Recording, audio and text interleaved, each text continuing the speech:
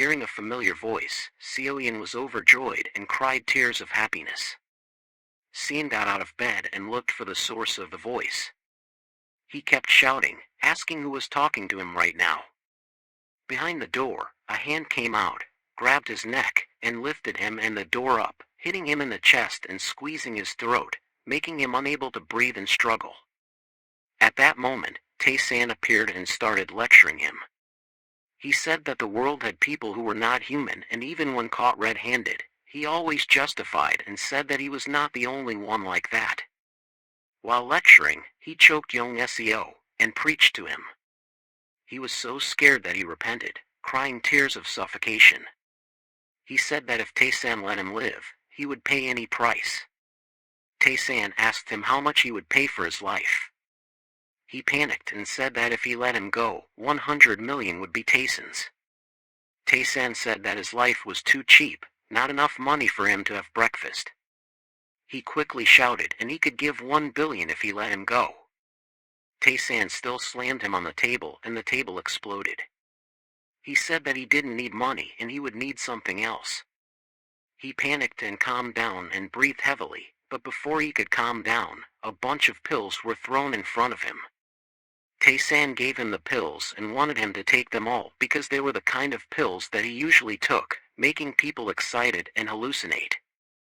He was terrified and cried. Tae-san said that as long as he took all those pills, he wouldn't kill him. He begged him for forgiveness. Seeing that he refused, Tae-san decided to put them in his mouth. His mouth was stuffed with pills and forced to swallow. It was really evil retribution. On the internet, people are discussing a video of young Seo on dancing wildly, without clothes, and running out to the street. He was only stopped when the police caught him. In an office building, screams and curses echoed. Everyone in the company was terrified by the noise. A golf club smashed into a flower pot, breaking it into pieces. Young Seo's father was furious to see his son taking too many drugs and making the headlines. He shouted at the manager, asking who gave his son the drugs. The manager said that his son went to a party at an entertainment company after receiving an invitation. He might have used the drugs there. When he heard that the entertainment company invited his son, he became even more angry and wanted the manager to go there and arrest everyone involved. The manager said that it was too late now, as the police had already taken them away. This made him even more frustrated. The manager said that the police arrested them for embezzlement and for harming other artists with tricks, causing them to commit suicide. Hearing this, young Seo's father turned pale with fear. He quickly ordered the manager to stop all the media and to call a lawyer. The manager was panicked and did not know what to do, but he agreed and left. He was trying to contact someone with a high position. He needed to meet that person right away in the apartment where Tae-san saw the forums discussing young Seon's affair. Tae-san felt happy and satisfied to say goodbye to him. That night, he ran and screamed in the night, leaving a deep impression on the Korean people. He also took Seoyeon home to rest. She was very panicked at that time, but finally drank some water and fell asleep. He also erased all the memory cards of the cameras at the scene. The director's brothers were also blocked by Tae-san's blood vessels in their necks and might be paralyzed for life. For the rest of their lives, they would have to rely on diapers. They could be said to be alive, but not living. He remembered clearly that night he was very angry. He heard the system announce that he had dark karma points and was followed by evil parts. He didn't understand what those points were, but he didn't care. He wanted to destroy the trash completely, leaving no piece of garbage behind. The headquarters of the Phaeton Hotel was in a panic. At this time, the hotel director still didn't understand where all the shares of the hotel had gone. His subordinate told him that a private fund had bought 20%, and he didn't know about the other times. The director wanted him to contact the buyer and offer to buy back the shares at double the price. The director had never been in such a crisis. This was the first time someone under his eyes could transfer all the shares so quickly. He didn't understand how with $10 billion in debt, he now only had 3 billion left. His subordinate said he didn't know who bought the shares, but he knew that the company was acquired by Korea Union. The condition to return the shares was to let a person from Korea be the largest shareholder. According to what he found out, the personal investment fund only held 1% of the company's shares. The director was very confused by the information he just heard and wanted him to find out who was behind all this. But for some personal reasons, he couldn't find out who was behind it. He wanted to find out at all costs. He wanted to increase the bet for Hillary, even if he had to use the power of the government. He was very angry, tore up the paper in his hand and swore that whoever it was, he would catch and skin them and throw them into the desert. In Tayson's office, he asked Robert to open a free auction meeting. The main target was Anna Group. Robert quickly understood and asked how far he wanted to go. He smiled and said that he wanted to take over the rights of the group. Robert quickly understood and arranged to work. Then, he reported to Tayson that the fighting group had contacted the union and wanted to buy back the shares. He said they wanted to buy it back at a good price. But Tayson said he wouldn't sell the shares in his hand. Tayson ordered him to quickly transfer the business documents to the shareholders and follow his plan. The conversation ended, and they quickly turned off the machine. Tayson stood by the window and looked down. He thought that even if they were helpers, he would turn them into the best people in the world. Tayson felt happy and confident, excited in his heart. At this moment, suddenly there was a security guard announcing that Manager Huang from the entertainment company came to see him. Manager Huang entered and was surprised to find that the person in front of him was an old acquaintance. He was shocked, not expecting that this day would happen to him. Meanwhile, Tayson just smiled because he knew he would be surprised. He quickly invited the manager to sit down and discuss work. He hesitated to say that he had invited the manager so suddenly that he seemed very surprised, but it was really surprising. The manager felt that the truth was like a joke that was not funny at all. Tayson quickly explained that the current representative director of the entertainment company had been cut, and this was the manager's intention, because only when he was cut, the lives of the young people and him would be better. He still didn't know who had cut the director of the company. The answer was revealed as soon as he thought. He said that he himself had cut the director of the company. The manager was stunned and didn't understand where he was right now. He still didn't know what was really going on. At this time, Tayson said that everything would be handed over to the manager and promoted him to director. After choosing the director, he changed the name of the entertainment company to MTS. The manager felt that today was like going through a lifetime. He turned into a stone statue to record his achievements for the future days. Tayson asked him if he remembered the words he had said before. He still didn't know what Tayson was talking about, nor did he understand how he had been promoted to director. Tayson continued, he himself had promised that after being promoted, he would try to take care of the young people so that they could live better. He suddenly remembered that conversation took place on the day of skiing. The words he said then had now become reality.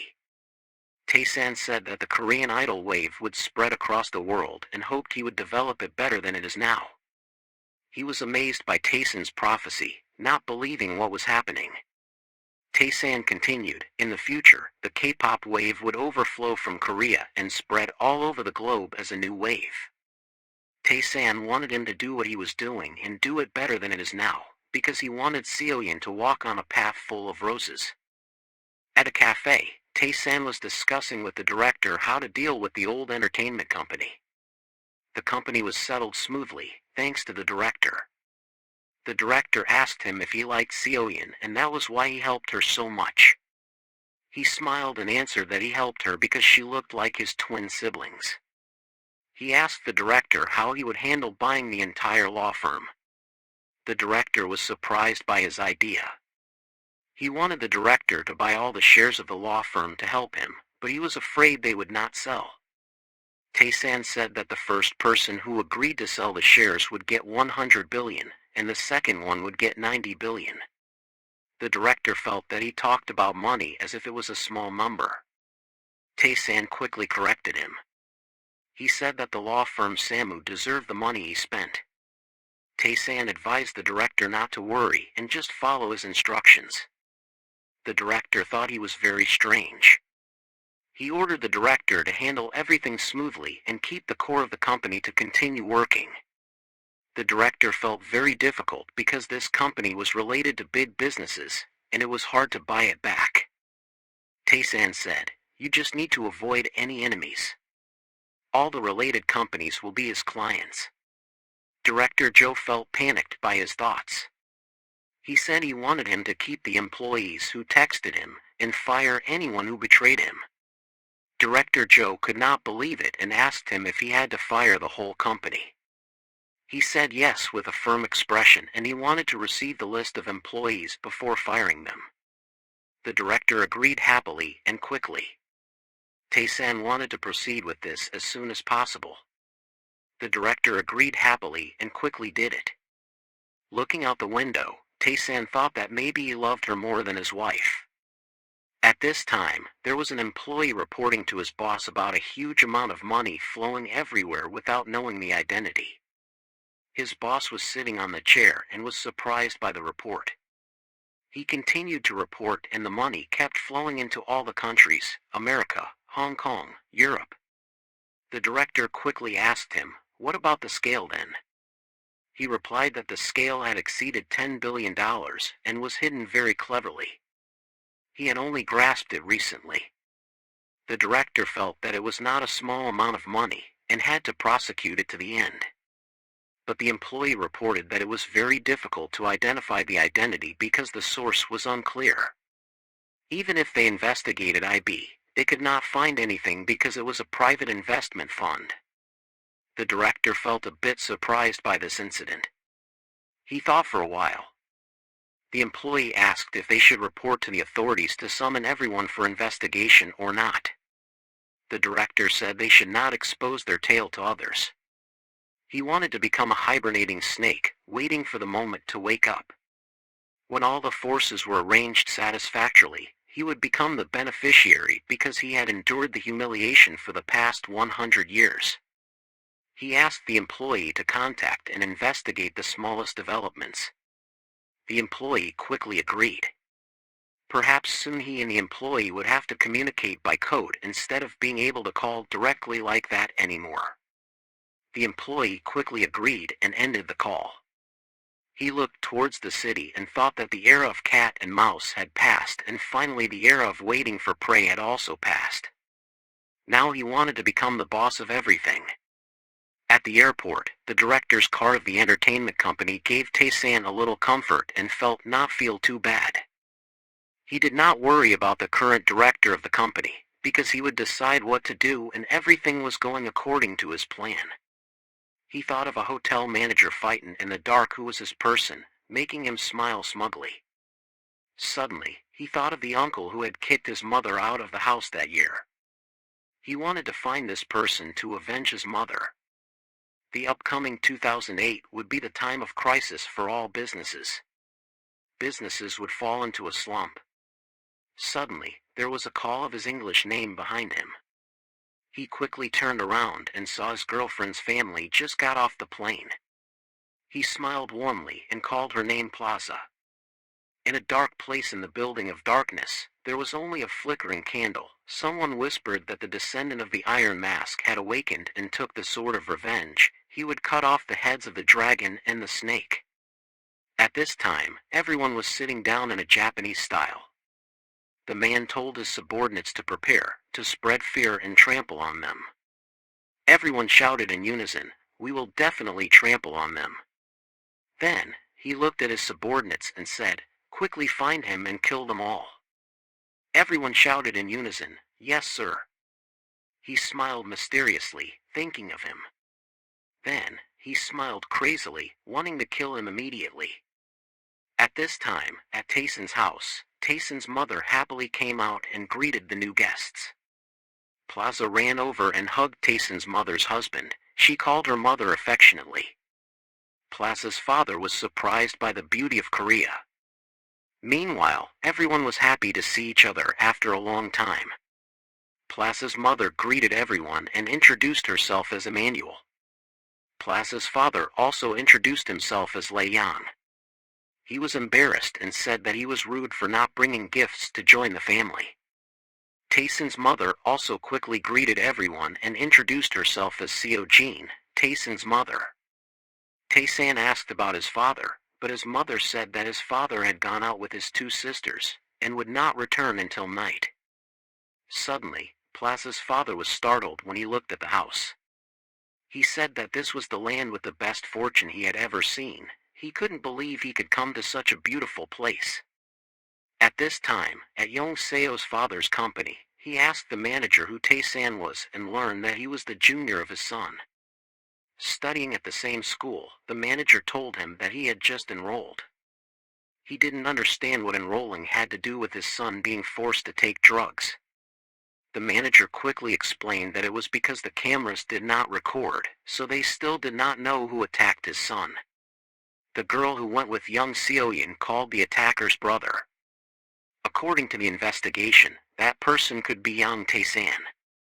The manager reported that this was accurate information and he had investigated it.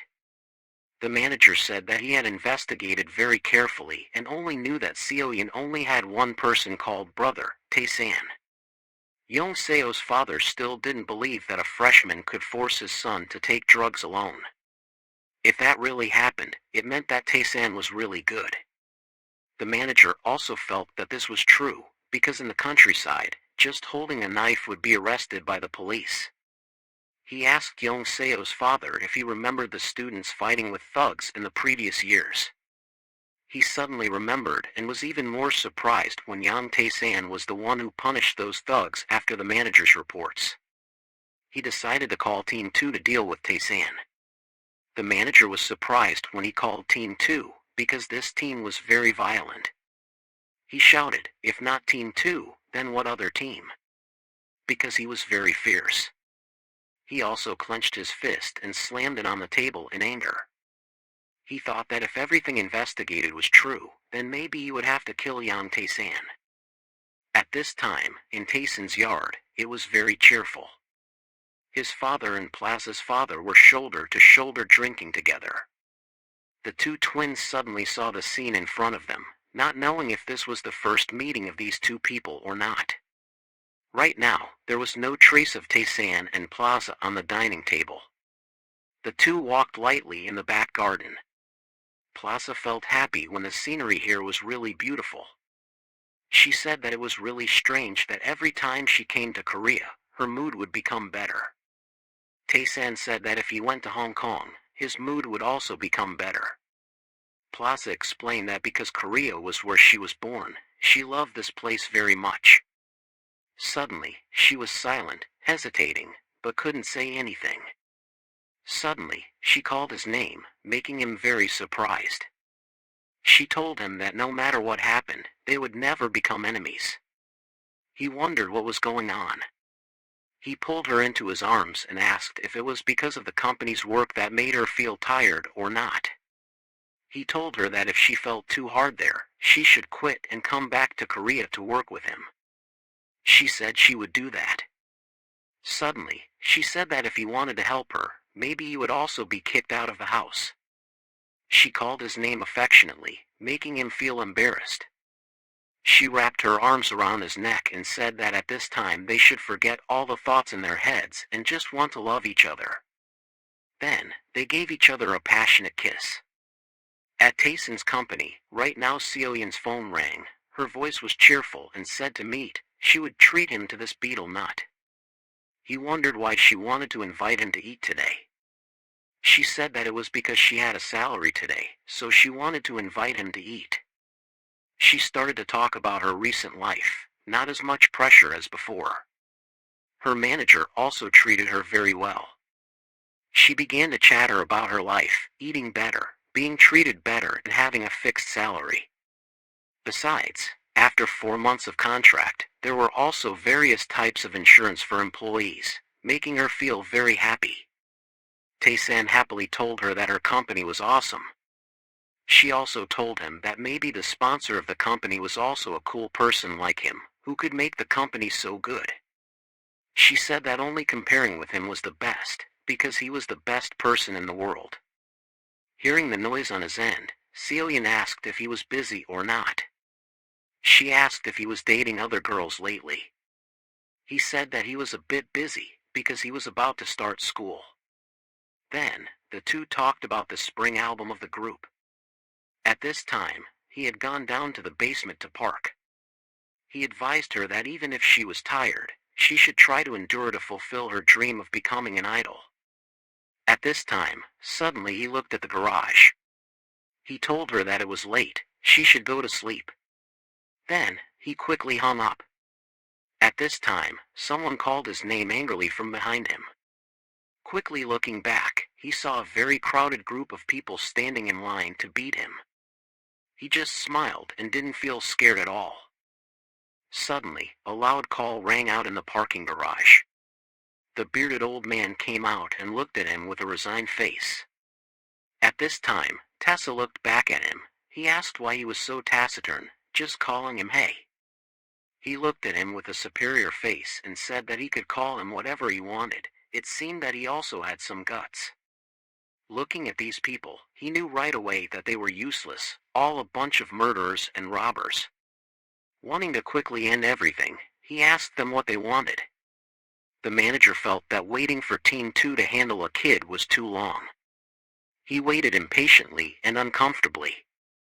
At this time in the parking garage, a melee had started. Actually, it was a gang fight against Taysan. But the fight turned into Taysan fighting them all. Seeing his people being beaten was very shocking, but at this time Taysan just said that he accidentally hit them. He punched the face of the closest person, shouted that he should go to the hospital and repent. Taysan rushed into the enemy. Every step he ran was his hand punching someone. He punched continuously, making them retreat. He smiled triumphantly. The bearded old man asked him who the hell he was. Blood splattered all over the parking lot. He smiled confidently and introduced himself as Yang Taysan. In the head of the department's office, the phone rang. The head of department quickly picked up the phone to answer. He shouted at the other end of the line, asking what they were doing that took so long. He complained that they worked too slowly, and it was only one kid, but it took them so long. Taysan greeted the head of the department. Was he holding the phone right now? Hearing the voice of a stranger, the head of department panicked and asked who was on the other end of the line. He said he was Yang Taysan, which shocked the head of the department. Taysan asked the head of department why he was looking for him, while at that moment, in the parking lot, there was a bloody corpse and they all fainted. Taysan got straight to the point, saying that he had nothing to do with Yong Xian's case, because Yong Xian knew that it was a drug, so how could he force him to drink it? He asked, didn't anyone know that, even the president? He said that he was very good at burning other people's houses, but he was not good at anything else. On the other side, the head of the department's voice rang out. He asked where team leader Huang was and why he answered the phone. Team leader Huang was lying on the ground, so he told the head of department that he had a concussion and couldn't answer the phone, so he helped him. Taysan was annoyed, and told the other end of the line to shut up and listen to him. Taysan promised the head of department that if anyone touched him, he would give everyone all the photos and videos of today, because today the power of life and death was in his hands. He continued to threaten the head of department, saying that even if he was stupid, he knew what to say and what not to say. His words made the head of department panic. He also revealed to the head of department that his mother belonged to the faction that everyone feared and his mother's surname was Cho, which shocked him. Taysan smiled and said on the phone that he shouldn't mess with him, and he shouldn't let him find out. The head of the department was still shocked to hear that his mother was from the Cho clan, and he was almost speechless. It was morning in Korea. Taysan's building had been operating since early morning. He looked at the screen and said that today he had a very important contract, so he called early. The director on the screen reported to him that today he had a contract signing at 11 a.m. and asked if he had any more instructions. Tae-san told the director that he hoped he would arrange everything well. He continued to ask the director about the law firm, and the director also reported that he had half of the agreement to transfer. He was happy to hear this news. The director asked how he was doing lately. He reassured the director and said there was nothing to worry about. He would tell him later if he had a chance. The director happily agreed, and they ended the conversation. Tae-san thought of Yeonseo's father. He might be struggling in this mess. He called Robert again and asked how the preparations were going. Robert asked him what had happened. He told him that he had almost been kidnapped by them in Anna. Robert was shocked to hear that his boss had been kidnapped. He wanted to call the assassins to send them to Korea for him. He broke out in a cold sweat. He said that he had some assassins in Korea who could handle everything quickly and without leaving a trace. He didn't want to use a butcher knife to kill a chicken. He told Robert not to send anyone and asked how the situation was going. Robert said that everything was ready and they were just waiting for his order. He ordered him to start today and prepare to make a big move. Robert quickly accepted the task and said he would finish it immediately. He wanted to send all the money to another place so that they couldn't buy it all at once. Then he would finish them all. Robert quickly agreed and said he didn't have to worry about it. He knew that from tomorrow, Chairman O would be a fish on the chopping board.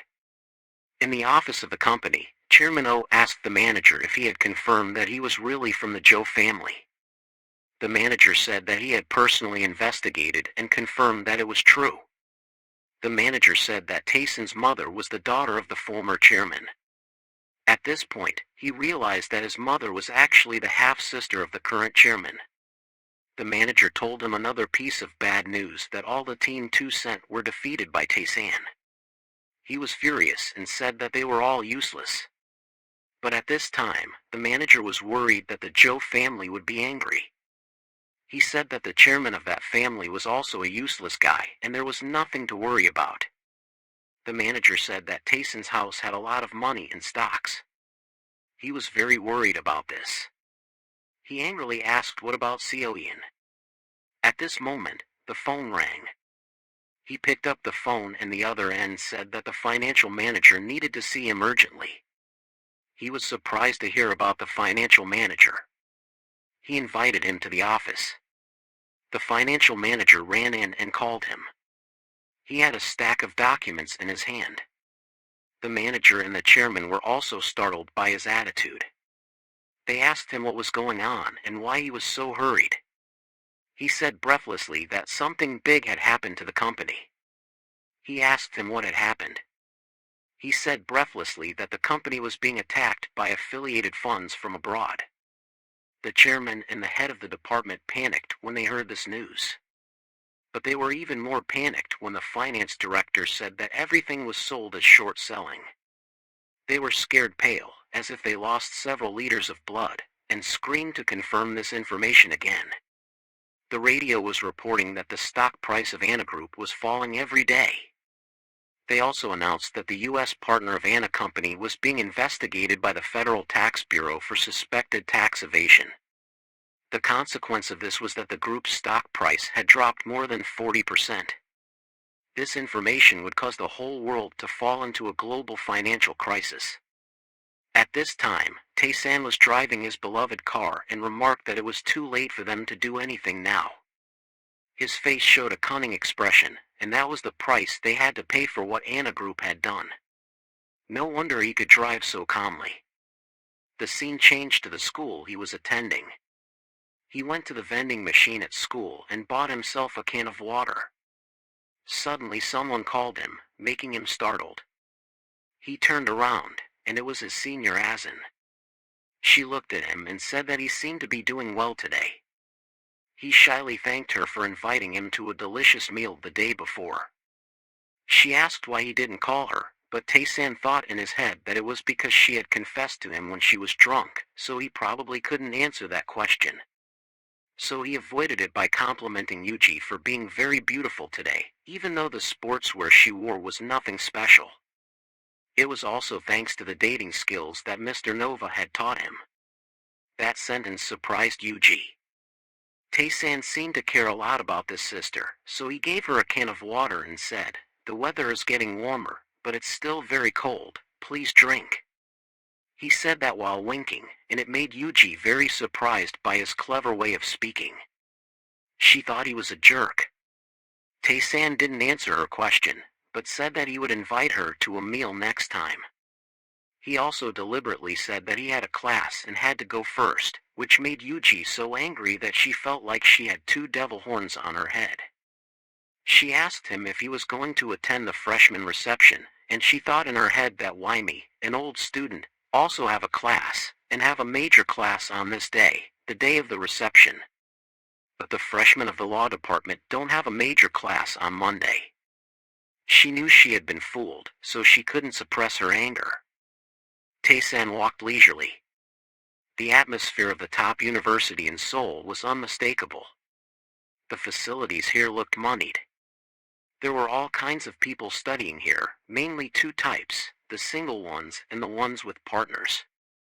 Igu was sitting in class and the girl next to her asked her. She asked why she looked sad as if she had been dumped. Igu was embarrassed and denied that she was thinking about having to draw for 2 more years and felt it was difficult. The girl next to her seemed to not believe her words, because she thought Igu was very smart but also vague about the future. She continued to say that Igu's family must be very busy, so she should just study hard and get high grades and then go abroad and become a professor. Everyone started the class. The long-haired lecturer started to pay attention to the people around and asked for attendance immediately. He continued to tell the students below that this attendance would not be repeated again, because for him, an artist, the best words could only be his own paintings. He also gave a great opportunity for all those who participated in the top art competitions. They would be exempted from all classes immediately. That would of course still count towards the grades for everyone, but there would be exceptions. That was if anyone could paint a picture that he liked, they would pass all his major subjects. After saying that, he looked arrogant with the crowd of students below. He started to call each one by name, and he knew very well anyone he read, including Igu. He was right, because she had been in his class last year. There was a guy who was called, he was a student on leave, but he looked like a fool. He started to see a strange phenomenon when he looked at the attendance book, because he saw a law student in his class. Yuji's sister heard the law student and was terrified. She was very surprised to hear this. She probably thought it was true. The teacher read very loudly and clearly, the name Jang Tae-san. Suddenly his voice rose from behind Yuji. She really didn't believe this anymore. She looked closely at Tae-san to see if it was really him. Who else could it be but him? The teacher seemed confused and said that he seemed to have enrolled in the wrong class, right? Tae-san answered very loudly and clearly, "No, sir, it's right, not wrong, professor." Tae-san's handsome appearance made Cho, the girl sitting next to him, notice and ask Yuji if she knew him. Yuji didn't know what to say at this time. The professor continued to ask Tae-san why he didn't understand why a law student was here, but he didn't register for the general subjects, right? He answered in the surprise of everyone that he heard that the other subjects were also general. The professor replied that he had to be good at 100% of the practice part. Tae-san argued in the annoyance of the professor and the astonishment of Yuji. He said that wasn't it the professor who said that for an artist, the words were his own paintings. The professor defended that the statement was only for this major, but he also replied that he also studied art. The professor started to get annoyed and asked Tae-san if he could stop joking. Even if he was new, his patience had limits. He continued to say that tonight, everyone had a week to change their registration. They should register for their own subjects again. Tae-san was very determined and said that he didn't want to because he was confident that he would do well. That insult made the professor angry enough to yell and slam his hand on the table. He shouted in surprise at everyone because he thought Tae-san treated him like an idiot, and that made him so angry. Tae-san still politely replied that he really liked art more than law. He was confident that he could do well in this subject because art was beauty, so anyone could learn it. At this point, the teacher was angry to the point of turning black. He was still very confident, and he wanted to prove to this teacher that he asked the boss to let him do the homework. The students here could test any technique, because it didn't matter to him. The professor heard that, then smiled and laughed loudly. He would certainly be the one to grade him. But that didn't scare him at all. He said that he would be the judge of this test, and if Tae-san failed this time, he should shut up and leave. Tae-san smiled calmly and agreed with his words. Yuji was very worried for him in this test, because she didn't know if he really had the ability or not. Everyone in the room was very shocked by a law student who wanted to try his hand at art. But he wasn't worried at all and even comforted everyone at this time. He fell into a different space. A fairy said that he had arrived. Well, he had been waiting for him for a long time. He was very surprised because he didn't know who the person in front of him was. He had a beard and was smiling at him. He introduced himself as his uncle and a painter. He asked him if he was his uncle. Was he also one of the ancestors of his family? He smiled and said that in Korea, everyone was brothers, sisters, aunts, and uncles on one land. He explained that if he met an older person, he also had to call them aunt or uncle like that. It meant that everyone was related to each other in some way. Hearing this made him sweat. It turned out that this person was pretending. But he quickly caught the point. He said that he was a painter. He quickly realized that he was the drunken painting fairy in the legend. He chuckled and said that, yes, he was the drunken painting fairy. He smiled and didn't understand why he was here. Seeing his face, he said that he didn't bring any trouble for him, so why did he look like that? Then he explained that he also wanted to come here to help him. But helping meant exchanging the points that he had. In the end, he understood that it was because of the points that he appeared.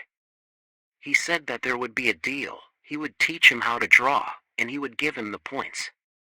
He knew that he had to deal with people like him calmly. He asked him with a bewildered look, "What is the use of teaching that?" He listed the good things about painting, saying that painting could also make a lot of money, especially in this era. But he bluntly told him that he had a lot of money and didn't want to paint for money anymore. He felt that he was very selfish, not generous at all. He said that, if you are stingy, even if you become a monk, you will be stingy. But he didn't think so, because he had a happy life with a full stomach every day. At this time, suddenly a voice called for work from behind. A few strangers came to the front of the master and said that they had been waiting for him for a long time in the house. The voices of the four of them talking and discussing were heard. Tessa stared at them, paying attention to how they dressed. He felt that they looked very familiar, but still couldn't remember who they were. He asked the painter who the people who had just arrived were. The master said that maybe he didn't know them, because they were not very famous. These people quickly greeted him. A long-haired man introduced himself as Jiayujiwan. Hearing his name made him very shocked, thinking that he had heard wrong. Seeing his face, he continued to correct himself. His name was Paul Jiayujiwan. He knew that this person was a famous painter, representing the Impressionist painting. He introduced the bald uncle next to him. He thought that maybe he would know this person. The bald uncle introduced himself. His name was Pukia Dance. He knew that this person was the lonely one who was likened to the father of modern painting. He was very surprised by the people who had just appeared and introduced themselves. Suddenly he looked behind the two of them. A man standing strangely in his hands also made him feel very familiar. Moreover, his hands were bandaged, making him think of something that made him shocked. With his own thoughts, maybe that man was Van Gogh. At this time in the classroom, his hand was still drawing on the white paper. All the students in the room were itching at his strokes. His hand continued to draw smoothly, without stopping. Everyone looked at the painting he was drawing, stunned like a statue. Everyone was watching the event in front of them, thinking that it was really crazy that a law student could draw a painting like that.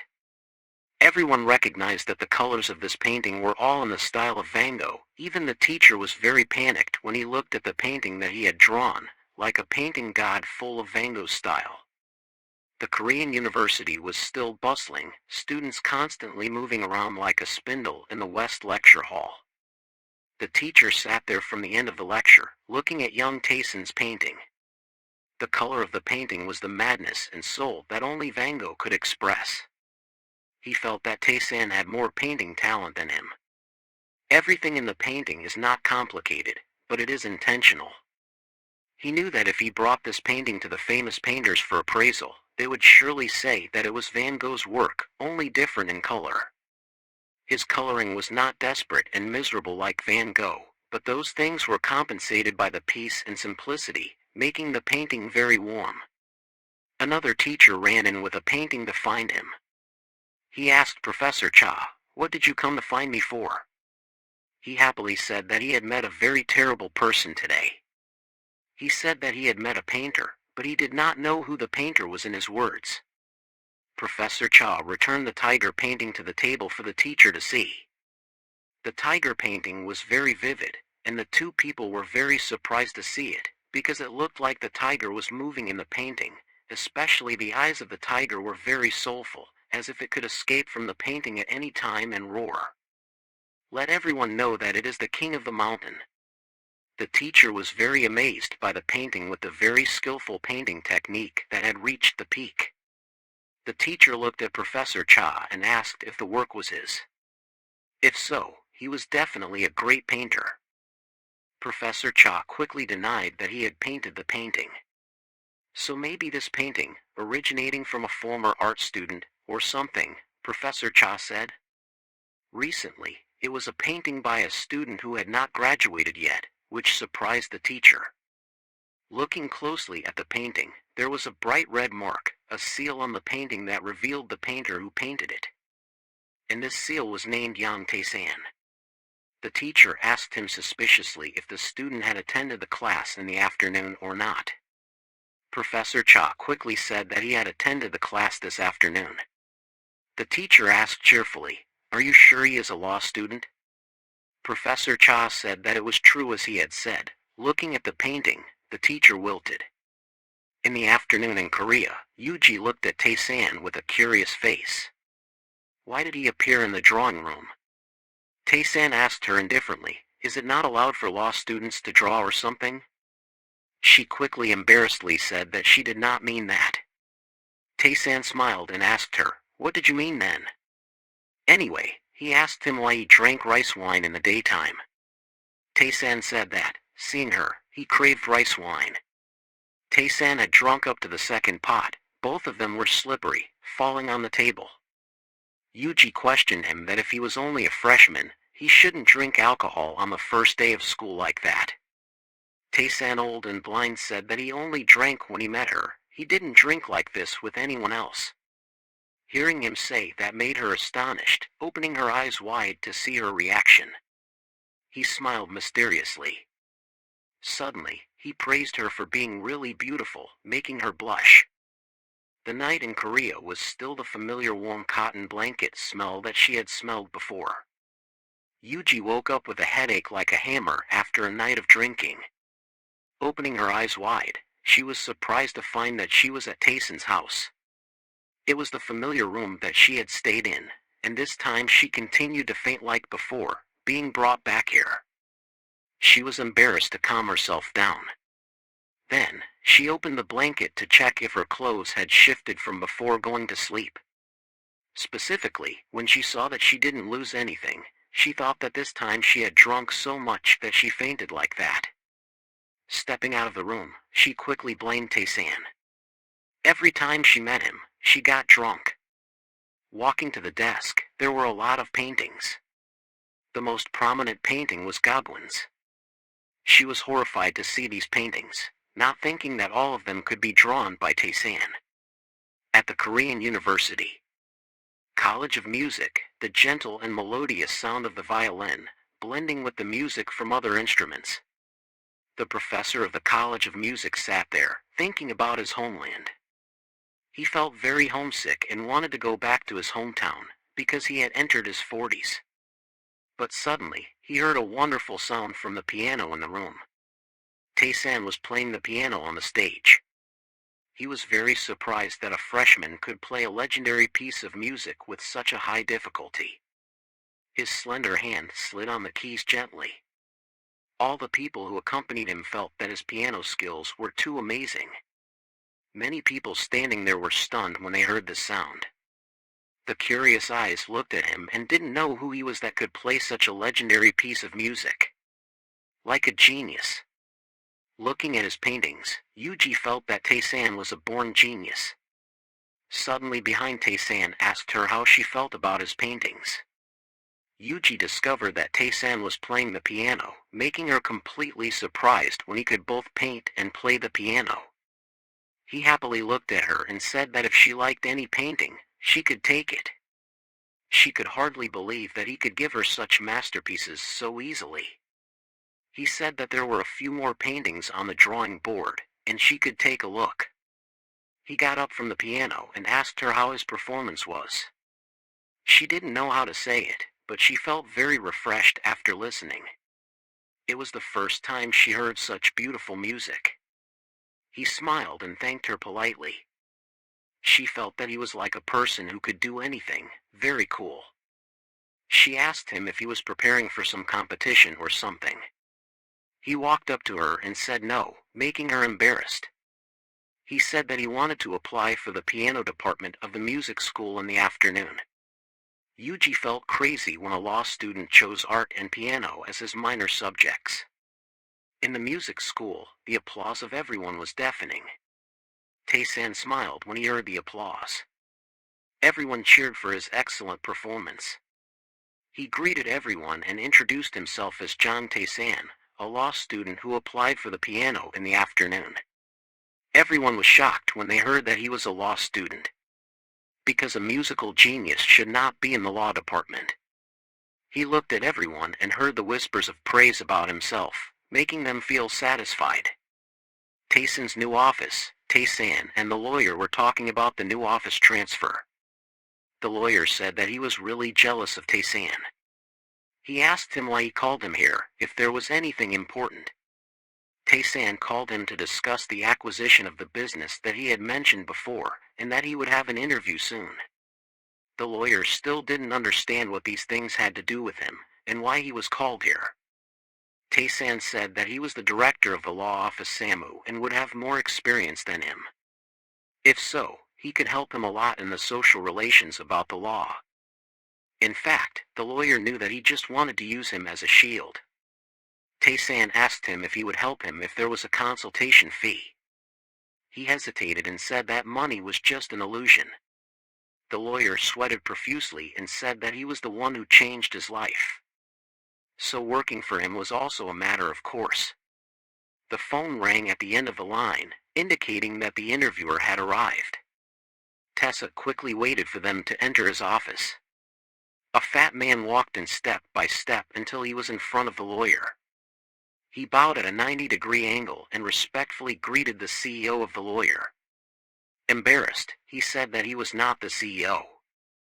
The fat uncle looked around the room and didn't know where he was. The lawyer pointed to Yan Tae-san and said he was the CEO. The fat man looked at Tae-san and asked hesitantly if he was really the CEO. At this moment, in Tae-san's mind, he thought that this person was a tool, a naive and honest tool. Tae-san reached out his hand in front of him to shake hands. Then, he introduced himself as John Tae-san, the CEO of the investment group. He seemed quite confused when he realized that the boss was so young. Tae-san knew that he had devoted himself to tube in his previous life. He had a tall figure, strong shoulders, a wide forehead and a pair of big bright eyes that could pounce on the prey at any time.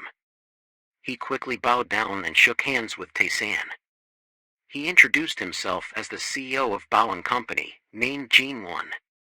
This handshake started a new era for Bao and Company, which was on the verge of collapse from 50 people to 20 people. Jin-won was very surprised that Tae-san was so young.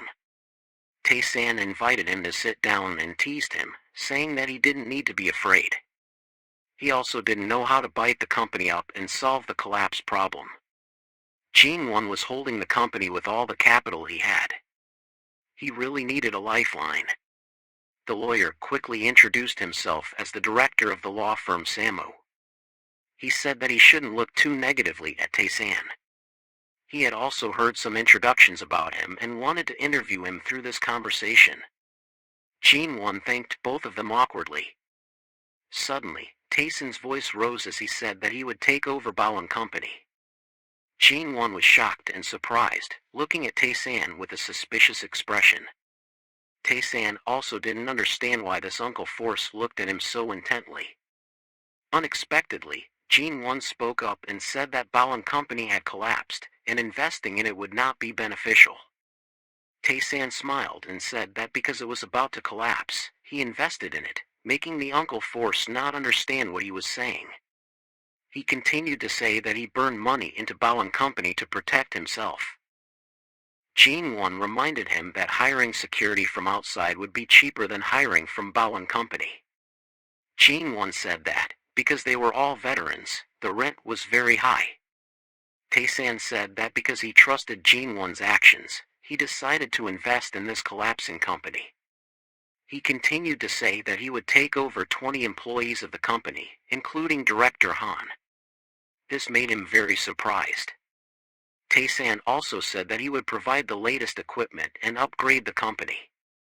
He looked at his uncle Luke Luong and asked for his opinion. His uncle shed tears and was touched. He kept saying that he was grateful to Tae-san. His uncle Luke Luong emphasized the first task, to hire 50 new employees for the company. He was very happy and said that whatever he wanted to do, just tell him. Tae-san and the lawyer looked at him and smiled contentedly. The second thing he wanted his uncle to do was to move the company to the 5th floor of the building. Immediately, at this time, the system announced that he had received a lot of karma points. It was night in Korea. Tae-san sat on the computer. On the screen, he opened a financial news page saying that Anna's company was on the verge of collapse. Seeing this, he was very happy. He felt that the reporter was very excellent. He needed to give more money to write pages like this. The comments revolved around the issue of Anna's company's collapse. He felt that perhaps the chairman of this company was very desperate right now. Suddenly, the system notified that he had received evil points. Looking out, it was dark. He wanted to call the gods to learn the lessons for the next day. He spoke to the air and asked if there was any god who specialized in information technology.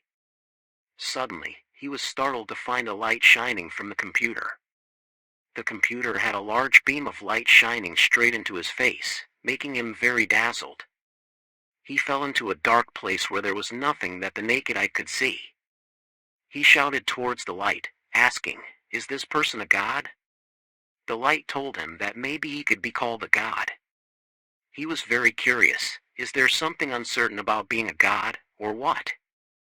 A boy, smoking, said that he had been waiting for him for a long time. Tae-san was very surprised that a god was waiting for him. The figure stepped out of the darkness and told him that he had slept. He would be the first one to summon him. Tae-san felt that this person was not normal at all. Suddenly, he said that he was really disappointed, making him not understand what he was saying. The brother explained that he had thought he would get the first point before the other gods. He also said that he was different from other mortals. He was confused and thought that maybe there were other people like him in this world. He looked at the figure in the dark and wanted him to turn on the light, but he refused, because he didn't trust him very much. Tae-san thought in his head that maybe this god had just finished playing with something and was very high. Clearly, if he turned on the light, the person who would be embarrassed was him, not Tae-san. Suddenly, the darkness spoke and cursed him for being a fool. He was shocked to be scolded without knowing the reason. Tae-san lost his patience, played cat and mouse with him and asked who he was in the end. He introduced his name to him again, but he really didn't want to know his name, he just wanted to know his title. The boy, he belonged to the chariot of the spider god, or some other separate alliance. He smiled and said that he didn't belong to the spiders faction, because it was too boring. Tae-san was also surprised that he dared to criticize the spider god. He looked at the dark space. The person in front of him insulted the great god. He thought that maybe this person was an evil god. He was scared by his own thoughts. He flicked the cigarette ash and introduced himself again. He was a god who liked evil points the most, named Jimmy CGV. He comforted him, no need to be afraid of him, because he would not take his soul like the evil ones out there.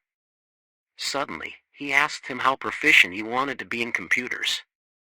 He said that he didn't have high requirements, just wanted to know a little bit of everything. He asked him if he knew what the nature of the contract was. He quickly said no. He explained that this contract required a deposit of evil points before completing the transaction. He was surprised because it was the first time he knew he had to deposit points. He explained further, evil points were the points to summon evil gods, and use those points to summon them to exchange for skills. He praised his evil points for being very pure. Finally, he sighed with relief, because this person came here just for his points. He smiled wickedly as if he was about to execute his plan. But at this moment, Tae-san said that he despised the skill that he used his evil points to exchange, making him panic. Tae-san bluntly refused the mysterious god. He sincerely rejected this, which surprised him by Tae-san's rule. He thought he was completely independent in his thinking, so he wanted to make a contract with the evil god with his karma points. He asked the god why they didn't negotiate a little, right? The god was completely confused by Tae-san's words and also agreed to make a contract with him. He boasted to Tae-san that he was from the film faction, and even the security agency of the Russian Federation had to call him the hacker boss. There was no secret organization in the world that he could not infiltrate. He even knew the activation code for nuclear weapons. He confidently said he could give Tae-san the power to dominate the virtual world. Tae-san showed a gesture of not caring much, which made the god feel very angry because he was despised. Tae-san suddenly asked him if he knew about the technique of cryptocurrency trading. He seemed very surprised by this question. Tae-san continued to ask, "What about Bitcoin?" His questions made him think that he was making up stories, because he knew nothing about what Tae-san asked. Tae-san understood everything, so he asked him to stop talking and turn on the light. This sentence really scared the god in front of him, because he always acted superior. When Tae-san found a way to turn the situation around, the god felt scared and wet his pants. His gesture made the god look like a clown, and Tae-san didn't wait for him to agree with his request. Tae-san immediately summoned a light in his palm. It was a glowing ball that the Joseph R.A. group bought to decorate. The light bulb of the evil god slowly appeared behind him as an old wall. But surprisingly, under his feet was a pair of old shoes, and the cigarette in his hand also fell to the ground. He was really shocked to see that it was not a god, but just a kid, who looked like a beggar. The scene around him was just a normal residential area. The kid's face was dirty as if he hadn't bathed for years. Tae-san thought that everything was just a joke. Tae-san approached the kid with a doubtful face and asked how old he was. The kid still insisted that he was the evil god. Why ask his age? Tae-san's gesture changed to a wicked state. He threatened the kid that most people deserve to reincarnate when they died. But he shouldn't, God would punish him. Tae-san had died once, so he had passed this stage. His face got closer to the kid, making him scared. Tae-san smiled sarcastically and said, "What's there to be afraid of? Because if anyone saw them, they would think that he was the evil god. Because looking at the kid, he was no different from a rookie." Tae-san continued to ask the kid how old he was and when he died. The kid shared that he was 18 years old and had only died a month ago. Tae-san was surprised by the kid's answer, and it was very clear that he was just a newbie. Tae-san was also very curious why he came here. Was it because he killed someone? The kid's face was sad, and he said he didn't do that, because he didn't dare to kill even an ant. The kid started to tell his story before he died. When he was a hacker at SSB, he hacked into the accounts of many people and then stole the list to hand over to the organization, causing them a lot of trouble. This made him accumulate a lot of evil karma while he was alive. Tae-san was also very surprised to hear this. But he thought that doing so would not be better than going to hell. The kid replied that not everyone could go to hell. He didn't remember exactly, but someone had said that when he died. This also made Tae-san puzzled.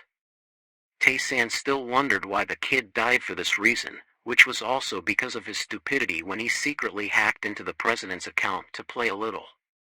But it was discovered in the president's account that it was President Putin's. The kid sneaked into the account and stole some of his information. Tae-san wondered about the amount of money the kid received after doing this deal. The number was up to $500 million. A number that made Tae-san sweat just by hearing it. Really, $500 million for an 18-year-old kid is very big. The kid said that the president had up to $200 billion in the black fund, so it wasn't much. But Tae-san was very curious why a hacker like him couldn't hide it and was caught. The truth was that the kid was betrayed by someone in the company. That person turned out to be sent by the company to spy.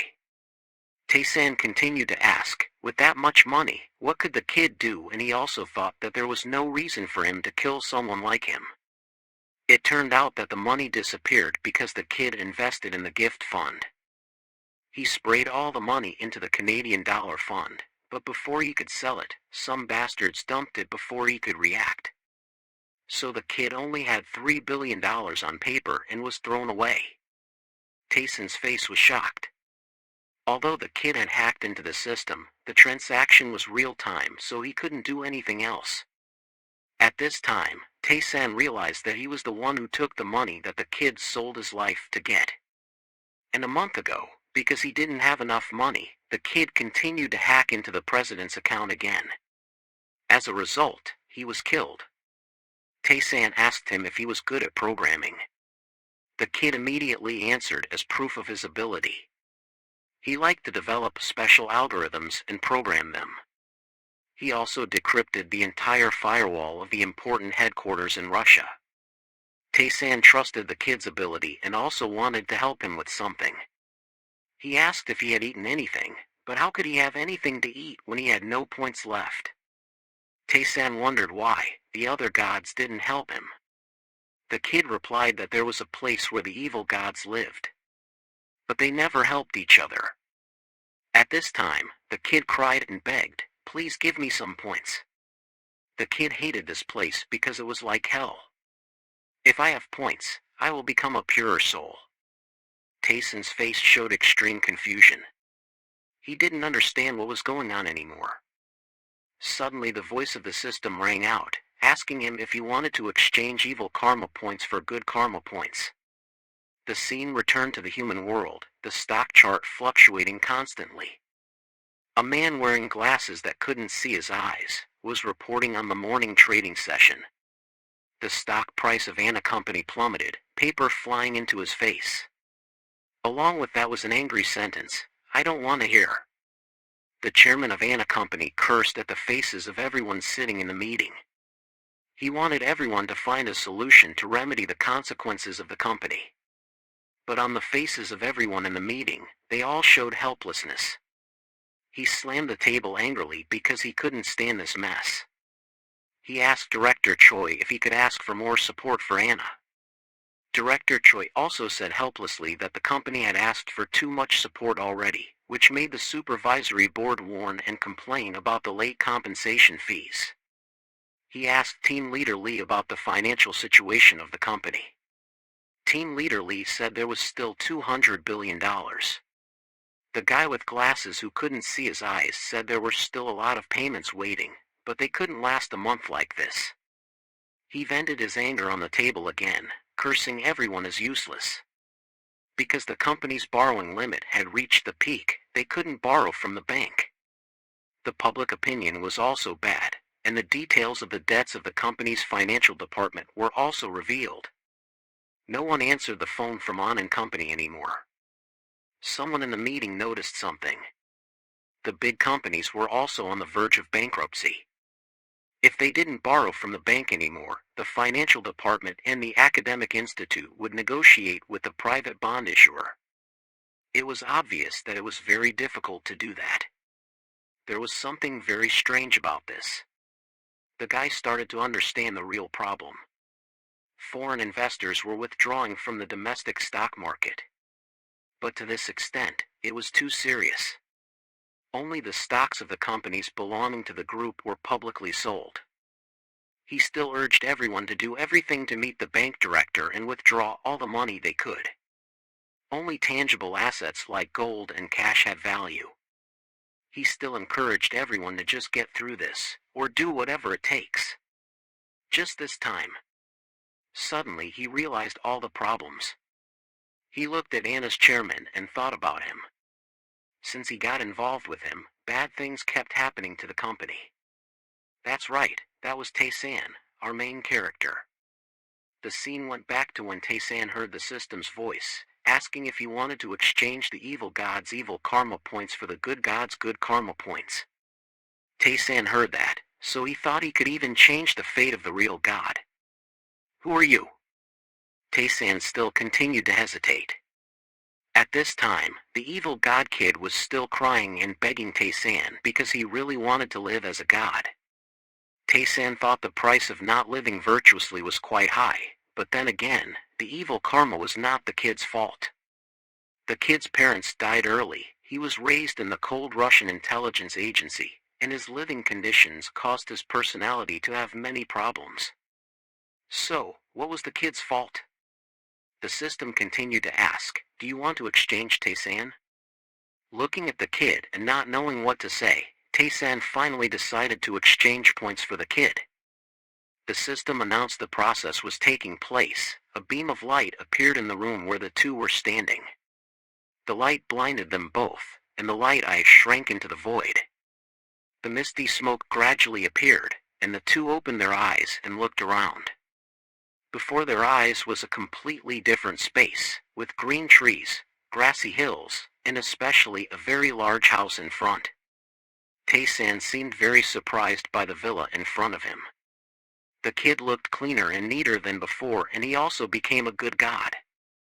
Seeing the happy eyes of the kid, Tae-san thought that this kid was simpler than he thought. Even when Tae-san turned the kid into an angel, he still had quite a lot of points, and he considered it as an investment for him in terms of points. He earned, it seemed like, because every time an employee decided to quit, suddenly the kid asked Tae-san how to transfer the money he earned from this time. Then Tae-san stuttered, making the kid not understand much. The system announced that Tae-san had passed stage 3 and had leveled up and returned to the school where Tae-san was studying, still familiar with the daily scenery. He thought about the announcement. Clearly it was a game of regression leveling. What else was the halo of the protagonist, the feet stepping on the school grounds? The eyes still glued to someone, again the flowery words to describe the person. Exactly, it was still this domineering hunter. While everyone was looking, he was nagging the system in his head. There should be a point management page like other regression stories. He thought so, but opened his mouth and said again, I don't know how he can find romance in college. But life is often not like a dream. The scene where he walked to the middle of the school grounds was like darkness engulfing. The surrounding was full of the smell of males, and the cowardly guy left to find another kind to do something unknown. Why did he go looking for room 302? He stood right in front of the door, and at the same time a figure of a girl appeared. She grabbed this can of water in his hand and said, Thank you, I will drink it, you cowardly friend. Nata still didn't understand what was going on. He watched her drink his water very casually. She wiped her mouth with her hand after drinking and said, It's perfect to recharge with caffeine. Tayson's face was still grim, whether he knew it was because she took his can of water or for some other reason. She had black hair and a very beautiful body. She introduced herself as a fourth-year student of the school. She said that Taysan was her savior, because when she almost fell, he appeared. From now on, he just trusted her, because she was a capable person. At this time, Taysan was still like a fool because he didn't understand what the girl in front of him was saying. She continued to say that looking at the expressions of the people around, their faces were extremely jealous of Taysan. The reason is because as long as he is under her, then Taysan can live comfortably at school, don't worry about anything. And Taysan thought she drank too much and got drunk. She asked what his name was. He replied, "My name is Yang Taysan." She said his money was like a human being and she invited him to go elsewhere. The people around them still didn't understand what was going on. Because there was a fourth-year student here, someone started to gossip about why there was a fourth-year student attending the first-year class. Some said he must have failed the course and couldn't pass it and graduate. Some also noticed Taysan when he came with Sun. He was also embarrassed when people kept mentioning him. The class started. The professor on the podium introduced himself and talked about the goal of this semester. This class would help everyone learn how to program proficiently. The professor with his hair parted in two asked everyone if that was too easy, right? Easy for him only, Professor. He continued to teach about the mess that only those who studied IT could understand. Because it was very difficult, he said it would be fine if someone quit. The male students heard that and didn't know if they understood, but their faces were also happy. As for the female students, it probably went in one ear and out the other. Just looking at their faces, they knew, why study programming when it was all algorithms, and there seemed to be even numerology in here. I don't know if I heard it wrong, but there was this thing that made me understand that IT could develop many things like games and web, and even the famous Apple line came from that. The professor also hoped to see the ability of someone, and he was very willing for that person to come to his research room. Sun heard this and was excited, because she was a fourth-year student. She understood right away. Suddenly the professor called her name, making her startled. He said that fourth-year students always had something different from first-year students, so everything had to be fair to everyone. She was confused by this, but reluctantly agreed with his opinion. But he thought she was close to the person sitting next to her, Taysan, so he paired them up in a group. Taysan was surprised. Why him? They looked at each other with blank eyes, knowing that from now until the end of the semester, they had to work together on the topic that the professor gave. Programming a mobile application. They were very panicked, not believing their ears. Did he repeat what he just heard in his head again? Are you sure it's inventing an app? It was definitely not a joke with him, he smiled smugly. The faces of the genius inventors of the app appeared in his head. He felt the interesting things ahead and wanted to try his strength once. Sun still wondered why he had to create an app. Looking at Taysan's reaction, he felt a bit puzzled. Taysan asked her if creating an app was that hard. He also boasted that he already had an iPhone, which surprised her. She didn't believe what he said because that thing hadn't been seen in Korea yet. But Taysan owned it because he had a friend in Hong Kong who bought it as a gift. Anyway, the technology is still not waterproof. Taysan asked if she could only develop any program.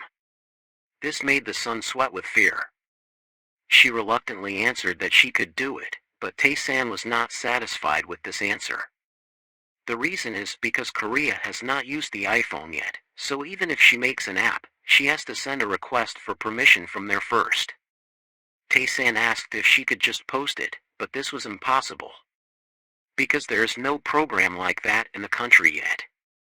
Sun felt this request was quite difficult for her. She asked him if he knew how popular the iPhone was in the business world. Taysan chuckled at her question. She said it was better to use open-source Android. But it didn't run very stable, so it would make errors anyway. Tae-san felt the difference of year 4 was something very different. He told her that both of them had to give up on that. But it's not easy to give up because this is the subject for her to graduate. She has been held back at this school for too long, so she must pass this subject. She asked Tae-san how he planned this, because if he didn't pass the subject, he would have to stay like her. That can't be escaped. Hearing that, Tae-san turned pale, but he quickly calmed down. Because for him, this subject is not compulsory. Sun was surprised by Tae-san's words, because this is a compulsory subject for the IT department. He smiled and said that it was only for the IT department. Sun realized that he was not studying in this department. Tae-san also explained that he did not study in this department. She heard that and was even more shocked. Really, Tae-san is a freshman of Department 8 Law Department. Sun heard the two words Law Department, and a bunch of question marks appeared in her head. He invited her to drink coffee to ease the headache. And she still couldn't calm down after Tae-san's words outside the school grounds. The two of them were discussing with each other about blockchain technology. Sol also heard this word for the first time. It is a technique to prevent double spending by using the P2P network. These things are illegal to her. It is a technique to store payment transactions popular in the future. Hearing that, she was very surprised. Her major is network security, and after hearing Tae-san say, she felt like she knew nothing. He continued to say that people like her don't trust each other, and that's how the app networks used to control payment transactions.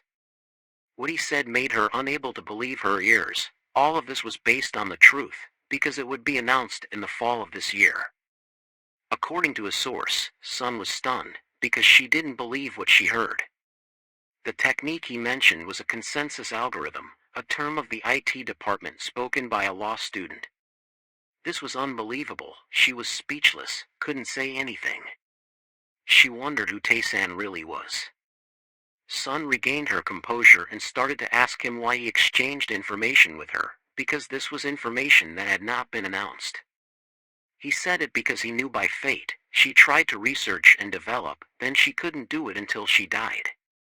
That was an irreplaceable reality, because to do this, one had to be a genius in mathematics and understand algorithms.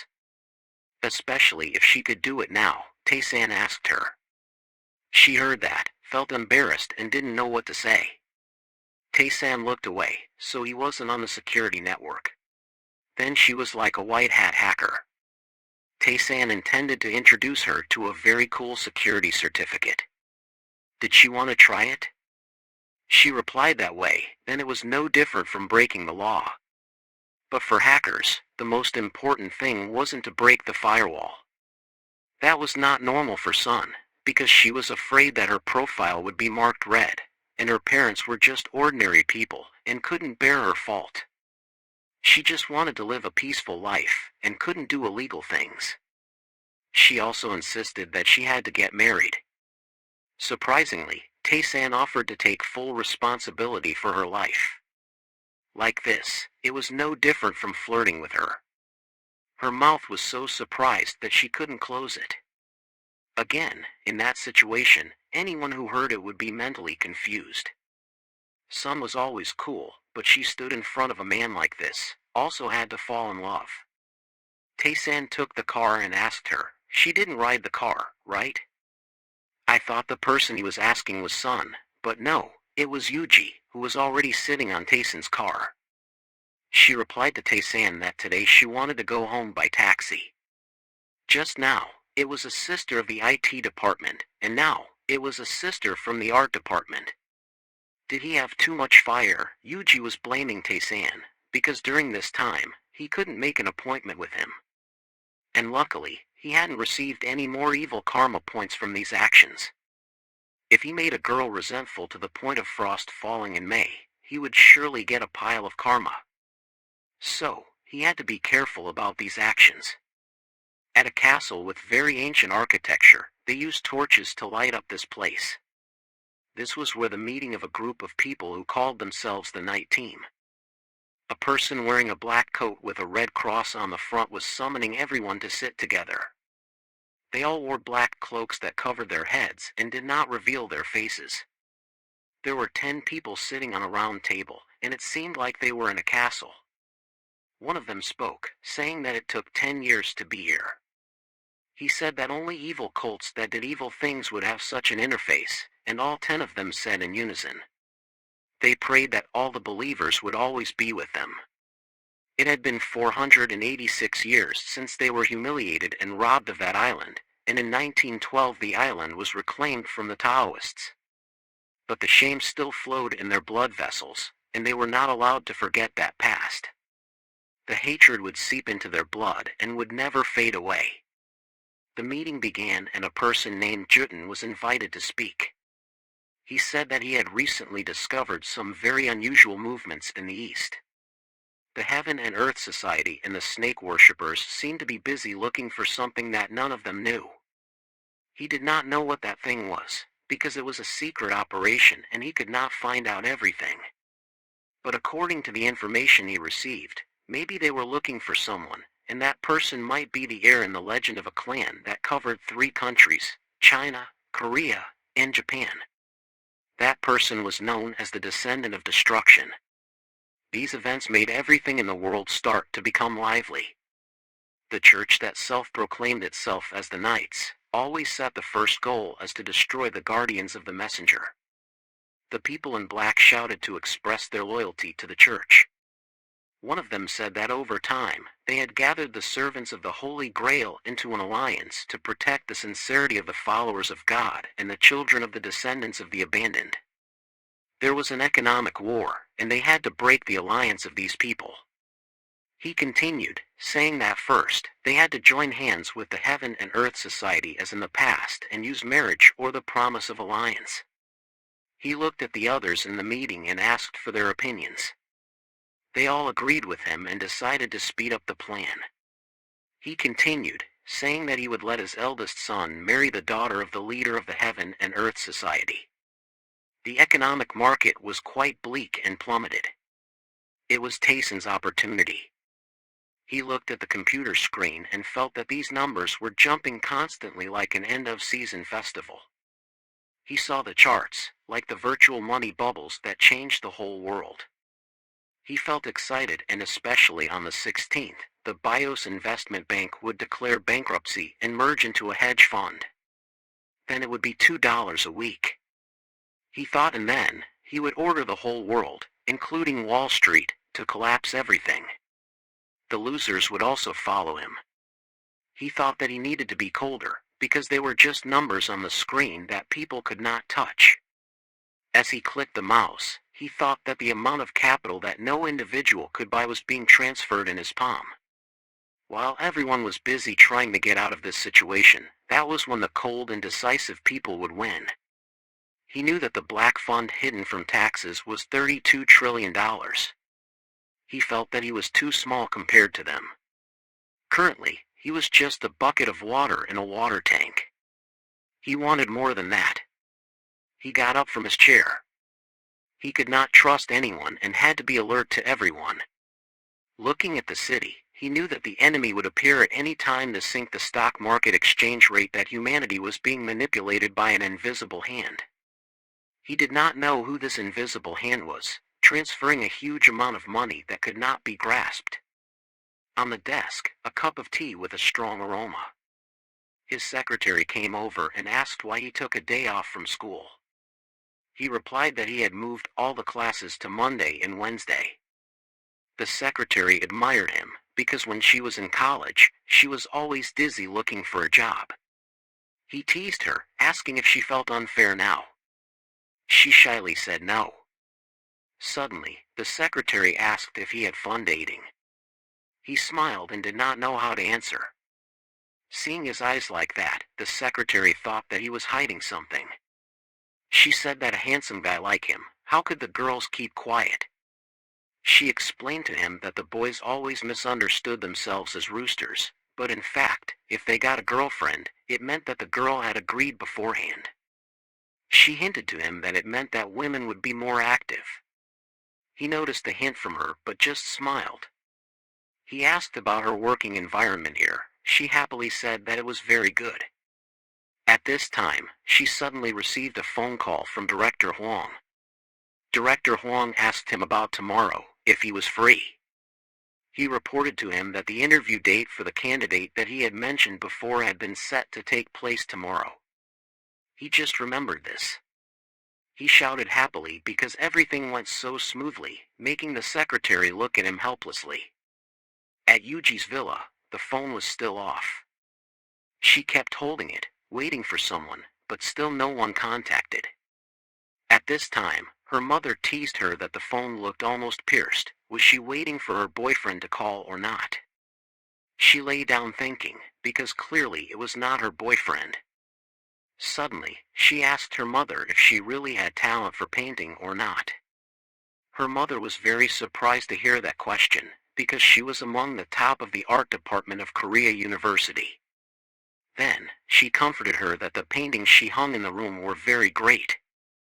If they were exhibited in the gallery, they could also sell for a very high price. She explained that it was not her who painted them, but someone else gave them to her. She surprised her mother, asking if it was from the professor or not. She denied it because the professor at her school did not have that much ability. Hearing that, her mother was even more curious. She looked at her phone and told her mother that there was a boy like that. At this time, a car stopped in front of the company office. The staff bowed respectfully, because the director had arrived. Tae-san got out of the car in a cool way. Everyone bowed to him. He smiled confidently and entered the elevator. Suddenly, the elevator door opened. The candidates were interviewing the whole room, making him feel too crowded. Two friends were talking about their makeup class today. Others were talking about their sleep, not sleeping because of worry. Tae-san felt like this was a bunch of goblins in a chaotic forest and there was no order. Suddenly, someone called Kangwell's name, making Cho startled and turned around. A young girl with cute black hair was answering the call. He knew this was the female lead in the Goblin TV drama, but why was she here? And a boy with red hair, that was June of Misa Boy. Looking at the scene in front of him, he did not know how to deal with this situation. Suddenly, someone behind him asked him, "Did you come here for an interview?" A boy dressed in a cool way. He turned to answer him. He asked, "Why are you standing stupidly here and not getting a ticket?" He frowned, not knowing how to answer. He continued to ask, "Are you a singer or an actor?" "You are so handsome." He said that he was Ray Hyu, and he would be an idol in the future. He knew for sure that this was a stage name. He said his real name was Marong Jun. They chatted happily with each other. At this time, the crowd was still very lively.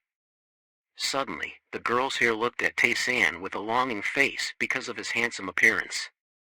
Everyone wondered if he was an idol or an actor, because he was very outstanding among the crowd.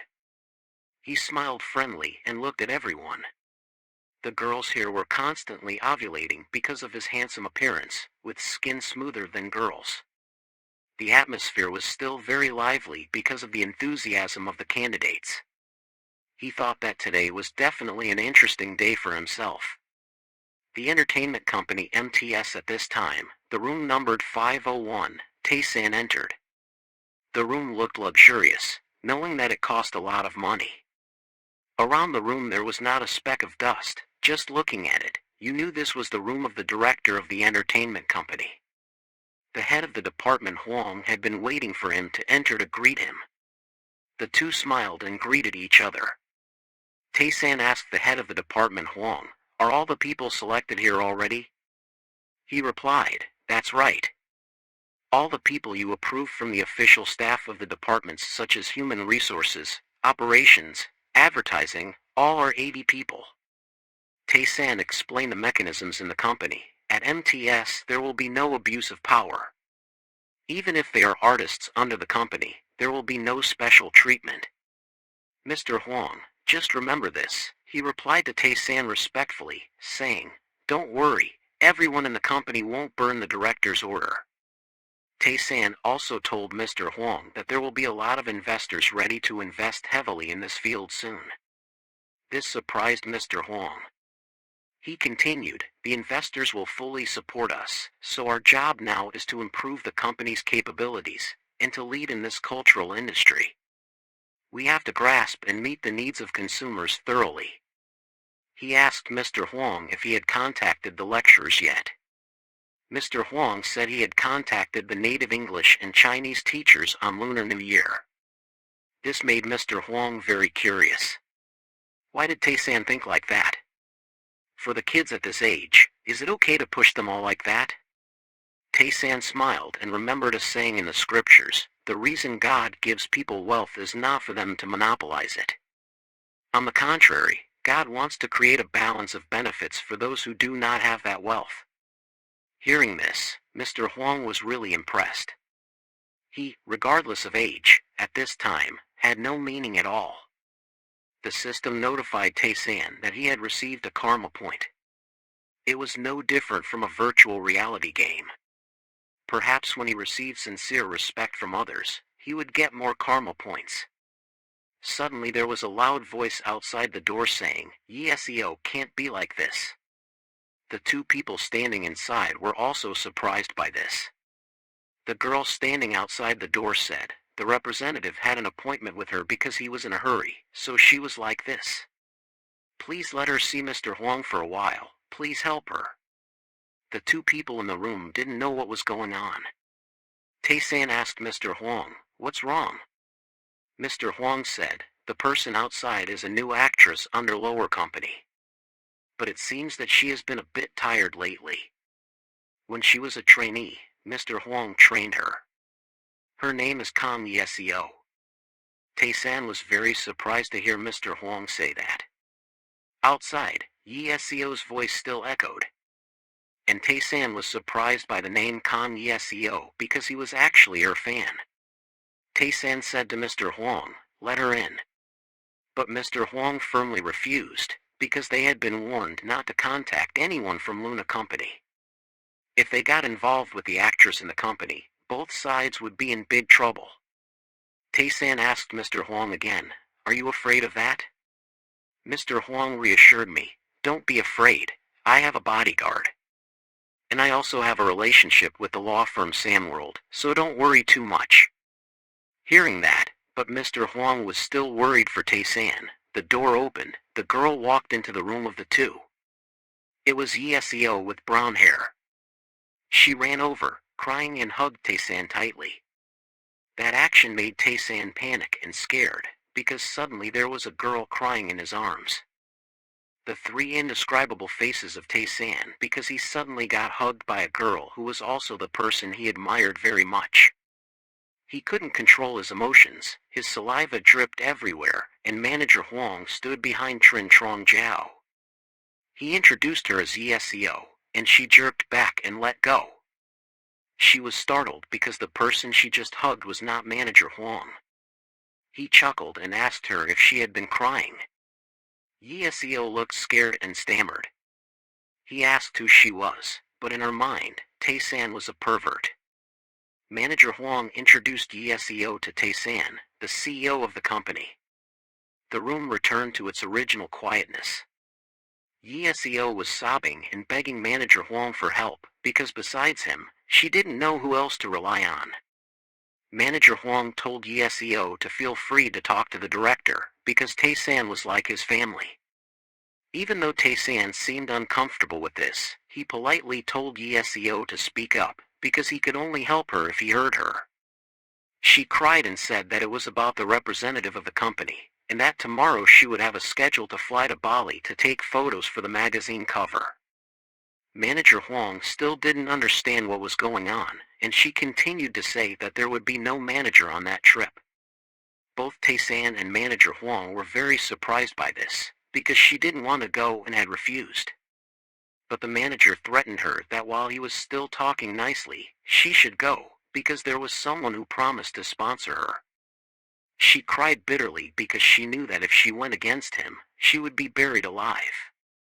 Now, she didn't know what to do. Tae-san thought about how serious this was, that she had to rush to find Manager Huang like that. In the entertainment industry, everyone wanted to be famous, but only those who got into it knew how horrible it was. Tae-san asked her what she planned to do about this. Did she really want to get out of that lunar company? Yeseo was like a statue, but tears still kept falling. Manager Huang was also in a daze and didn't understand anything. The silence didn't last long when Yeseo answered Tae-san that she really wanted to escape from there. She begged him to save her, and Tae-san agreed to her request. Yeseo said that she really trusted him, because he was her fan and he also knew that her parents were in the US. Tae-san asked her if the company had bought a house for Yeseo yet. She sadly shared that she was still living in the company dormitory, so her luggage could be brought by the staff. Tae-san took out his phone to call someone, and the other end of the line was Manager Han. Tae-san told Manager Han that he wanted him to use MTS bodyguards to protect someone, because the target was female. So Tae-san said to send 2 men and 2 women. The phone call ended. He continued to ask Yeseo if she had brought things like documents or evidence with her. Fortunately, Yeseo had a recording file on her phone. He continued to take out his phone and call another person, the lawyer Khan on the other end. He asked him to help him with a lawsuit. The content of the lawsuit was to terminate the exclusive contract of the actress who was threatened by the director. Lawyer Kong immediately prepared the most suitable lawyer for this case. He told Lawyer Kong, "Send another discreet lawyer to me. I'm at MTS Company," and he turned to ask Mr. Han, "Is security here very good?" Mr. Han replied, "Of course, because there are 8 security guards here."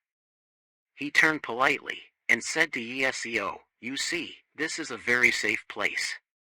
Yeseo was still stiff as a statue because she was too surprised by what she had just heard. Tae-san told her, "Stay in the company dormitory for a while, because outside the police, this is the safest place now." He smiled a smile like an angel descending. "Her contract termination will be handled perfectly." Yeseo was almost speechless when she heard that. She stood up, bowed and thanked Tae-san for what he had done. The system notified that he had received a karma point outside the hall. People were still buzzing. A girl was walking in front. Kang Meliel was walking leisurely and looking at everything around. In her head, she remembered the handsome face of Tae-san as if he was a trainee at the company. In the corridor, a pair of legs was still moving forward. Kangwell felt that she was nothing compared to the people who applied. Suddenly, at this time, there was a voice calling her name that made her turn around. The assistant of the planning department of the company called her and introduced himself. He said that the director wanted to see her and invited her to spare some of her time. She was very surprised why the director knew her and looked at the face of the assistant of the planning department like a pervert, making her scared. The head of the planning department comforted her. Her friend was interviewing her, so she didn't have to worry. But the more he said that, the more worried she became. They quickly went together to the director's office. At this time, an assistant brought Kangwell to Tae-san's face. She bowed to Tae-san and introduced herself as Kangwell. Suddenly, she was shocked and stared when she saw the person in front of her. Tae-san asked her if she had any intention of becoming a celebrity. She sweated profusely, knowing that this girl would participate in a super famous movie in 9 years. She was the bride of a fairy, and had an exclusive contract with an amount of 100 million. He was also a fan of hers in his previous life. At this time, he was eating chocolate with the hacker kid that he had given to the 2 of them to chat with each other. The kid cared about Tae-san's health when he saw Tae-san's face flushed like he was drunk. He denied it and shouted that he was not drunk. He told about his interview today, making the kid feel he was cool. The kid sighed that he had a rich brother. Tae-san asked the kid, "Do you like Tae-san's career points more than money, right?" The kid patted his shoulder and said that money is what makes more career points. Actually, Tae-san wanted to ask the kid something important today. Tae-san asked, "Are you one of the geniuses who can hack any computer, right?" He saw that the shop had many talents from the intelligence agency, not to be underestimated. Even if he was a boy with a natural talent for hacking, he couldn't understand what he was saying.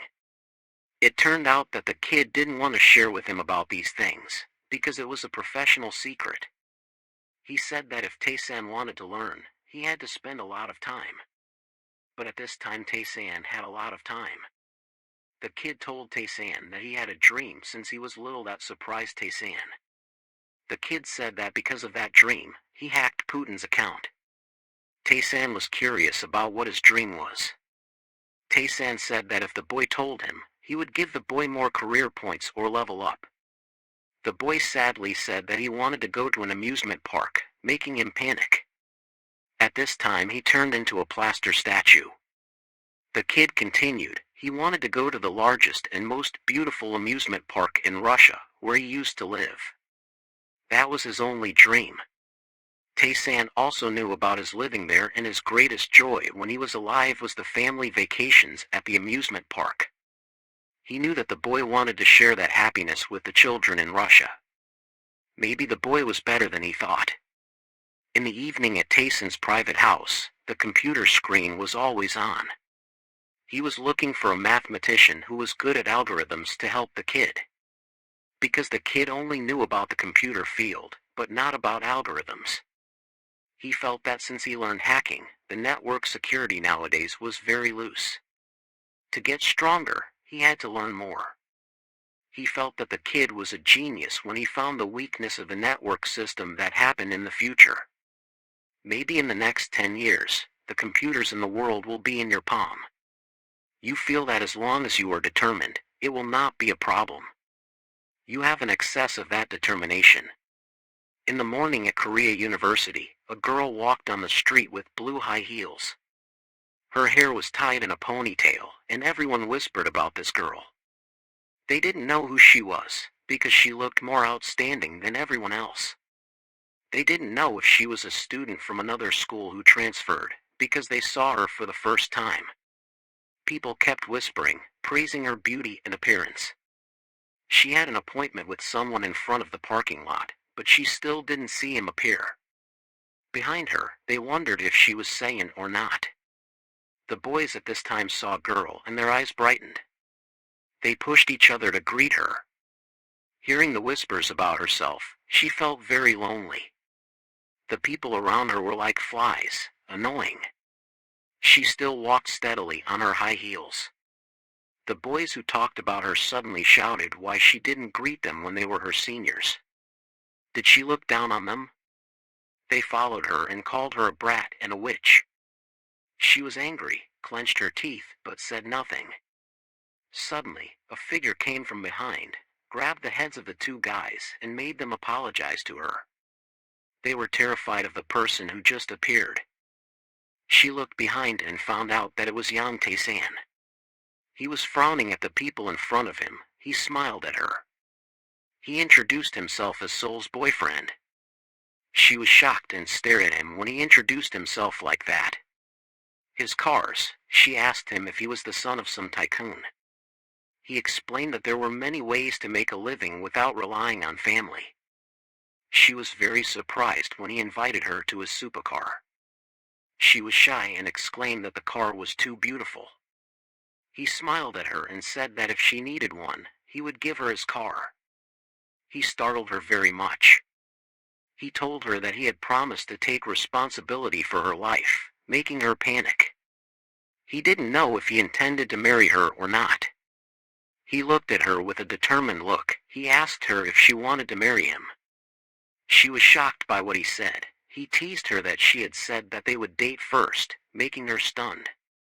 She was embarrassed and said that she did say that he would be her boyfriend, but how he intended to take responsibility. She asked him if he wanted to hire her as a lifetime employee, but he was just a student. Even so, he smiled and said in a curious tone why she knew. Suddenly at this time, he called her name, making her very shy and blush. He asked her if she wanted to dream a very hot dream with him. She didn't know how many times. She was stunned again. The car stopped, and everyone looked at the luxury car parked there. Two people quickly got out of the car. As he walked on the street, he said that he was her boyfriend.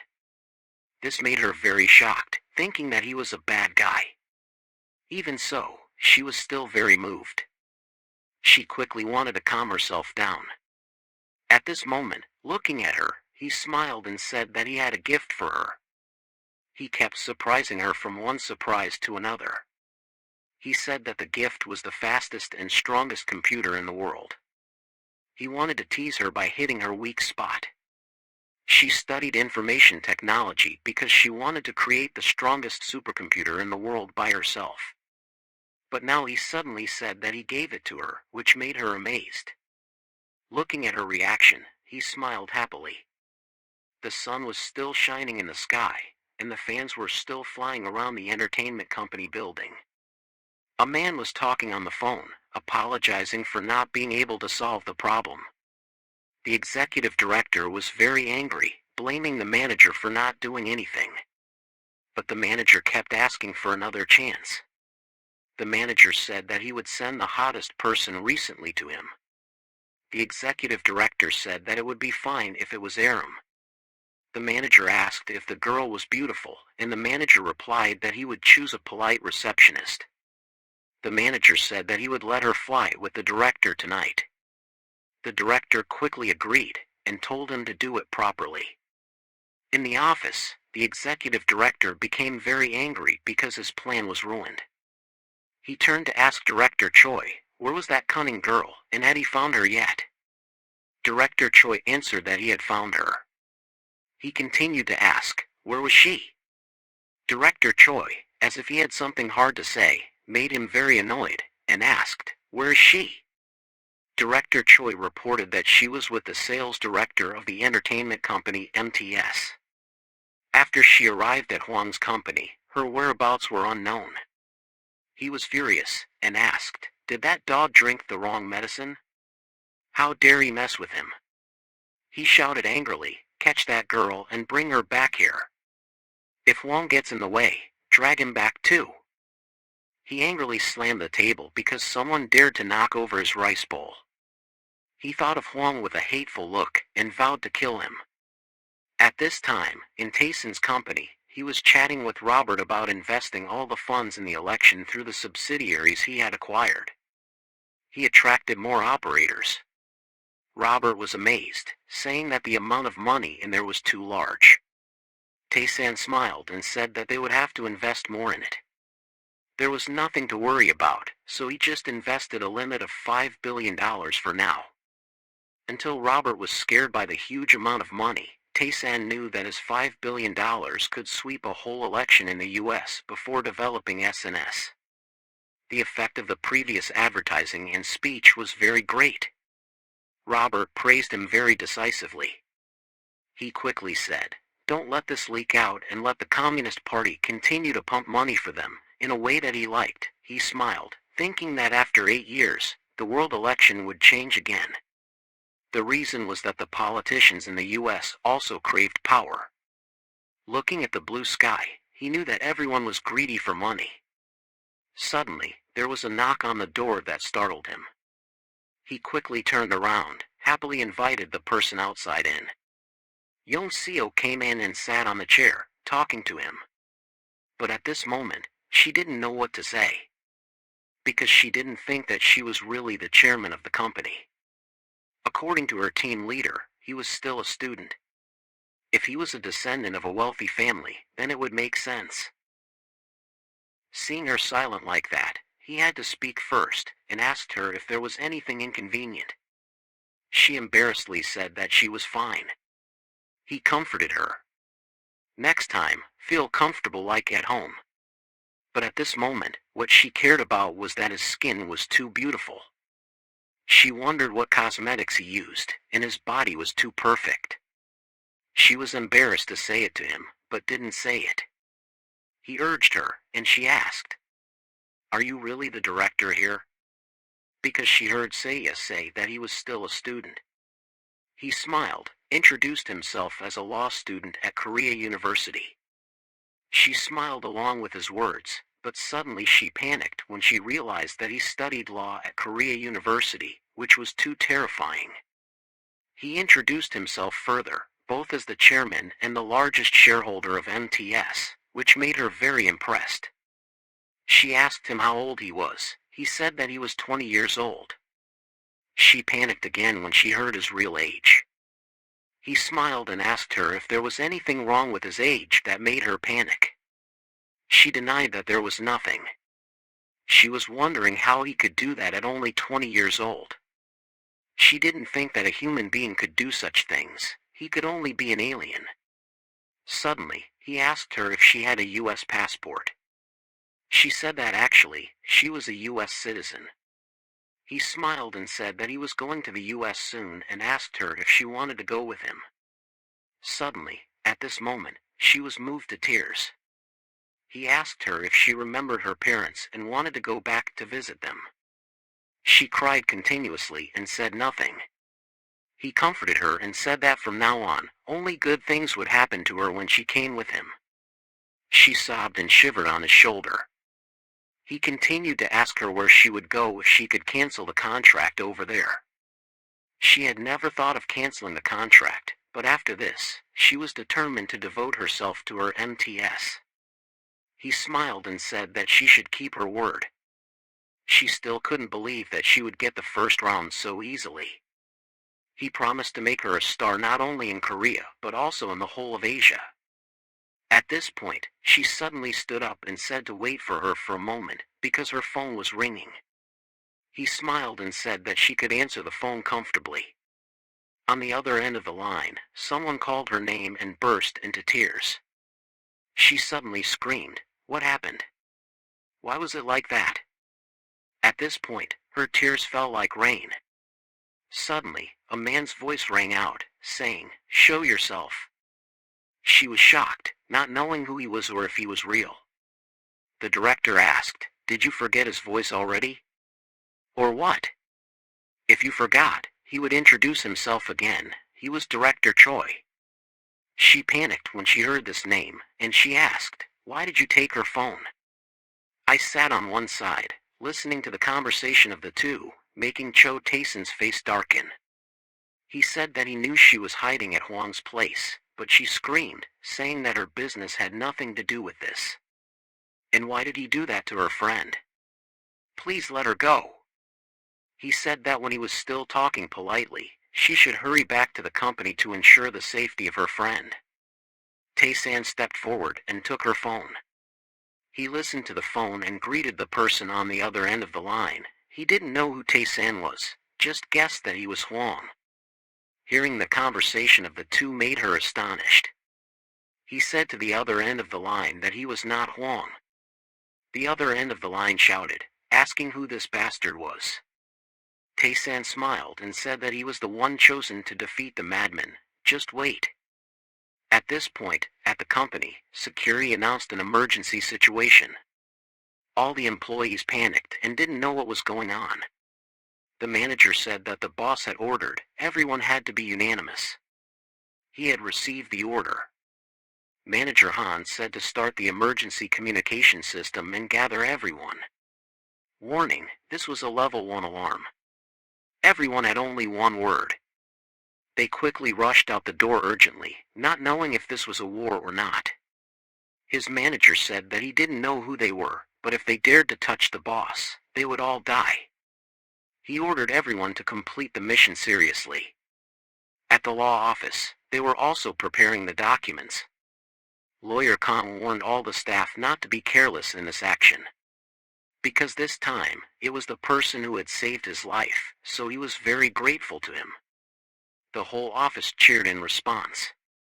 Lawyer Kong said that they shouldn't be afraid of things like fists without eyes. If they wanted to stay by his side, they had to endure those things. Everyone smiled and said that they were former prosecutors of the criminal department, so those things were nothing to them. The time had come to depart. Everyone quickly went to the meeting place. At the entertainment company, Director Choi reported to the executive director that everyone was on their way. The executive director wondered why they were so rushed just because of an American rabbit. Director Choi said that it was because they were holding his aunt, so he couldn't escape. The executive director was satisfied with his work. He said that this time, they had to teach the girl a serious lesson. He always thought of Yeseo with her hot body. Director Choi asked the executive director how he wanted to teach her. He said that sending her to Wongfield for a month would do. That way, she would obediently listen. He smoked and said that it was time to warn those people. He said that there would be no change in the future, the world still belonged to him. Director Choi agreed and said that if it was before, they would have been taught with a wooden stick. Suddenly, the phone in the office rang. The staff reported to him that something big had happened. He was very surprised to hear that the police had also arrived. The staff said that they were being attacked, which made him angry and panicked.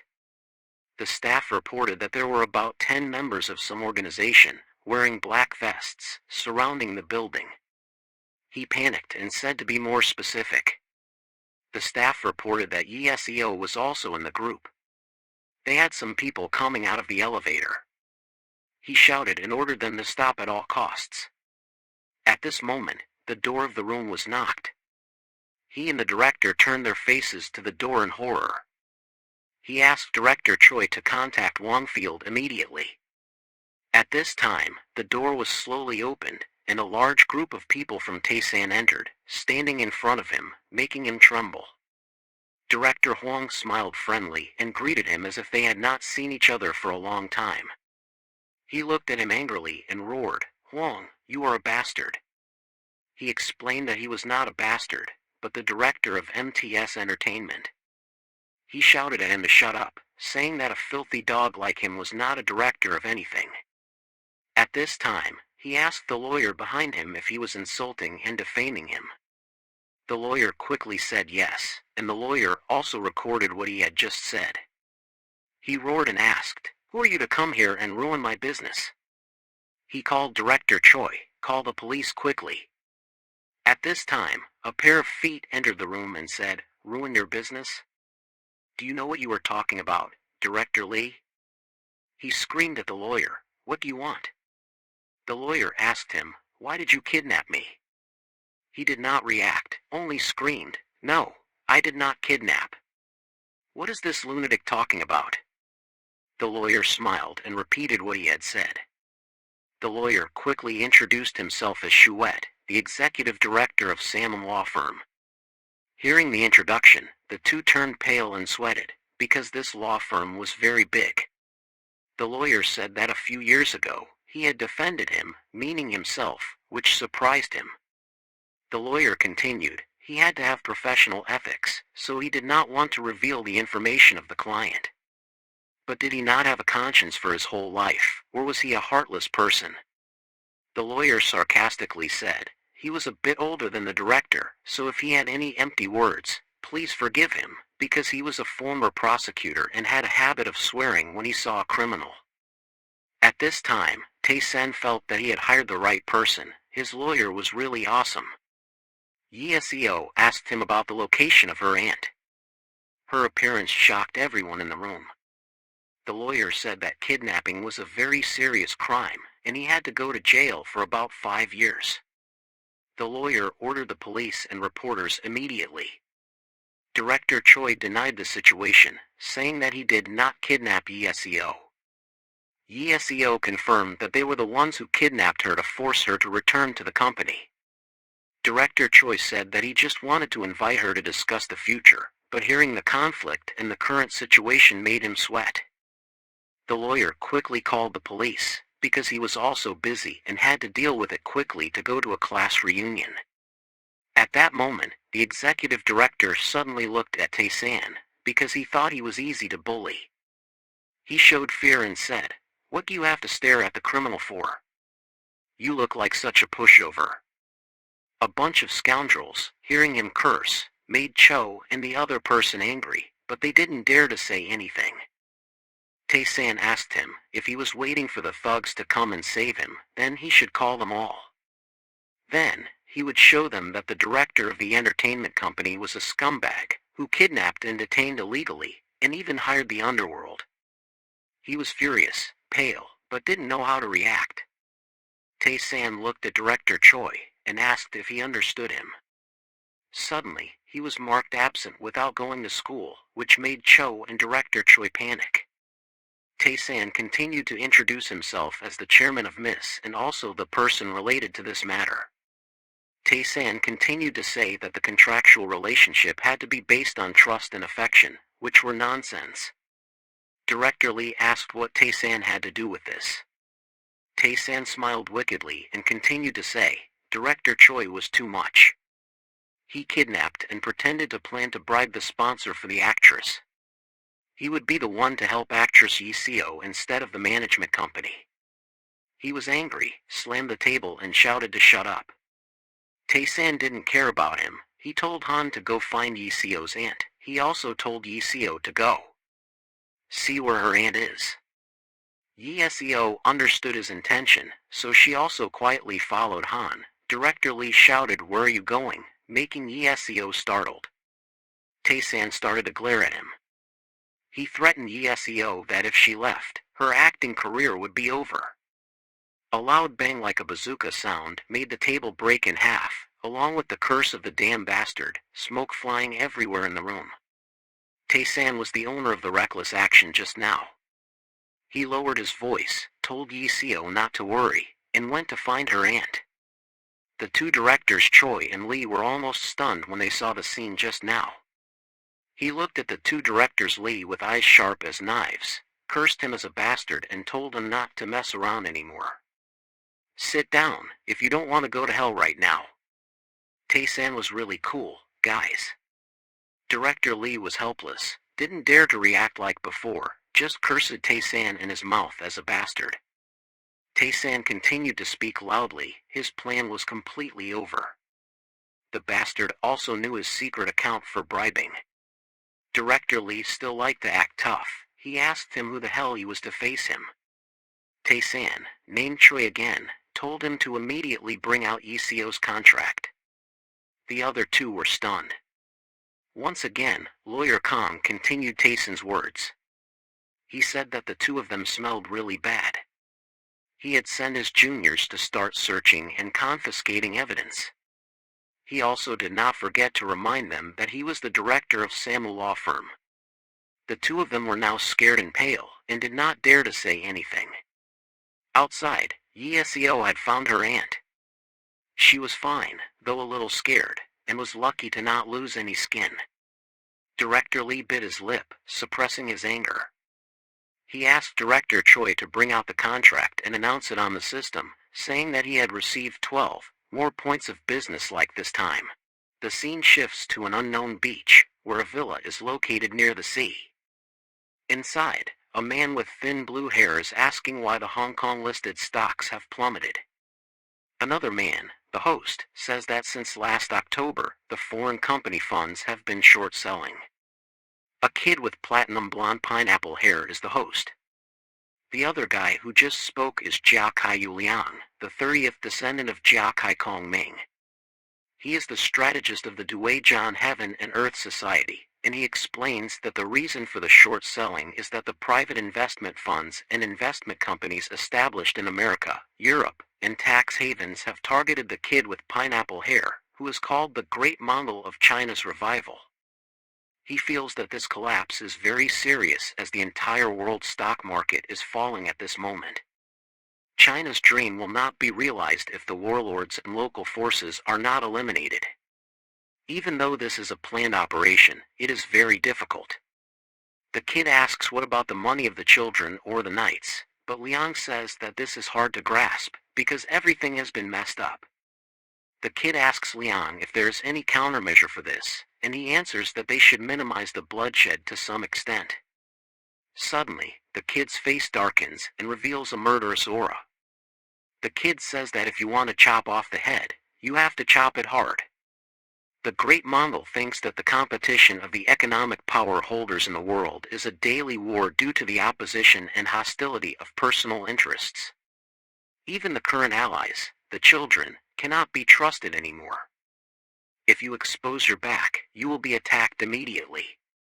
He continues to tell Liang that if he can't find the clue, he should look for the knights, the snake worshippers, or the remaining children, the secret organization of the assassins. Leon thanks him and says he will try his best to find out. He advises him not to disturb the snake in the grass, and something will appear at the right time.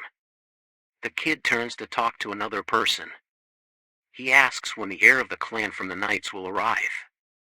The darkness covers part of the face of the other person, but his figure looks very familiar. Leon tells him that the heir will land in Hong Kong next week. The kid suddenly mentions Plaza and says that he will let her know about this. He thinks that Plaza will surely be happy because the son of the president of the Knights is not only capable but also handsome. If she is not satisfied, then there is another way, and they have to stick closely with the Knights to deal with the remaining enemy. The mysterious man who appears is Plaza's father. He is thinking in his head after hearing what the great Mongol said. He hopes she doesn't hate him because this is her destiny. However, his facial expression doesn't look good at all. At this time, at the apartment of Tae-san, he is feeling uneasy about Plaza as if a god is warning him. He had contacted her, but she did not answer the phone or reply. He thought about the past, the change that decided the next 10 years. He smiled lightly, thinking that if he had fate with Plaza, he would meet her again. Because right now, what he needed to focus on was not love, but the world economy. He said that the butterfly effect had not happened yet. The Chinese stock market that reached 6,000 in October last year had dropped straight to 1,700 in November 2008. Next, a free party would open up in a grand way. He thought that even without money, he could short stocks and take all that money, because power also needed money to act. The foreign exchange flow would also happen as expected. The exchange rate would be hidden. It was the responsibility of each person. Do not blame anyone, it was the choice of each person. He suddenly remembered Oh Young-hook, the owner of Love, who was still alive and having fun. He secretly thought that he should let him have fun for a while. Maybe next month, he would have to wander in the endless void when Robert summoned the shareholders' meeting next month. Everything would end in June. He also did not forget the name of his son, Odinsel. He would do what he had promised. He smiled wickedly. Because in just one more year, he would experience hell on earth. The wickedness flashed and disappeared. He became a stupid boy again. Then he remembered his beloved school. Tomorrow he had a lunch date with Senior Yuji. Then on Wednesday, lunch with Senior Sol. Oh, did he really plan to shoot several fish at the same time? This way, he went to school who, looking at him, would think he went to school just to seduce the girls of other schools. But he thought that was normal. Just because he had the appearance of a 20-year-old boy, dating beautiful girls was a blessing. Thinking of this, his face became angry. He took a deep breath. His time was approaching and everything was prepared as he wished. He wanted the system to announce that it could not summon the reborn god. Tae-san was terrified when Emogia had only become a god for 200 years and had been reborn. At this time, he suddenly fell into a dark world like ink. A light suddenly appeared in the air, startling him. A horse with both horns and wings was flying towards him. The closer it flew, the closer it got to where he was standing. When it got close, he found out that it was a unicorn, not a horse. He asked if it knew him. It kept shaking its head to deny. A person standing behind him said that this person was the one who called him here. He turned his head back in surprise, and a man with white hair appeared. He looked at the man in horror, even more horrified when the man was the music saint Beethoven. He stood blocking the sun, his face unclear. He asked him if he knew him. Of course, he knew he was the music saint Beethoven. He stood in horror, wondering why he was summoned here with a terrible person like this. Music Saint Beethoven, the one called the Music Saint, was standing smiling in front of him, very scary. He asked him about his hand disease, whether it had healed or not.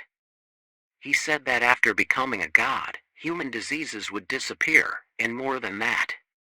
It was not a disease that humans could cure. He did not understand what he was saying. He explained that it was simply a divine illness, that was it. He was surprised and didn't understand what a divine illness was. He explained that most artists could communicate with the gods. Although they didn't like the hard work of composing, the gods always wanted to perform the art, music, and writing that they had learned there. He was one of them. After hearing the explanation, he was even more horrified. He continued to talk about the ability to communicate with the gods and told them about the masterpieces that he had left behind. Mozart, his teacher, and many other famous musicians also had the same ability. All of this was the combination of feelings when there was communication between humans and the divine. He was surprised that instead of summoning Mozart, he summoned Beethoven. He asked Beethoven where Mozart's teacher had gone. He was surprised and called Mozart. But Beethoven stopped him, saying that his teacher had gone on a business trip. He sweated and explained further that maybe his teacher was performing up there. He smiled and said that he would wait. He liked Beethoven, but he was a fan of Mozart. Beethoven said that he should wait and maybe his teacher would come back. If he needed talent, he should ask him. Feeling that something was wrong, he said that he didn't need to worry because he had met him here. At this time, the sound of horns and instruments rang out. This was the performance of the gods. He was surprised that the performance of the gods was very chaotic. He asked him how he felt when he heard this music. Although it was simple music, it was the 99th symphony that he had composed. He was amazed and asked why it was only up to the 9th. He explained that after becoming a god, his mind was very clear, and the feelings of this world disappeared into the melody. He was amazed by what he said. Although the music was simple, the piece was still a piece. If his 99th symphony was released in the human world, it would be a very amazing thing. Suddenly, at this time, the music stopped. He wondered why it stopped like that. He was embarrassed and said that it was over. He said that the end should have a chorus with the famous singers, then the emotion of this music would explode. He was embarrassed and covered his mouth, feeling that his words were right. But there was no one who was a famous singer here. He was very sad. But he laughed, explaining that there was no god here who was an opera singer, which surprised him. He explained that they had, but they didn't have time to come here to perform. He wondered, why didn't the gods listen to these pieces, because they were really amazing. He explained that there were many spirit beasts here that could sing, and they were overwhelmed by them. He didn't understand why birds could sing. He explained that it was a kind of beautiful heavenly bird that sang very well. Since then, no one listens to classical music anymore, causing them to gradually become out of fashion and live increasingly difficult lives. He asked, why not bring these songs down to mankind so that humanity knows about them? Wouldn't his fame change the trend of music? He tried, but he couldn't. Another person stepped in and said that there was no progress. He was surprised and looked at this person, who introduced himself as Chopin. He knew this person, who was called a poet on the piano keys. Another person came and said that even when interacting with humans and conveying feelings about new songs, they quickly disappeared. He was surprised again, because he didn't know who this person was. He introduced himself as W. Anime, a great composer and talented thinker, but he was in debt and caused countless scandals. Another person came and said, please help us. He was confused again, not knowing who this person was. He introduced himself as Redmaniuk, who had shed his ordinary fame, and was an original author of the work that he had performed directly. Standing in front of him, there were several tens of people who naturally came and introduced their names. All of them were talented musicians in the past, which made him extremely surprised. He felt embarrassed, looking at these predecessors who were all famous contemporaries. Everything was wonderful. Beethoven said that their karma points had now dropped a lot. If they couldn't pay the rent in a few days, they would be confiscated of everything, and begged him to save them. They suddenly became angry about someone who had stolen all their karma points, a hateful person to the point of tears. He collapsed their karma points and told them not to worry but to trust him. He was the traitor. He sweated and asked, "Was the thief Mozart?" Beethoven confirmed his words. He didn't understand. Could it be possible to steal all the karma points and reincarnate? He asked, what should he do to help them? Because his karma points were not infinite, so if he helped, he had to pay a price.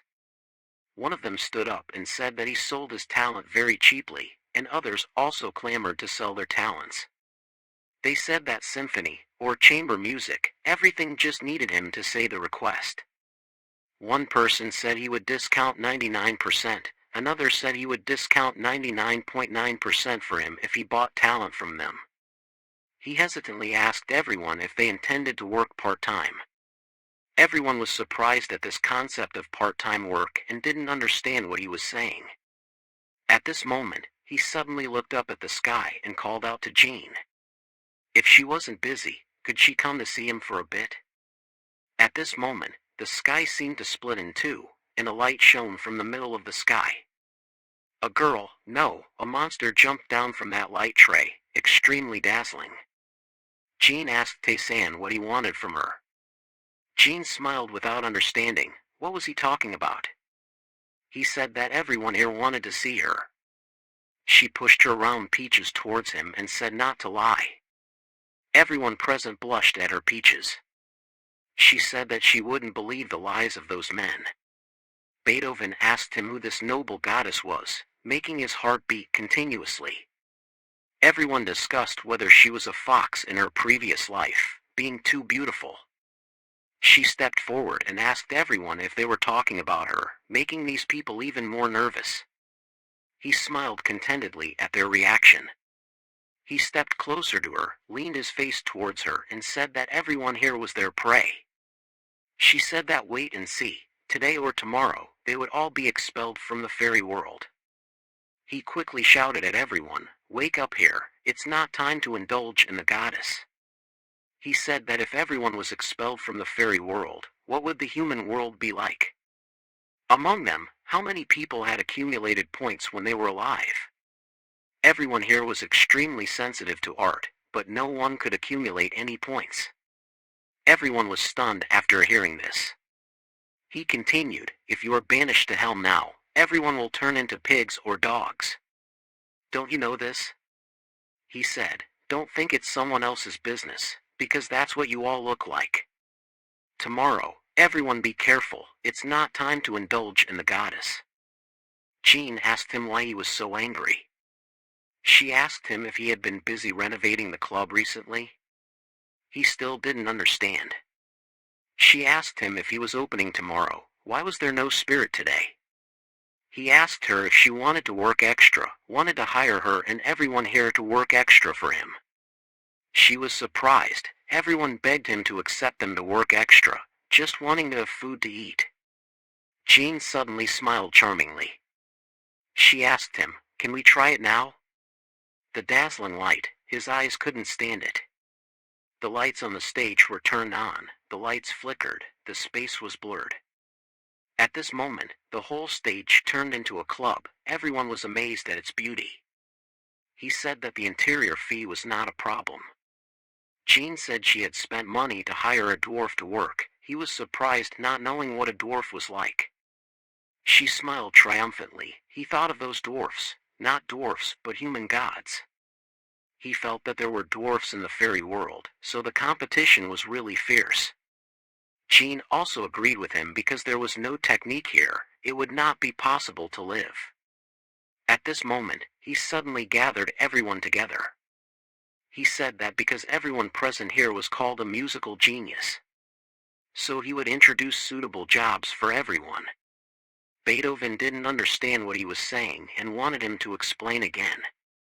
He explained first to sell everyone's useless talents in the past at a very cheap price. Things that were outdated, no one would buy. He wanted everyone to look carefully from now on. He would dance with the soul to show everyone what modern music is. Jean blushed when he was touched. Looking at everyone, he said, "Just watch and compose music." Everyone felt embarrassed to the point of blushing. They didn't know what was about to happen. Looking at Jean, he wanted to start right away. She smiled and said that she was ready. The music and lights were fully prepared. Everything was ready. At this moment, at the Korean university, the phone was still in hand.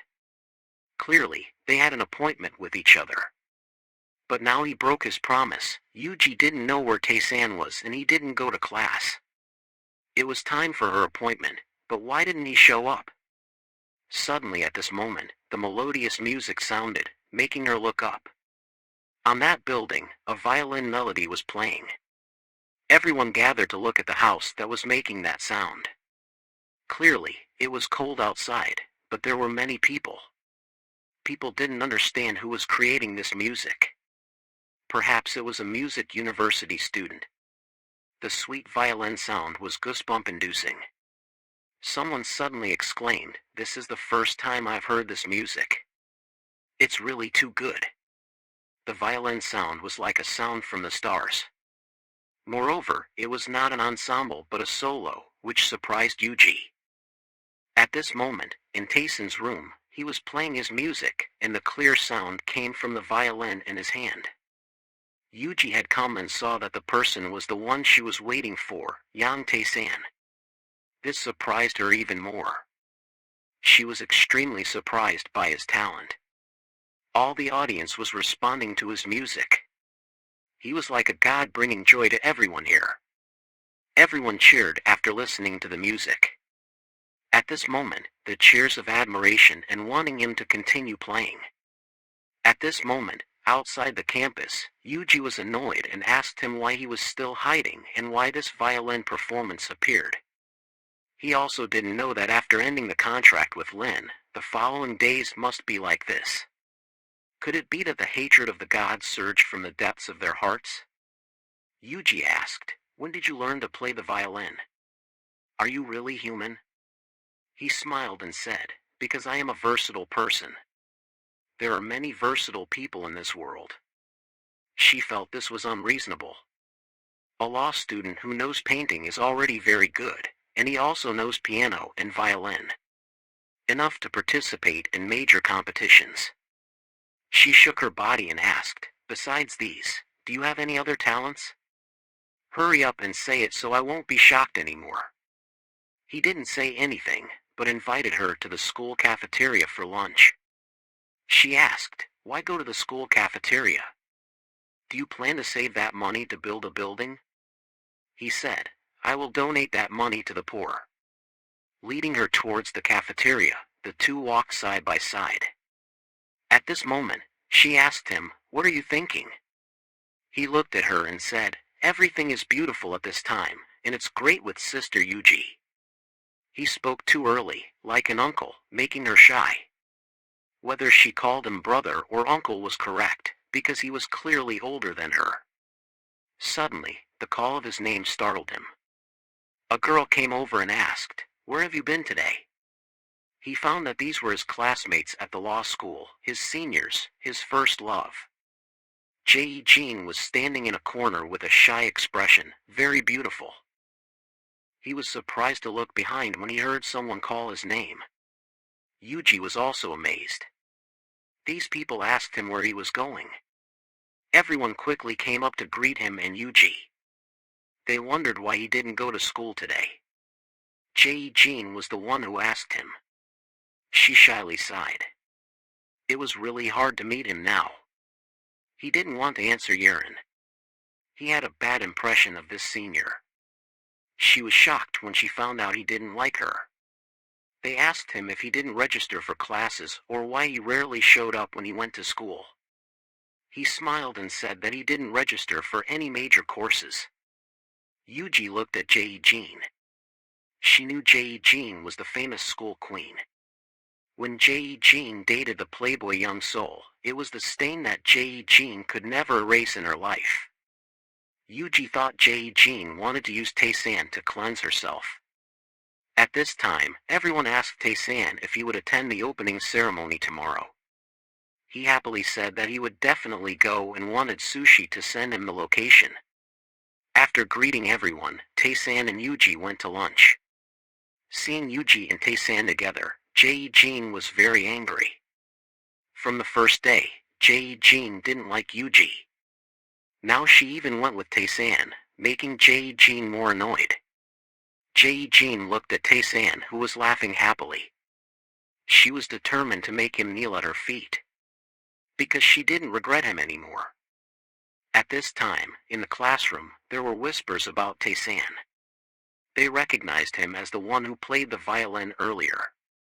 They talked about his nose being straighter than his gender and that he was a law student who could play both piano and violin. They also praised his handsome appearance. At this time, 2 other students came to ask him if he was really a law student. He felt a bit annoyed because sitting here not being a law student meant what major. But he still cheerfully answered the 2 people when he found out he was the junior of the law student class 8. The 2 people were very happy. Everyone surrounded him and praised him as the most handsome in the law department ever. They praised him for the violin piece he played this morning, which was like a song that had never been published. He also admitted that the song had never been published.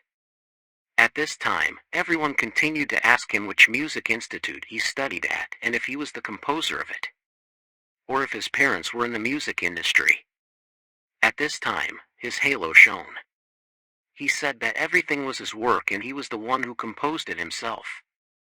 At this moment, the sounds of applause began to ring out. As for him, he felt annoyed and said that if anyone had any doubts, he would prove it. He told everyone that he would play a piece on the piano. He walked to the piano that was placed in the middle of the stage. When he put his hand on the keys, someone below asked what the name of the music was. He thought for a moment. Because his music had no name, he smiled and started to play. He said to listen to him first. His fingers moved swiftly on the keys. The sound filled the room and reached outside the school. At this time, outside the school, the students were amazed to hear the piano and thought that there was a professor playing. At this time, the teachers also heard the piano and wanted to see who was playing it. The music gave everyone a strange feeling, like falling from heaven to hell. It was like waking up and finding oneself in a strange place and not knowing where to go. Everyone was moved to tears and did not understand why they came here. They all cried miserably as if they fell into their own lives. The piano sounded like it suddenly became a wanderer with nothing and started to sink into illusion. At this time, everyone under the stage was very touched by the piano. A professor recognized that this was Chopin's music, and only he could create such a wonderful melody. Everyone's eyes began to moisten with tears. Everyone wanted to hear it again. This was not normal music, this was the sonata of heaven. The sounds of admiration echoed, this was the music of heaven. They echoed throughout the room. In fact, only he knew that the music without a name was just written as number 77. At this time, a professor asked everyone, was this a student of their department or not? The student said that this was not a student of the music department. The professor did not know who this was. The student said that this was a new student of the law department. The professor was shocked to hear that this was a law student. He walked over and apologized for using the piano before the class.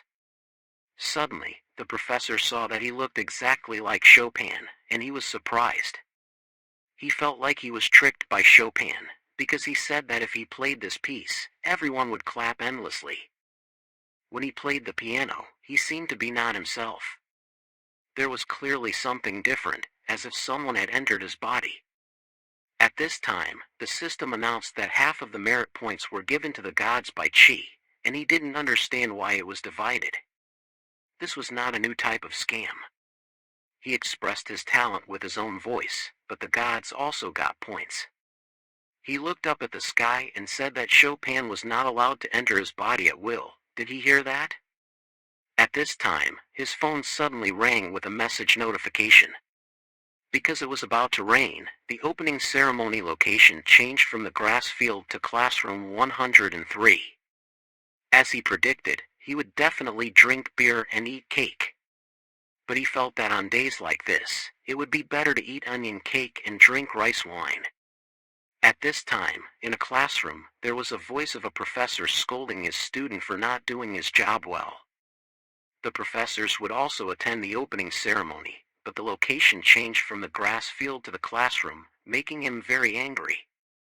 He scolded him for wanting to live foolishly in such a society forever and started to compare him with Dong Song.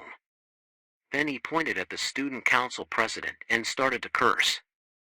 At this time, the student wanted to defend himself that he couldn't find a better place because there were too many people who registered for the opening ceremony. He started to yell at him for making the law department lose face. At this time, suddenly an angry voice said that which professor was too much, making him startled. He swore that he didn't know who had just spoken. He turned his head to see who had just scolded him. He was very surprised to see the person standing behind him. He walked up to him and introduced himself as the righteous man of the law department class 8, Jang Tae-san. Everyone was amazed to hear this name. He didn't understand what he was saying at all. He repeated and said that he was too much. He was angry because a new student dared to criticize the teaching assistant's words. He cursed loudly. He asked him if he was too heavy to curse him as a bastard. He scolded him again. He explained that anyway he was a teaching assistant and had no right to call a student a bastard. This made everyone startled. He wanted him to apologize and take back his words, especially when they were the ones who would become a part of the legal profession, implementing the justice and fairness of Korea. He was a teaching assistant, but he insulted them. It was no different from insulting all the students. He was angry. Because this damn kid was so stubborn, he looked at him and sighed. He repeated what he said earlier. He said that the head of the department was a first-year student and also an adult. He asked him not to talk nonsense, but to act. He continued to question the adult. How could he swear? He did not enroll in the law department of Korea University to hear such words. The student council president also said that he was wrong to curse everyone. This time, he cursed everyone louder. Everyone said that they did not want to hear his curses.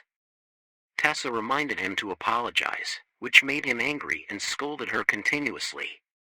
It was because they could not find a place for the opening ceremony. At this time, he asked if he could find a place. Would he apologize? Hearing his words, he felt that he was just talking nonsense. He gave him an hour. If he could find a place that satisfied the professors, he would apologize publicly. He said that the first-year students of the business school had their opening ceremony at 3T Hotel. He did not want him to embarrass his school. Everyone was shocked when he demanded such a high place. He quickly took out his phone and dialed a number. He said that an hour was too little. He would negotiate right now. Everyone sweated when he was so bold. The teaching assistant sneered and stared at him to see what he was up to. At this time, the phone rang with the voice of the receptionist in charge of the conference at the 3T Hotel. He asked the receptionist if he could help him with something. He quickly responded. He said he urgently needed a place for the opening ceremony and could he rent the hall at the 3T Hotel? The other side confirmed the question. He said again that in an hour, there would be about 100 people, including the professors. At this time, everyone was horrified when he wanted to rent the hall at the 3T Hotel. The other side quickly replied that it was possible. They would arrange it right away. He requested the chef Albert Leo, who cooked the dishes he had eaten before, and sent 3 buses to the parking lot of the law department of Korea University. The other side quickly arranged and agreed to meet in an hour. After hearing the conversation, everyone was stunned. The teaching assistant could not believe it and said that he was lying. He asked him if he wanted to talk to the representative. At this time, he repeated it again and wanted him to apologize. He still did not believe him and said that he was tricking him. He wanted him to shut up. He was very angry when he heard him say that. He looked at him and warned him, which made him very surprised. At this time, he suddenly became distant. He looked at him and scared him. He said that he should apologize or he would die. He was terrified and quickly apologized for being wrong. He promised to be careful with his words. At this time, he was so scared that he wet his pants and ran to the bathroom. He thought of his appearance just now and was so scared that he could not breathe. Everyone quickly thanked him for his help. He said that he only helped his friends when they were in trouble. Everyone was moved to tears and praised him as amazing. Hearing those compliments, he felt very happy. At this time, the system announced that the merit points had been added. At the 3T Hotel, there were discussions about the law department also coming here. They saw the law students get off the hotel bus and go to the hall.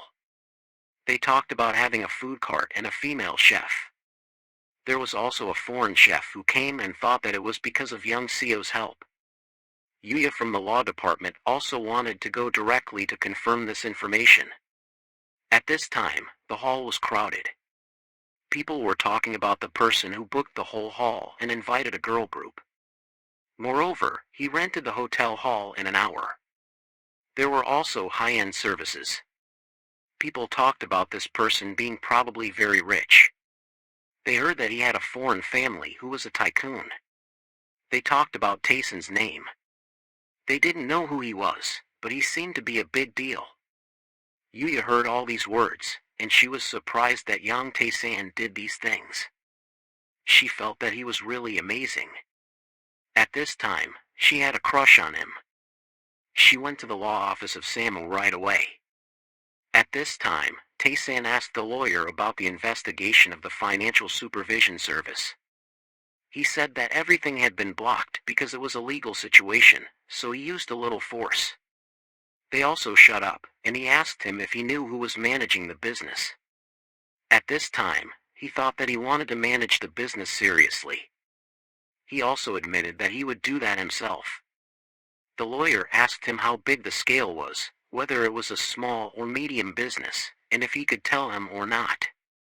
He happily said that he could. The lawyer said that if he had the power, he would be more comfortable, but with the current finances, he certainly wouldn't buy a troubled business. He smiled and said that he wanted to buy a conglomerate. The lawyer happily said that it was good, but when he heard the word conglomerate, he was terrified. He asked him if it was the Yongjiang group. He criticized that group as being too small, so he had to think more. The thoughts that crossed the lawyer's mind made him panic. Seeing the lawyer's reaction, he told him that he had come to the right place. The lawyer screamed that it was impossible. He smiled and told the lawyer that he wanted to buy the Anna Group. The lawyer was scared and advised him not to touch them, because with the birth of this government, the Anna Group had spent a lot of money. So he shouldn't touch them. If he did, the chairman of the Anna Group would kill him. He was scared and advised him not to touch them, because he might lose his life. His sincerity still didn't move him. He comforted him not to worry, because that damn bastard had offended him. The lawyer advised him to choose Yongsong Group. He would try his best to help him. He advised him to choose that group to give to his mother. He said that snacks could not be the main dish, which made him panic. He asked him, Yongsong was a snack, and Anna was the main dish. How could he say that? With a cup of coffee in his hand, he happily thanked the manager for inviting him to have coffee today. She said shyly that it was what she should do. Suddenly, the phone rang. His mother called and asked if he was busy. He said he was not busy. What was it? It turned out that his mother asked if he was doing well at school. He said that if his mother wanted to know, she could come and visit him on the weekend. But his mother wanted him to visit her more. He was surprised and asked if there was a problem with the house. His mother said there was no problem with the house, but the problem was with him. He did not know what was going on. His mother said that his health check was done, and he had the paper now, which made him panic. His mother asked, why did he forget this, or did he deliberately forget it? He was very scared because, even if he had regression, the memories in the army still terrified him. A place like a dream garden of a strange country, where strange and ugly geniuses gathered together. The manager asked him why he had to check his health. He forgot that the manager was right in front of him. He should not say these things. He explained that his mother said he had a health check paper. She still did not know anything. Assuming that his health was definitely first class, he did not understand why she reacted like that. She said that looking at him, he was very suitable for the Marines or Special Forces. He was very surprised by her reaction. Seeing his reaction, she said that she really knew his age, which scared him. She said that if a woman cared, she would also collect a lot of information, not less than men. He was embarrassed and sweated by what he heard. She continued to say that it was not men who flirted with women, but women who gave signs to men first. She gave him a hint. She explained that she was very suspicious when he only asked her to book a plane ticket or a hotel and always paid directly for the snacks or pizza, up to millions of won a month. Working on weekends or holidays was strange enough. In these things, he was surprised that these loopholes were all caused by him. While drinking coffee, he heard her say that he was also studying at Korea University Law School. She said that she had searched and knew roughly the area he was living in, so she tried to find his high school. She knew that he was the pride of the high school, who got into the law department of Korea University. He choked on his coffee when he heard all the information about himself. She asked him if he hid from her because he was afraid she would look down on him for being young. She asked him if he knew how women calculated. She explained that there was no company like this in Korea. Even if the director was a high school student, she would still stay at the company because age did not matter. He was embarrassed and did not know how to react, so he said that he thought the manager would sympathize with him, but never mind. She happily said that because he was a good person, she would dedicate herself to the company. He did not know what it meant to dedicate himself, and she assured him that if he had to go to the military, she would not betray him. Not only sending letters, she would also visit him every month, and she would notify them in advance so that they would not bully him just because they were older than him. He did not understand why her reaction was like she wanted him to enlist. He smiled and said that he did not need her to visit. She panicked when she saw his reaction, and did not know what she did wrong and feared that he hated her, making her blush and scared. He looked at her and said that he had no intention of enlisting, making her very surprised. At that moment, the voice on the other end of the line said that the boss was in trouble, and he seemed to have gone back to his hometown. He left the house early in the morning and was currently on the high-speed train. What should they do? A man replied to the voice on the other end, asking where their security company was. The voice on the other end said that he was going alone. He said that if so, then follow him and he would send them right away. He hung up the phone. He remembered Jang Tae-san as a kid who was good at taking down businesses, and he went to Korea University to study. But he wanted to kill him on his own homeland. At that time, he was on his way back to his hometown, and he had arrived in Jangja City. The scenes of fighting appeared in his head, the memories of the past and the bastard who went to jail. He stepped off the bus in his homeland and admired the fresh air of his hometown. He also remembered inviting his old friends. He came back to check his health, but suddenly something exploded, a bang. In front of him, a god called him, surprising him even more. He did not know which god was about to appear. With the house in the Chinese style, it turned out that the god of language appeared in front of him. He asked him if he was well. He saw him happy, and he asked what was going on. Seeing that he could see that he was happy, he was even happier. He praised him for being very sharp-eyed. He said that his way of speaking had also changed. What had happened? He asked him why he had accumulated so many points. It was amazing. He asked him if he had ever heard of the Lake of the Gods. He knew that, the lake in the legend that the other gods had mentioned, it was a very different place. He told him that one day he went to the Lake of the Gods and used the points he had accumulated that he had put in to buy the entrance fee to the lake. He felt that the Lake of the Gods was like a famous amusement park. He explained that he had only been there once because he lost too many points, so he could not go there anymore. But he said that it was wonderful, the water of the lake was very different. He did not understand what was different about the water of the lake. He explained that the water of the lake was very smooth. Suddenly, he thought that the lake was not a girl, but smooth and shiny. He asked why he mentioned that place. He explained that he had studied there. He was very puzzled that a god would also go tutoring. He asked him if he didn't know that. He was even more shocked, not knowing how it related to him. He explained that he had learned ancient languages, he had learned them there. He didn't understand much, because those languages were magical languages that appeared in fantasy novels. He said that he had also taught the people there the language he knew. In exchange for that, he wondered if the gods also learned that language. He said, the god who had a high position did not speak, the one who had a lower position had to learn to cross another dimension to do the mission. At this point, he finally understood. Besides, now there were many space gods crossing here, because the part-time job had witches, fairies, wizards, and many other things. Of course, he knew those people. So, thanks to that, he had taught them the language in this dimension. He whispered to him, they had a lot of karma points, especially the female fairies who had a good body, and their points were better. Finally, he also understood the fairies he mentioned in his words.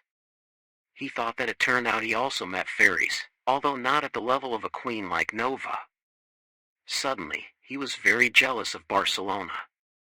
He also had Nova's study materials, but he also wanted to contact those fairies. At this time, he laughed happily, because being a god here was too comfortable. He praised him for being amazing, being able to earn a lot of points. He must have a lot of points. Seeing his face wanting to go there, he quickly stopped him, making him angry. He explained that he was not a god. He didn't understand why he wasn't a god. He said that he was not a god, so he couldn't go there. He wanted to go there, because his body was in the human world, but he could also talk and trade with the gods. But he mysteriously said that there was no way to see his expression. He knew he wanted to make a condition with him. But he still pretended to ask how to get there. He looked scared and said that it was a bit dangerous. He didn't understand, just learning the language, what was so dangerous. He said that it was not too dangerous and asked him how many karma points he had earned. He smiled and said that he probably had enough. He asked him if he wanted to trade twice the points of the previous trade. He happily agreed, making him wonder why he decided so strongly. He fell into his trap. Then he hugged his shoulder and said that since he appeared, he had noticed his score. Was that right?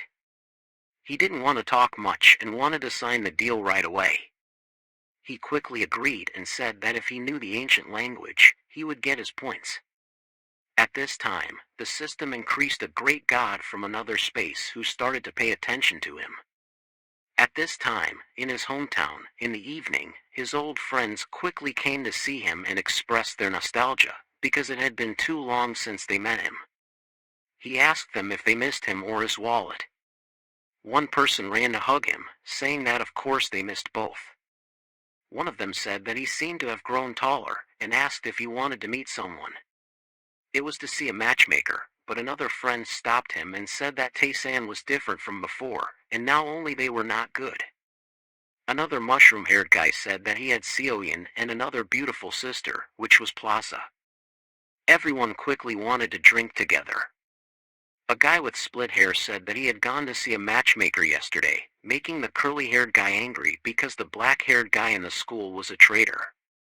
The two happily talked about going to see a matchmaker. Tae-san felt that they were all like before, and did not change. At this time, everyone was pouring wine, and asked each other if the others had arrived. The split-haired guy said that those who could come had already come, because it had been a long time since they met, and many people were not at home. He looked at them, and asked them if they wanted to play net. Suddenly, the mushroom-haired guy slammed a wine glass on the table and said, "Wake up. In this city, who still plays net?" He was shocked, and did not understand what was going on. The mushroom-haired guy said that playing games was old, and now they should go shooting, and change to suit the times. The bald guy said that those who were about to go to military service like them should shoot. She asked everyone if they had checked their health. Everyone said that they had checked. Everyone wanted to make an appointment to enlist, and enlist in the same year. Everyone agreed with this idea. Tae-san felt that they were like a bunch of crazy people who wanted to enlist. He said, "Sorry, don't count me in the enlistment, because I don't want to enlist."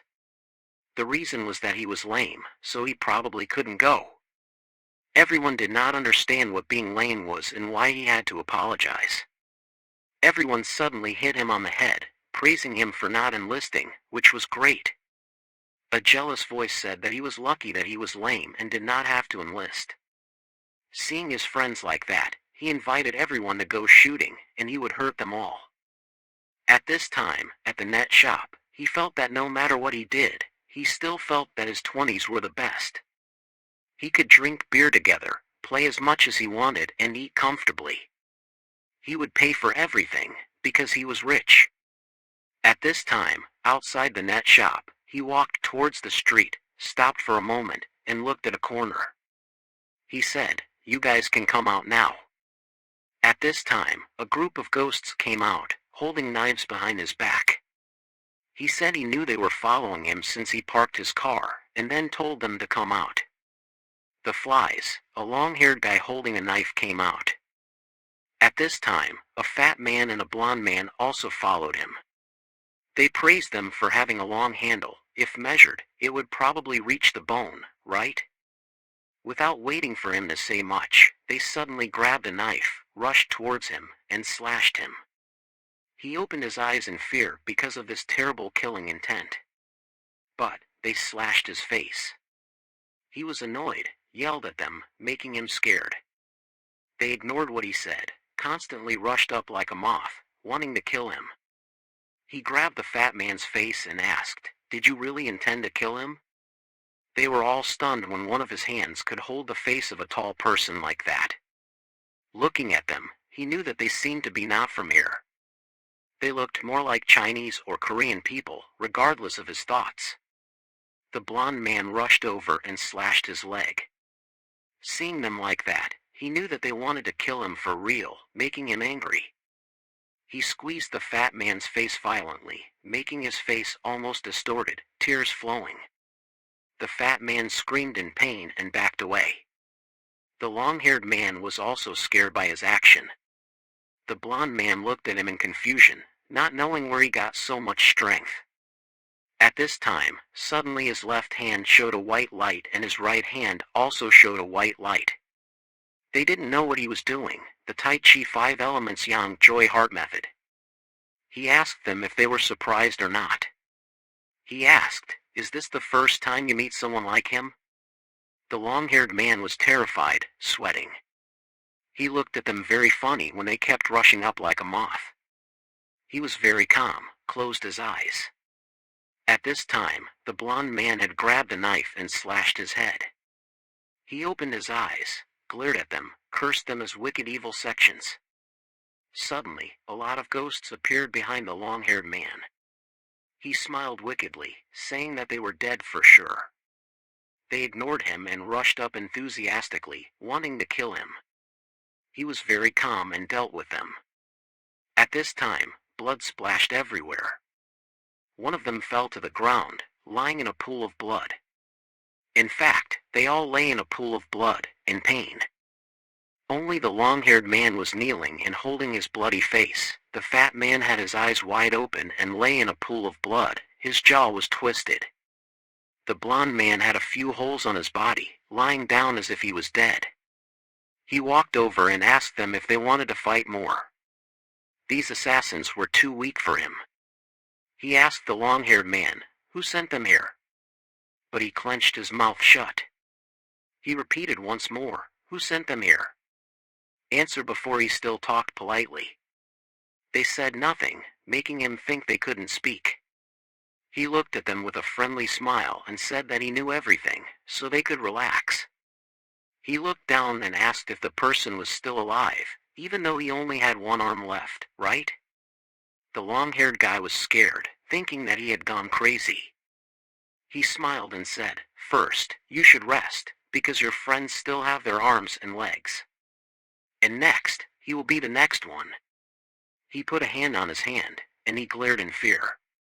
He quickly said, don't do that, he was wrong. Please forgive him, he will tell everything.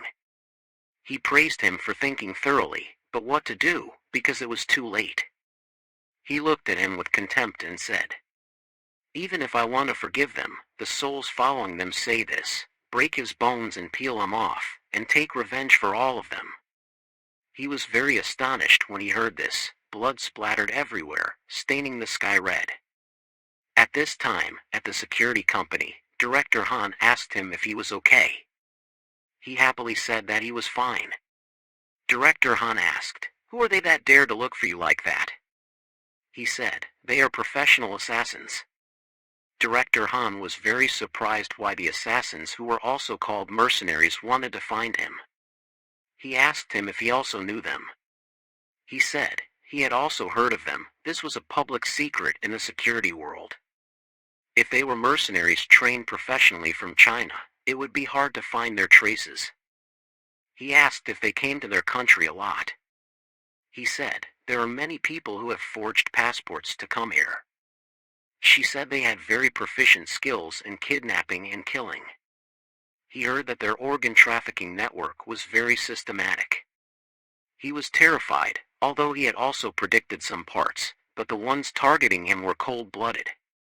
Now it was not only to protect his life, but also to protect his family. But he did not show his fear. He asked Director Han with understanding, them? He said that today he had hurriedly brought 10 people to him and introduced him to 2 sisters. They were 2 female tutors, and there were others who would protect him. He said to arrange people to come near his father's farm and install more surveillance equipment, including CCTV. No need to save anything. He said he heard that 50 more people would be added. He also confirmed that this was true. He looked at him with a determined expression and said that even if 100 more people were added, it would be fine. If they were capable and reliable people, he would always welcome them to this company. Everyone obeyed his orders. In a building, a man was slamming the table because the plan had failed. He was cursing his subordinates as a bunch of idiots. He was angry and asked where the assassins were. At this time, there were 2 people walking forward, comforting each other. Don't worry, manage your emotions well. The tiger lawyer said that their director was very good, don't be stressed. Just tell everything about him. He asked if this building was fully used. The lawyer quickly confirmed that this was true. In Jang Taeson's office, the head of the travel department came to greet and invite 2 people in. She asked them to wait here for a while. This is his company, he welcomed them happily, he had been waiting for a long time. He was very curious why the director here could be so young. Because he thought he had never worked before. At this time, the tea was brought. The head of the travel department arranged the tea on the table for them. The lawyer asked him if he had read Wana's letter. He said he had read it. He asked him how he felt about the job. Taesan smiled and said he felt like a model citizen of the Korean industry, making him stunned. The lawyer quickly introduced his friend, who was the historical witness of Ji Gam. Taesan smiled. Taesan said that he looked very trustworthy. He replied modestly, he was too kind. Suddenly, he said he agreed. He was shocked and didn't understand why and what. He smiled and said he trusted his lawyer more than his brothers in the house. And the person that the lawyer recommended, he didn't need to ask. Many times, the lawyer quickly comforted his friend, saying that he should do his best for Director Jang, because if his friend made a mistake, he would also be ruined. Wano said that he would try his best with a scared face. He smiled satisfied with his expression. He looked straight into Wano's eyes. He wanted him to manage the merger team on the 10th floor, making him not understand what the merger team was. He said he would appoint him as the head of the special executive director. He was worried and scared, tears streaming down his face, and thanked me. I asked him if he had worked at Zhong for a long time, right? He said that he had worked there for 26 years. I said that I personally liked the people of Zhong, because their creative oil technique using hand knitting was very outstanding. Therefore, I wanted him to recruit people from Zhong to work for the company, because I needed talented people with ambition. Wano asked the lawyer what the talent merger team meant. Seeing his expression, I knew that lawyer Du had not told him anything. The lawyer said that it would not be fun if he told him beforehand. He was terrified, and asked me which company I was going to merge with. I answered that it was Anna Group, which made him extremely frightened. The lawyer explained that his law firm was also owned by Jang Tae-san. He was shocked by my background. The lawyer said that since he had introduced him to work here several times, he had to buy drinks for the lawyer regularly as promised. He was still in shock by the news he had just heard. If he could run Anna Group, he would suddenly melt down. He declared that if he ran Anna Group, he would use his life to serve me. I felt very pleased by this expression, and the lawyer felt that he had chosen the right person. At this time, the coffee was still not drunk. The lawyer thanked me for accepting his friend. I happily said that I had to thank him for nominating a talent for me. I asked about the group of two. They seemed to have been arrested by the police, right? The lawyer said that one of them had committed suicide, and the other two remained silent. The lawyer said that they seemed to have solved each other. I asked if they were Chinese nationals. The lawyer had also investigated this and confirmed with the Chinese embassy and the police agency in the country, they had no nationality. The lawyer asked me if I could guess who was behind this. I asked if it was Anna Group. I said that I felt that it was not Anna Group, but another enemy of mine. The lawyer sighed about my life. It was really scary. Well, I also wanted to live quietly, but the bastards kept coming to me. The lawyer teased me that I had more enemies than my age, but he could not envy this. I smiled and said that my enemies were also his enemies. What else? He was depressed, and said that Anna Group alone was already tiring. Now there were also these hired killers. He wanted to live until 100 years old, but there were too many things to solve at this time. In the evening in Seoul, in a villa, the torches were still lit. On the chair, a man sat looking at the pictures on the table. They were pictures of the assassins after the fight.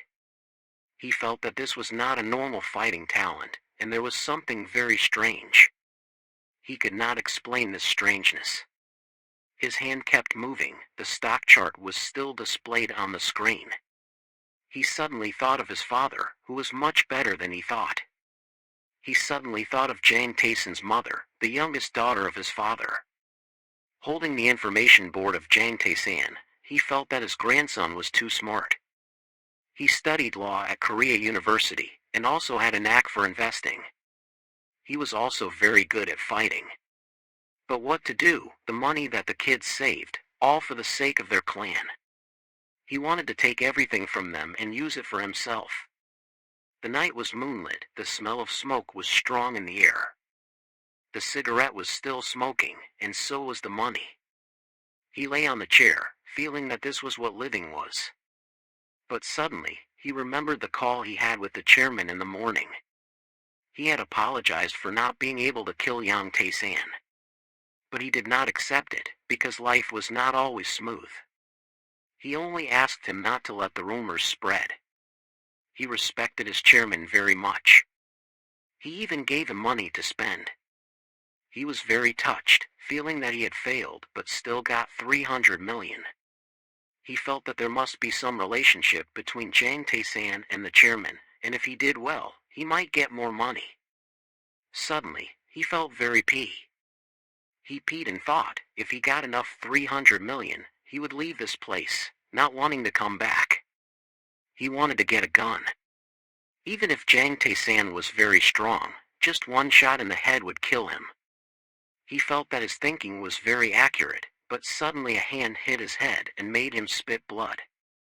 He wanted to turn his face to see who wanted to kill him, but it seemed impossible. The hand kept hitting his head on the wall. The person behind asked, "Don't you know how scary this world is?" and laughed horribly. The person slammed him down on the floor. Spitting blood, he lay on the floor. Then, a foot stepped on his head and made him roll his eyes.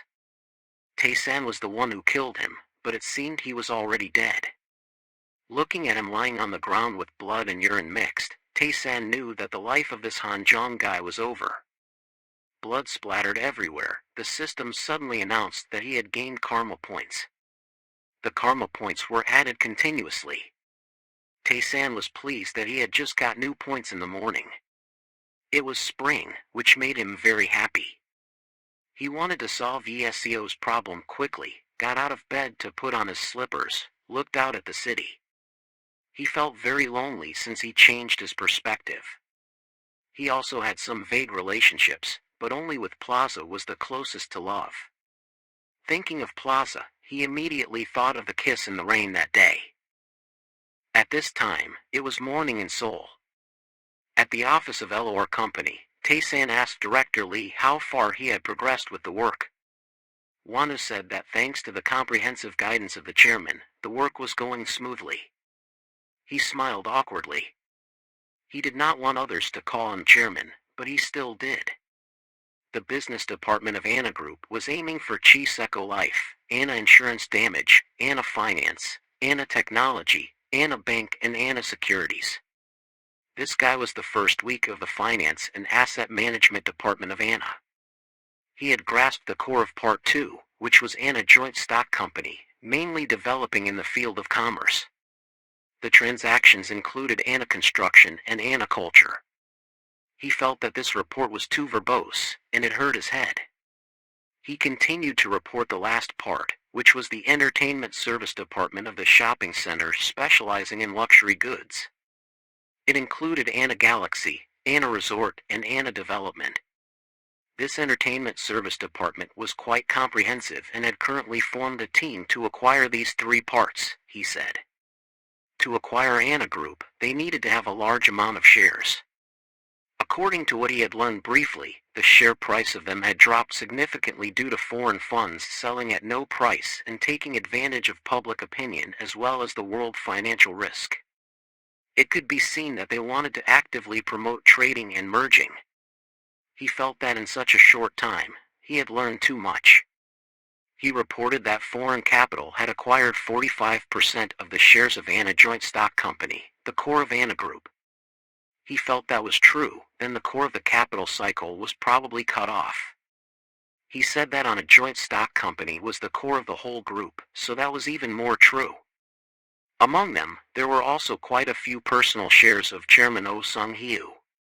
He suddenly asked him a very sensitive question, how many shares he was sure of. He asked if he meant the guaranteed shares. He continued, because it was certain that Anna had let the foreign capital take over the business. If they would not cooperate with foreign capital, then the acquisition was impossible. Tae-san reassured him not to worry, because they would buy back everything. He was very surprised when he said he would buy back everything. He ordered him to prepare a car purchase team, and Jegan would soon be sold in the near future. Therefore, he added another purchase team for him. He was very shocked by his requests. He did not understand why he was so surprised. But at this time, he was trembling with fear before his decision. Actually, he liked shopping, but wasn't the joy of shopping to buy one get one free? Then, he would have both. At this time, at a beach in Hong Kong, the radio was playing a nostalgic song. The sea breeze blew gently on the girl's hair. The girl was sitting curled up in a corner, her legs folded together as if protecting herself. Her loneliness seemed to match the lyrics. She felt very sad and painful. She missed her lover very much, Daniel, who could also be called Jane Tae-san. At the Korean airport, the crowd was bustling like a festival. The lawyer wondered why he did not go to school but was at the airport with him. He said he was exempted from class. He seemed to not believe why such a good thing happened. Robert and 2 bodyguards were waiting at the airport. The lawyer was very surprised that these people blocked his way. Tessa quickly introduced the 2 to each other so they could get acquainted. Robert quickly introduced himself as the director of a foreign partner company. The lawyer also quickly introduced himself as Yo-Yo's lawyer. Tae-san looked at the situation in front of him, a bit confused. They shook hands as if they were competing with each other. They shook hands even tighter than a tug-of-war game. At this time on the street, a girl was reporting Tae-san's situation to her boss. They were preparing for a rematch, planning to hand it over to the Ravo team. The black-haired girl quickly called a taxi and got in. She got into the car with a cold face and told the driver to take her to Itaewon. At the airport, 2 flight attendants quickly came to welcome the VIP guests. The lawyer was very shocked when he became a VIP guest without knowing it. The 2 girls quickly received them, helped them board the plane through a special gate. The lawyer did not understand what was going on. He thought this was the private jet of that Western guy. But clearly, he also saw that the Western guy did not look like a scammer. He was comparing 100 things with an angry face. He decided to protect Tae-san, the treasure of the country, in the best way possible. At this time, Tae-san and Robert were happily chatting with each other. The lawyer felt very jealous because they always stuck together like glue and left him behind. They started to go to the separate path of the VIP guests. The 2 flight attendants wished them a very happy trip. The lawyer was feeling dizzy, not understanding the current situation. He quickly asked Tae-san what was going on. He quickly answered, that was the plane. Well, it was true that the lawyer also knew how to fly a plane, but the important thing was on that plane. He opened his eyes wide and looked at the plane and the picture on it. Tae-san smiled and understood what he wanted to ask. He asked the lawyer if the plane looked like his. The lawyer was very astonished when he said that the 430 plane was his. This was the plane that was similar to the one that King Junhee bought in 2006.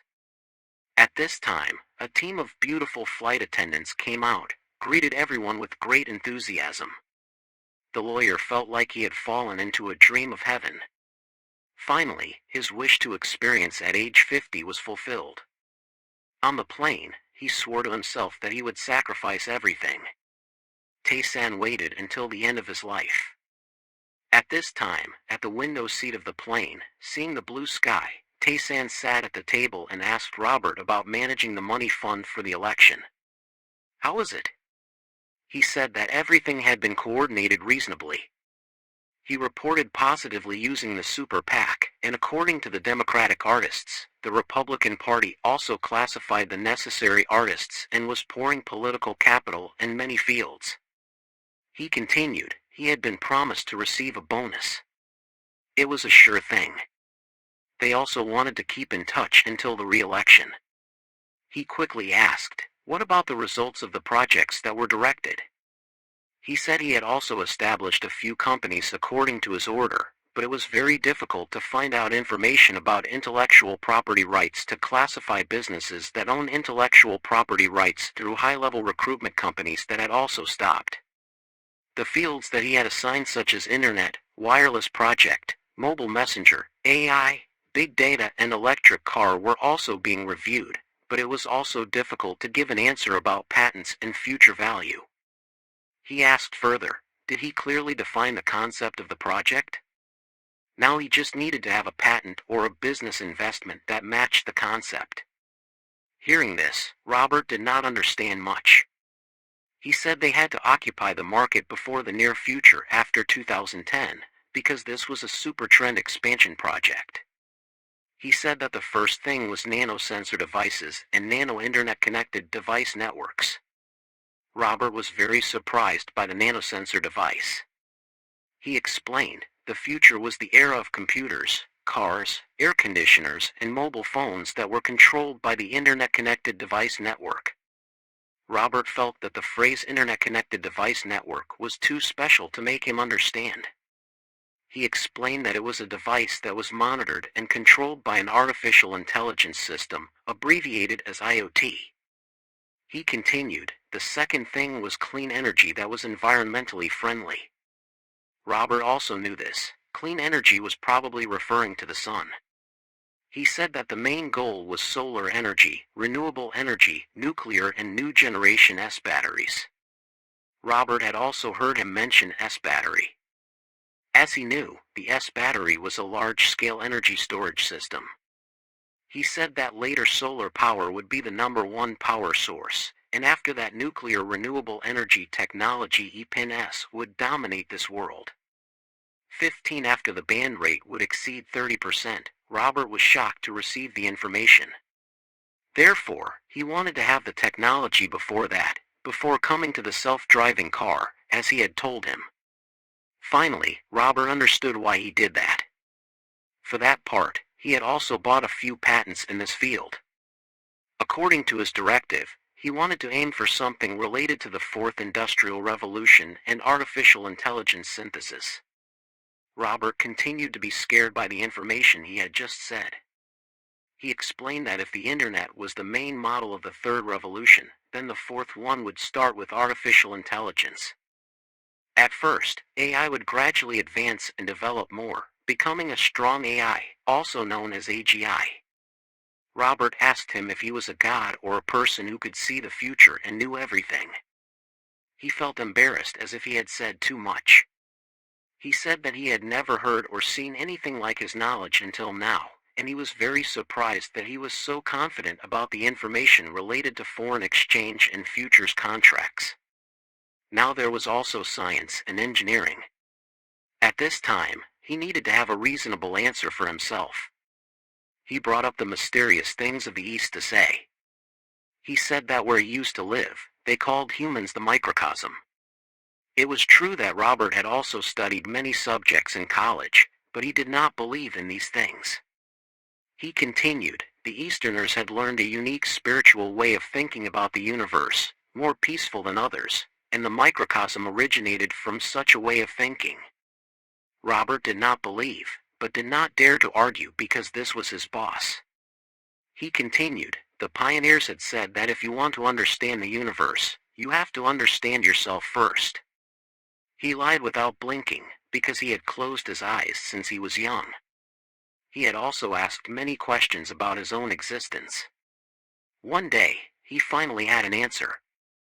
Robert was very curious about his answer. He said that he had received a supernatural power, which was also a superpower. Robert was stunned by what he said. Was it true that he had superpowers as he said, or what? He said that his superpower was the ability to predict some aspects of investing in everything, and he did not want him to find out more. He said that if he revealed the secret, both of them would be in danger. Robert knew better than to ask more, but clearly saw that he had something wrong, as if he was not very well. The lawyer's voice suddenly rang out, calling him, making him startled, looking at the door. He asked him if he liked this plane so much. He happily said that he loved it. If he lied, the plane would turn into a dog, because he was now holding two girls behind his back, and someone was massaging him here like heaven on earth for him. So, he felt that his lawyer was too lewd. He wanted to stop this action, so he told him to prepare to go down, because they were almost there. The beautiful girls were telling the lawyer that they were very happy to be here with him. He smiled happily, showing all his teeth. This was the happiest flight of his life. At this time, in a peaceful place, the grass was green and vast. Tae-san was sitting in the car, looking at the scenery. The car was still running on the road. The car stopped when it reached Napa Valley, which was famous among the wine-producing places of California. Robert explained this place, and there was also a legend about a fairy who protected the wine. He felt that he knew this place too well. He quickly explained that his ancestors were the owners of the wine factory in the early days of America. He said that during the gold rush, his grandfather immigrated from England to here. Then, he reclaimed the land and planted grapes. Seeing them talking happily made the lawyer very jealous. He continued, his family also had a lot of wealth. But in his grandfather's time, his family had a terrible difficulty because of a disease in the grapevine called the phylloxera epidemic. Everyone in the car listened attentively. He also knew this disease. It was a terrible infectious disease, also known as the plague of the grapevine. Robert sadly told, luckily he was revived. But in his grandfather's time, they enacted a law banning alcohol, and since then his family fell into misery. Tae-san was very surprised by the life of his clan. Robert continued, his late father had left a testament, go find the ancestors' winery to relieve his resentment. He suddenly asked, wasn't this the place he came to, right? At this time, he happily said that, from now on, this place would belong to Jane Tae-san. At this time, the lawyer was very curious, because his English was limited, so there were many places he did not understand. But he understood why all this place belonged to him. He questioned, did he secretly invest in America without telling him, and what about Robert? What was the conversation about? He knew he was curious to go crazy. But really, no one knew exactly about his finances. He said he was just an investment advisor, so he only got a part. He also had some capital to invest abroad. At this time, it seemed that the lawyer also happily ignored this topic, without thinking about it. Until the afternoon, finally, they arrived. Everyone quickly got off the car. In front of everyone was an old mansion. The lawyer at this time happily boasted that he had personally prepared this place and asked the two how they felt. The two quickly gave the lawyer 4 likes and praised him for being great. In the evening at the mansion, the maid was preparing everything. There were a lot of people at the dinner party tonight. He felt this place was wonderful and wanted to take his parents here once. You know, he suddenly thought of this atmosphere. It was very suitable for a sad violin piece. But suddenly there was a sound that startled him. Clearly, there was no one here, so how could he hear that sound? He began to feel shiver with fear. He opened the door and went out of there, following the sound without knowing what it was. He walked slowly along the corridor, then went down the carpeted stairs, went to the basement where the sound came from. He felt this place had a vintage style. Suddenly, a shadow appeared under his feet. Looking at the thing in front of him made him very astonished. He began to panic, not knowing what was in front of him. At this time, it was midnight. A tube was shining towards the mansion. Someone was reporting that the new target had arrived at the end of the line. The other side asked if there was any movement. He said there was no movement at the winery. The whole line on the other side asked him to continue monitoring the border very strictly, so don't expose his position. The space around was very quiet and dark. He was sitting in the observation position of the mansion. He did not know who was inside, but made his boss pay attention to. He wanted to finish the mission quickly and go on a date with a lot of pressure. He was very tired at this time. The person in front of Tae-san stretched his shoulders and woke up. He felt very scared of the image in front of him. The person in front of him was talking to someone, but the gap was empty. He said that sometimes showing a strong fragrance of trees was also attractive. It turned out that he was talking to his barrels of wine. He said to his barrels of wine, make some lovely bubbles, because that makes him very happy. At this time, he felt that this old man was very scary. Clearly, he was not human, but also not a god. If so, it could only be a demon. Suddenly, he turned his face and looked at him with white eyes. He covered his eyes, because the light of the old man was very dazzling. Suddenly, he brought his face close to his face. He was very horrified. He asked him, do you see me? He shouted that he did not see him at all, not a bit. He was very happy when he discovered that there was a human who could see him. He came to him and asked him if he could see him or not. Actually, he was not afraid of gods, but demons made him scared, because he was not confident that he could beat them. He pretended to turn away and asked in a trembling voice, because it was cold in the basement, right? He pretended to turn away and said to the barrels of wine, "Wine, you have worked hard, right? You need to be patient, but the taste will surely be excellent." At this time, the person shivered with fear. Suddenly, the old man said there was a gold coin under his feet. He was startled, looked down immediately, and asked where he was. He realized that he was fooled and was very scared.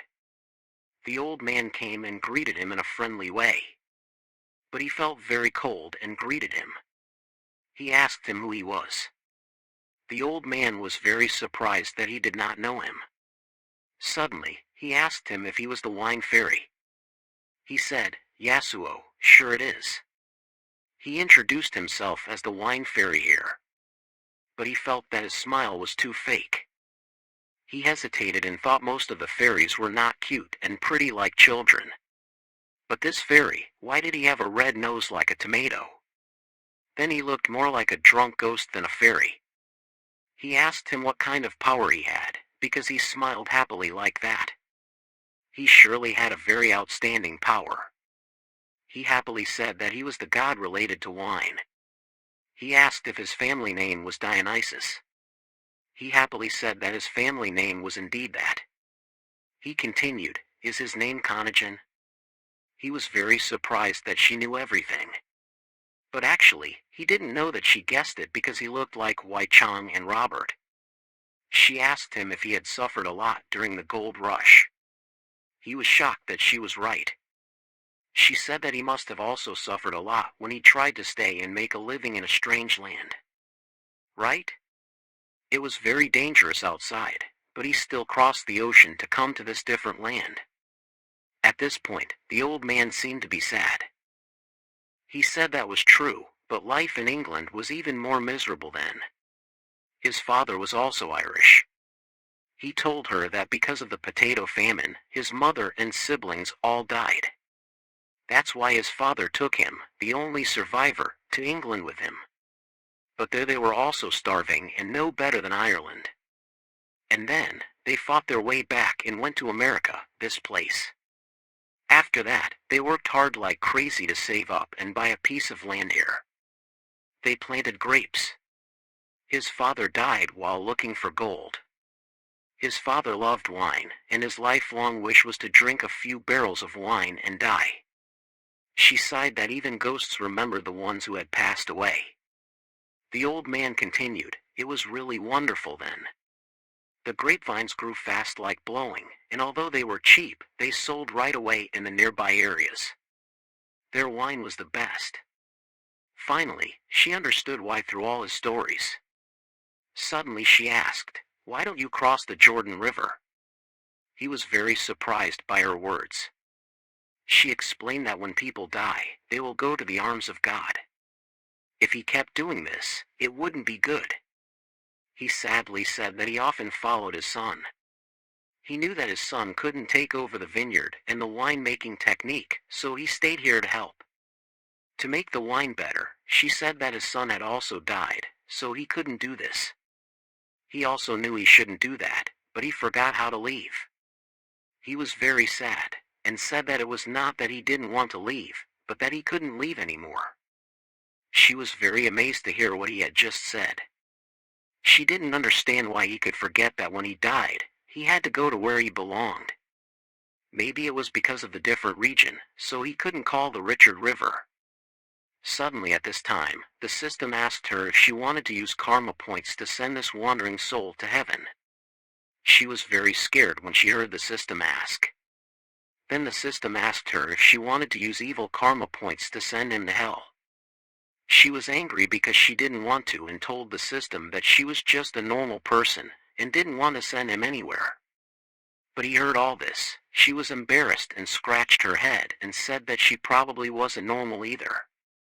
The system suddenly asked her if she sent this wandering soul to heaven, she could absorb his power. She was very surprised to hear what the system had just said. Outside the mansion, The sky was clear, and everyone was sitting at the table with a bottle of wine in their hands. He said that this was the wine produced in Champagne. He started to taste the wine like an expert. He said that since opening the bottle, there was also a faint mist of bubbles. The bubbles were transparent like glass pearls, and the special flavor was soaked with the earthy smell of that region. The two were very surprised by his evaluation of the wine. He said confidently that he had bought this wine in Champagne, the place that produced the best sparkling wine. He started to comment on the cottage cheese on the table, which had been fermented very well. The two were very amazed. In one day, he suddenly became a winemaker.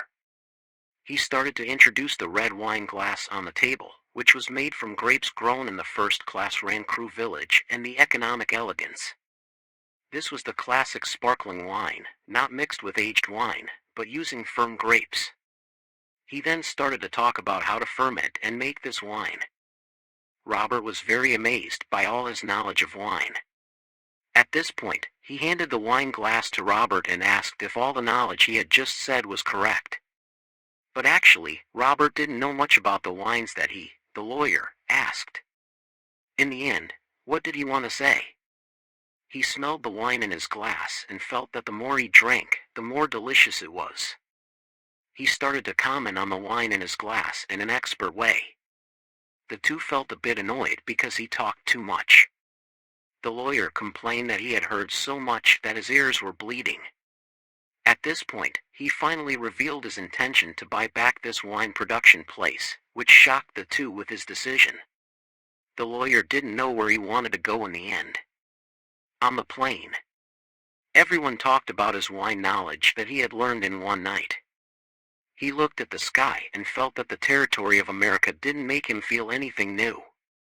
At this point, the lawyer asked him if he had made a contract with the devil or something to become so smart. He felt embarrassed and wanted to change the topic. He asked the lawyer how he felt about New York. He said that it was a very good place. He told about himself and his beloved wife who had stayed in New York for more than a month to celebrate his retirement. He felt very embarrassed thinking about the time he groped the flight attendants yesterday. Suddenly, the lawyer asked him if he knew that the headquarters of the United Nations was in New York. He said that even elementary school children knew that. At this point, the plane announced that it would land at LaGuardia Airport in a few minutes. Robert started to turn and talk to the lawyer as if they had been friends for a long time. He felt that they needed a glass of wine to talk to each other, right? Everyone got off the plane. Robert said that he had booked a room at the Pantheon Hotel. They just needed to go there. At this point, there was a car waiting. Everyone went ahead, but he said that the two of them should go first, which made them very curious. He needed to go somewhere before going with them. At the Taysan Art Museum, he walked into the reception desk and put the black card from American Express on the table. The receptionist was very amazed by his black card, and she quickly bowed and said that she would invite the person in charge right away.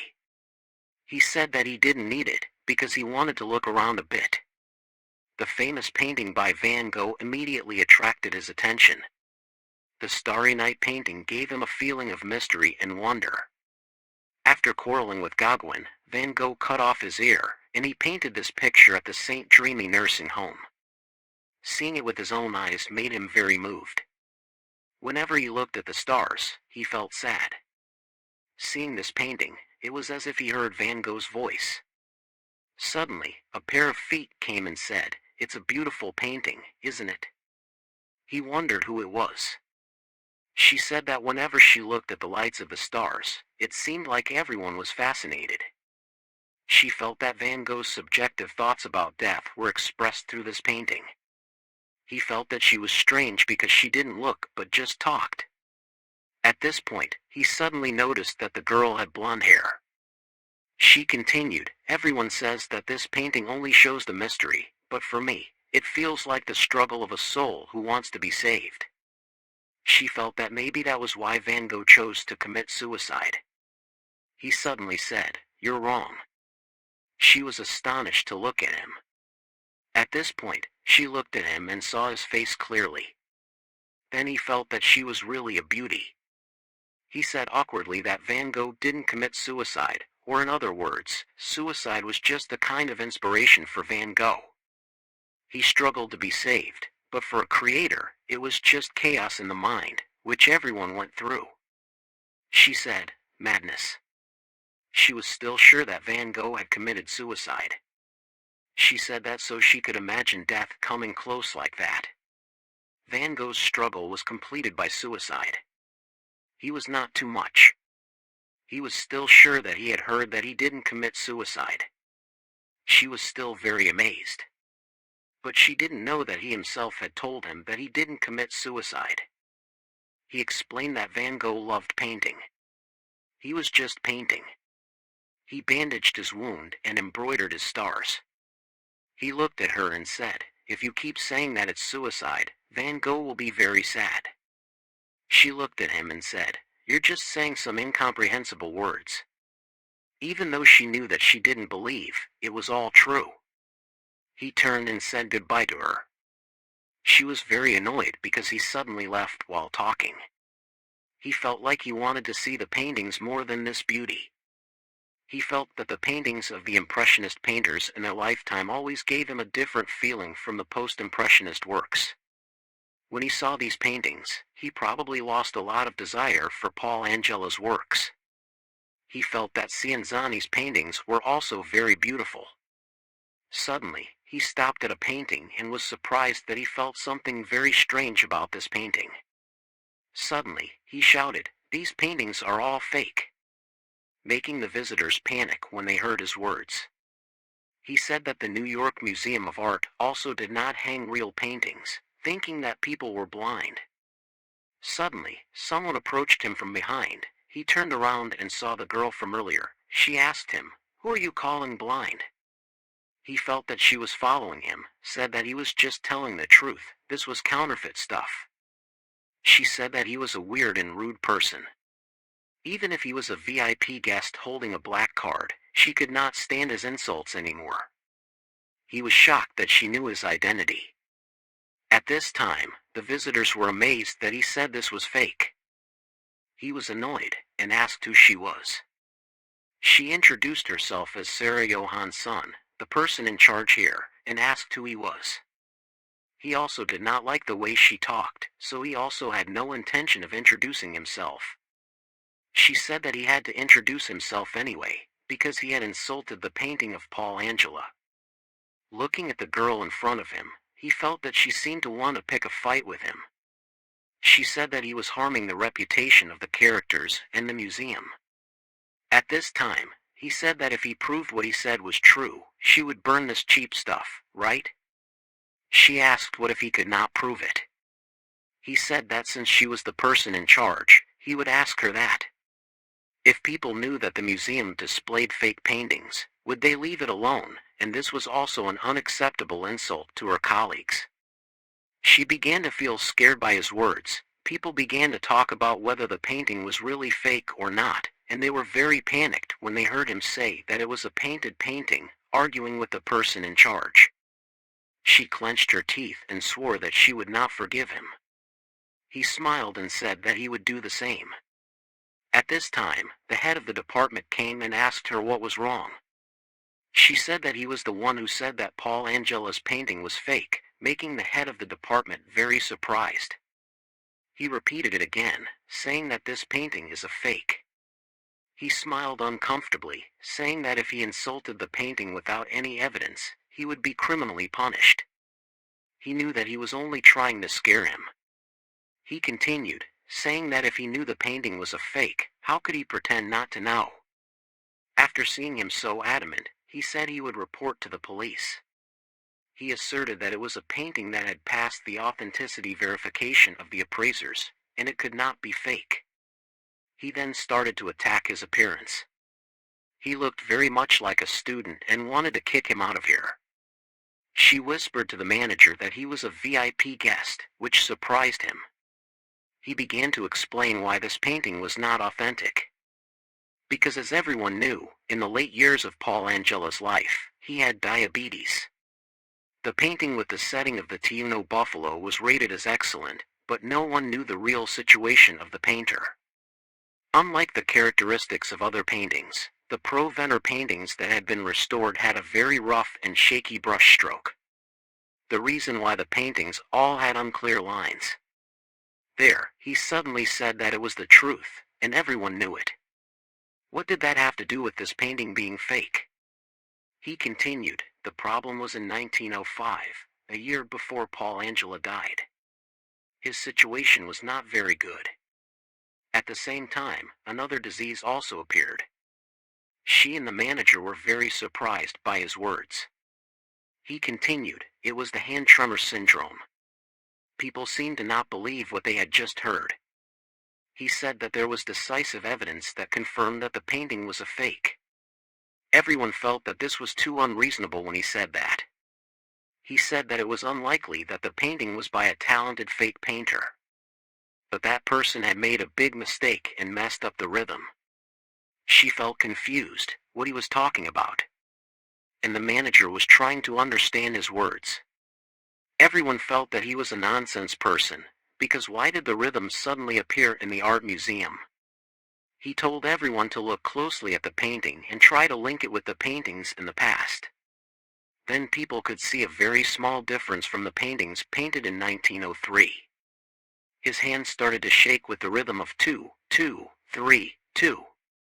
People panicked when they heard his words. He continued that the works in 1905 were more serious with the hand tremor, but the painting painted here had a stroke called exactly 333, proving that the fake painter of this painting was very healthy. Everyone felt that this was too unreasonable and unbelievable, and they needed more clear evidence. He decided to show them that evidence. He would draw for them a painting that looked exactly like this fake painting, then they would surely believe what he said. The sky of America was very quiet and dark, where the skyscrapers were crowded like mushrooms in an office of a company. People were discussing the stock price of Anna Group. It was falling sharply for many days due to the image of unfaithfulness of the owner and the tax evasion of the American legal entity. The acquisition of the companies also carried out unreasonable mortgage loans, such as expanding capital to have a negative impact on Anna Group. The meeting to hand over Anna Group was conducted quickly. He heard the lawyers say that in May 2007, they had acquired Anna Energy Company. At the same time, the debt ratio due to M&A increased rapidly with a large scale. It was the acquisition and handover of Robert, who chaired the meeting. He asked about the stock situation, then why Taysan did not have any role here. He was just the planner, and Robert was the intermediary. But no one knew that these things were the works of him and Robert. Someone said that the number of shares issued was 64,900,715 shares, with a face value of 5,001. The current market price was 13,001. The floor price was about 843 billion won. In a few months, they had lost 3.4 trillion won by selling. PS also dropped from 7 to 1.7. As he knew, the PS of other businesses was 14.4. PS was the net profit ratio per week of the stock price, by multiplying the stock price by the net profit per week. A black man said that the debt ratio was 179.48%. If it was more chaotic, the stock price would also drop more. A silver-haired man said that the net profit in the period changed from 275.5 billion to 538.8 billion. The investment perspective of the domestic securities companies changed from selling in agreement to selling strongly. Robert asked them about the acquisition situation. The man with a beard said that if it was now, they had acquired 49.42% of the shares of Anna Group. He continued, at the same time, the acquisition of shares of the British Fire Insurance Company and Anna Life Insurance had ended well. Robert asked him if he had received the authorization documents. He said that he had received the authorization resolution of the investment agencies with a small amount of money. He felt that the level was different from the business that he had learned at the securities company before. He had learned, He felt that this was the meeting of Wall Street. Even if he used money, he could not learn from others discussing the owner, who was 11%. The subsidiaries were built with capital of 21%, the pension funds in the countries and the agencies were 12%. The rest were shareholders who shared ownership. The man with the beard said that the chairman of Anna Group had a close relationship with the Korean government. The large investment agencies or pension funds had no choice but to lend a hand to Anna. Another person said that if the business right exceeded the foreign capital, it could repel the opposition of the people before not allowing the company to be sold as a subsidiary. So public opinion would not be very comfortable. Robert said that he had anticipated that. If the U.S. government came out, it would be easier to solve. So he had invested in the lobbying campaigns of the political circles. He had also built a force of sympathizers in the Korean media. They did not need the company to be sold anymore. If they were inspected after the new CEO took office, the old directors would hardly escape legal responsibility. And they had made significant profits from accounting fraud and ghost companies. This was a typical example of loose business that American businesses could not do. Robert cursed Anna's owner, calling him a piece of trash. Robert said that the star in the U.S. would soon be notified, because there was a sequence. So the investors who wanted to complain could not do anything. In the U.S., they had won 100%. It turned out to be the free trade agreement between South Korea and the U.S. The lawyer asked, "Is this what you said before?" Tae-san said that he was just an investor. He felt that he had disguised himself very well. Because now anyone who looked at him would see Robert as the commander. Robert asked about the remaining Korean shares. He looked at him and nodded confidently. He also looked at him and nodded as if he had decided. He said that his acquaintances and investment company owned more than 1% of the shares. Robert smiled and thanked him. He continued, since everyone involved was present like this, he would propose a plan for the investors. He wanted to appoint himself as the manager in Korea. Everyone was shocked by his decision. They did not understand where he got his confidence.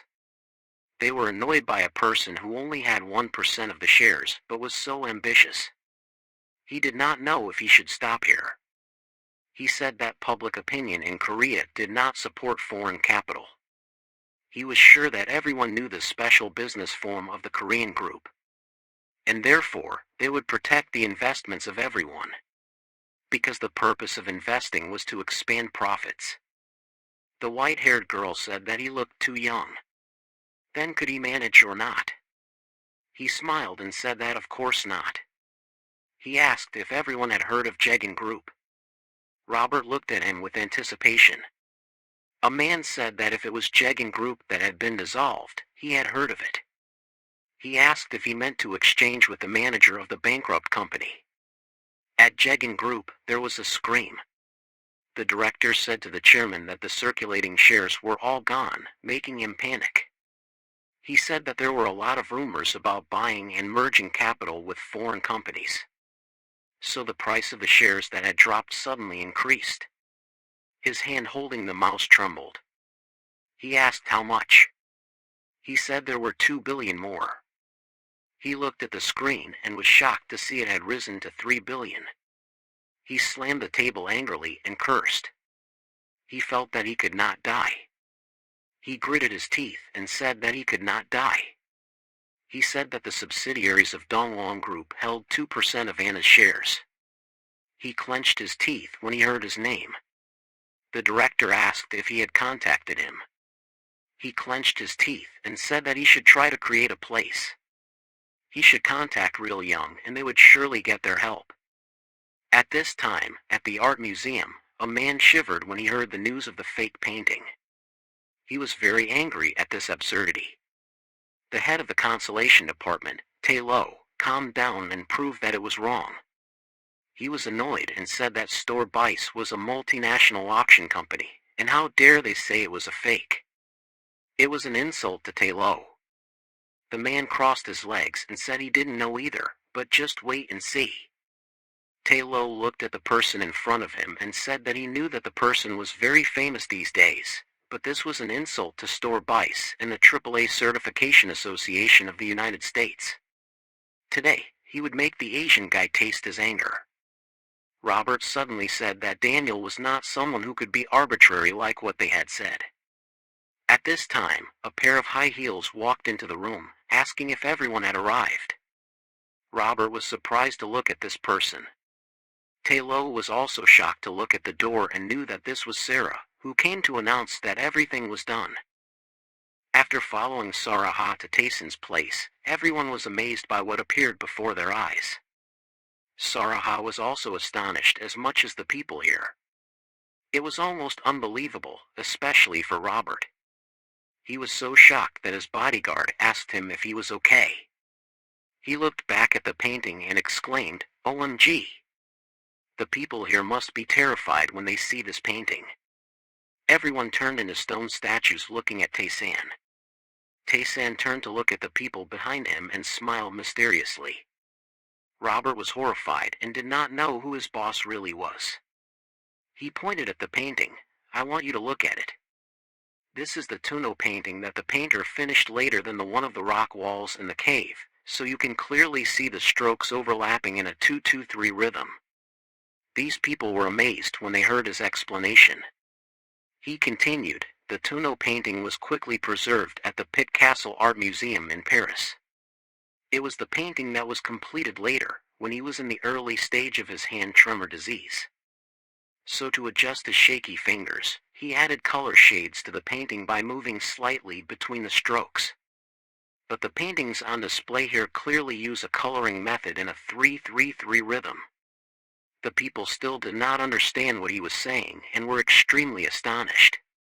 He said, "This painting is a trace of the soul that the painter created by combining space and time, as well as the body and spirit of the painter. Therefore, the painting hanging here is a painting drawn by a very healthy person. So it can be concluded that this is a completely fake painting. Because Paul Serene's soul is not in this painting." Tae-lo did not agree with that. Because he thought that looking at it, he could also see that the eyebrow painting on the ghost was Paul Serene's. It was a painting combined with the abstract air color, and it was the vibration according to the song and the color mixture that was perfectly expressed. There was no rhythm here at all. Suddenly, he pointed at himself and said, "Look here." Robert looked at Kao-chie sweating profusely. At this moment, suddenly Paul Serene's soul appeared right behind him. He said that this painting was not his at all.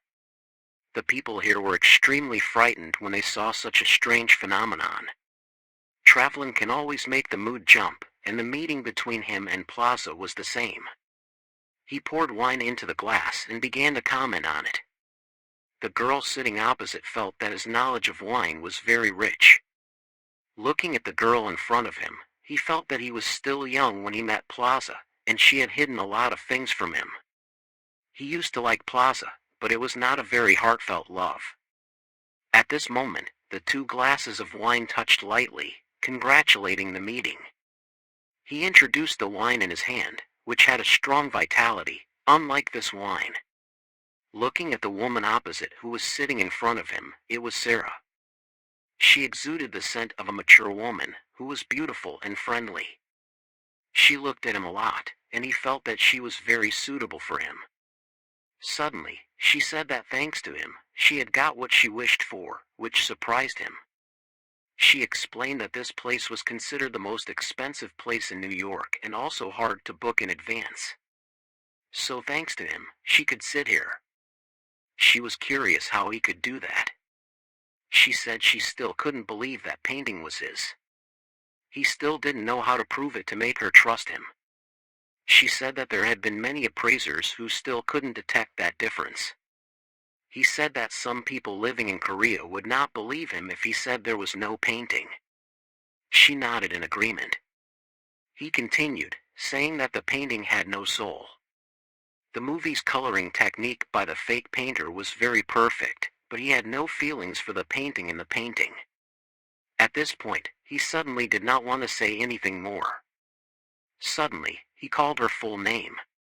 She was scared and said that he only needed to call her Sarah. He told her that if she was not a person without a sensitive soul, she would not be able to feel it. If there was no emotion, then it was just a lying mask in the painting, full of ambition. She asked him if he had put his feelings into his painting. He said that she should look into his eyes and feel it. But after looking at his eyes, she felt very embarrassed and did not know what to say. At this time, he suddenly said that it was a pity, making her not understand what he was talking about. He lamented that today's time passed too fast. After finishing the journey, he would have to return to Korea. She sighed that it was a pity, because she wanted to talk more about painting with him. At this time, she suddenly called him. She wanted to talk about tonight, something that made her hesitate. He was very surprised. At this time, she suddenly fell silent. He stared at her to see what she wanted to say. She suddenly asked him if he wanted to drink another glass of wine. At this time, her face was very embarrassed. Suddenly, the wine bottle came close to her face. The flirtatious teacher behind him appeared right behind him, urging him to take another glass quickly. She felt that this man was cool in a very strange way, making her drool. That night, someone was reporting a new target, Tae-san. According to Korean age, he was 20 years old and currently a freshman at Korea University. He was in a very famous environment, and in 2 years, his assets reached $10 billion, thanks to a new investment secret. At this time, the man smoking was surprised by this report. The old man with white hair was reporting to the congressman about him. He said that he and Robert were conducting a ghost deal, and he participated as an investor and would manage a Korean conglomerate. Moreover, he also paid attention to the financial crisis, and he also finished the short selling of foreigners and would soon have a plan to hand over to Tae. After hearing the information reported, the congressman was very surprised that he paid attention to the financial crisis. He felt that this was a very talented young friend. At this time in the hotel, next to the bed there were still traces of the fierce night. It can be said that human ambition is like walking on a long road and then exploding and going crazy. Therefore, Sarah was a hot woman after a love affair. When dawn came, the beautiful girl left a long kiss and quietly left. She also left her phone number for him. He smiled and thought that it was an American style. Sarah was a nine-tailed fox of America. He thought so. At this time, there was a decision on the attack team and the voting power of the chairman of the board of directors of Anna Group was transferred to the investment legal entity. LOR finally, the script was completed and he officially became the chairman of the multi-level company. He asked Robert how many shares of Dongwon Group he had bought. He pondered and answered, the sale of shares was not as much as he thought, the main project. According to the domestic demand, which is very strong, the structure of the fourth round of Dongwon Cement Dongwon stock is also very stable. Even if he buys the maximum shares of Dongwon Company, the stake cannot exceed 40%, because the owner's share is very large. He also predicted that in a few years Dongwon would collapse and turn into rubble. But not now. He asked him if he had any measures. He gave him a measure, which was to contact Dongwon Candy Company, which was the company holding 10% of Dongwon shares. Although they also used the name Dongwon, the legal person was someone else. He was also impressed by this company. He continued, Dongwon Company was also holding 10% of the Candy Company shares. But they also did not trust each other, like other family conglomerates. They still continued to shake because of short selling. He also received news that the company's reserves were low, due to the intention of entering the Russian market. He felt that it was a good solution. Therefore, let them shake and he would keep in touch with them. See how he talked to Robert. At this time, he suddenly called his name, looking at him with a smile.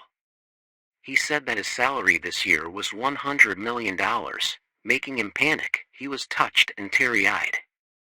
At this time at some company in America, Sarah was talking on the phone with someone. She told the other end of the line, Tae-san was just an investor, so he could lower him to the green level. The other end of the line said that he had to confirm more. Sarah asked him if he did not trust her. He quickly denied it. She told the other end of the line to do as she wanted and then told him to arrange some people to follow Sarah, because it was too obvious. The other end of the line received the news, reluctantly accepted. The two quickly ended the phone call. After ending the phone call, she went out in a daze. She thought that if he got closer to her, she would be in more danger. So she had to say goodbye to him. At this time in Korea, Taeson's company, he gave the manager IU a gift box and hoped she would accept it. She was shocked when she received a gift from him for the first time, did not know what to think. Her face turned red. He said that he gave her a gift to ask her for a favor, please help him prepare a delicious cup of coffee. She quickly went to prepare coffee for him. She felt like he had changed something. She felt like he became more attractive than before in his office. At this time, he was staring at the computer, feeling almost crazy. Looking at the charts on the computer made him feel heartbroken. For someone who had used a lot of money, the more he used, the more addicted he became. The art market was also in debt under the standard cockroach. For a strong blow, it seemed that Tung would be killed right away, but there was no reason why the luxury goods would sell well. He thought that the luxury goods were currently bought by very few people, because there were a lot of cheap and good items. 2008 was the time of selling low-priced enterprises back after 15. In 2009, the first types of electronic money in the world created by Satoshi Nakamoto were also launched. Every time passed, he cleaned up as if he was buying snacks. The era of buying a pizza with 5,000 Bitcoin finally came. Looking out the window, he felt that by then, he would start developing everything directly. At this moment, suddenly the phone rang. I quickly picked up the phone and knew that the person on the other end was the lawyer. The lawyer said that he had just submitted a request for an interim shareholders meeting to change the CEO of the headquarters. It startled me, but I was happy because his performance was very fast. Starting from today, I will start to declare war. Starting from today, it will be a political war. I thanked him for his hard work and wanted to ask him for a favor. He asked me what I wanted to ask him for. I said that I wanted to buy a school to make a legal entity fund. The lawyer asked me if I wanted to buy a junior high school or a high school. I smiled and did not answer, then he asked me if it was a university. At this time, I answered, Yunnan University had been sold already. I would give them 200 billion and wanted the lawyer to go and meet the director to negotiate. I wanted to buy this university and use my mother's name. At this time, at the RO company, the employees were buzzing.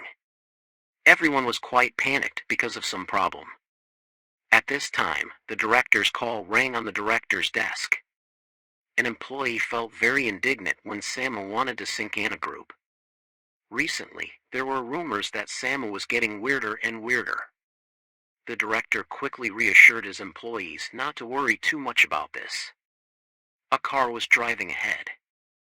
It sped past the skyscrapers and was on its way somewhere. The car turned and then stopped in front of a building. A pair of leather shoes stepped out of the car. Tae-san was standing in front of Dongwon Candy Company. A security guard reminded him not to park here. He asked him if he had anything here. He was surprised and asked him why he came here to look for something. He asked him if he had anything of his Yumian here. He was shocked when he called the name of the chairman of this company at Dongwon Candy Company. The discussion in the meeting rang out. The meeting was quite tense when the company was short of money to invest. The director felt the meeting was very exhausting, because the situation of the company was not stable. The director was Taeson's aunt, the half-sister of his mother. At this moment, suddenly the phone on the table rang.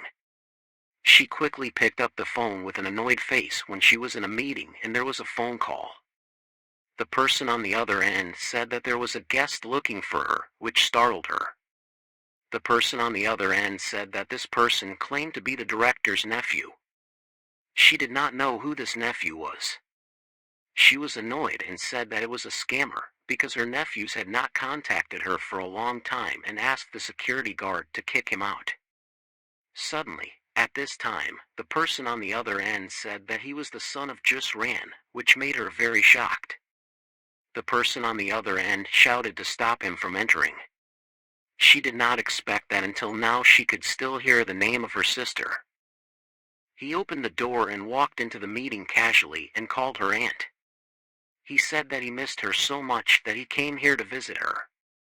She felt that he was a madman, but he corrected her and said, "Don't you mean you miss me so much that you go crazy?" He felt the same way and hugged her tightly. He said that he was surprised to hear that he had an aunt. She was puzzled by how this kid was her sister's son. Everyone was shocked by this family reunion. He brought her a gift, which was a limited edition 2008 watch with gemstones from the Tia brand, worth 100 million. He quickly dismissed everyone and stopped the meeting. At this time, in the office, the two were chatting with each other. He introduced himself as Yang Tae-san, the son of Iu Sean. Suddenly, she asked how her sister was doing. He said that his mother was at home. She asked where his mother lived. He replied that his family lived in Yangju City. She exclaimed that they lived in the countryside and felt lucky that they were safer if they lived far away. She asked what he did, whether he was a student or not. He said that he was. She asked which university he attended. He said that he studied law at Korea University. She was surprised by this talented nephew and said awkwardly that he seemed to study hard. At this moment, he suddenly asked why she said that living far away was safer. What did that mean? Finally, she realized that he didn't know about his family's situation. He was embarrassed, because he didn't know the truth. She said, because she was afraid of her brother. He didn't understand why a sister would be afraid of her brother like that. She explained, because the person she feared the most in this world was her brother. So, she advised him to be careful too. He suddenly gave her his business card. He said that he also ran a small investment company. She was amazed because he was too young, but he smiled and said that it was his company, making her surprised by his success. Suddenly, he asked a random question, asking if she was alone. She felt scared by his question and told him not to say anything incomprehensible anymore. Running a company was not easy, it was exhausting. He asked if her brother helped her or not.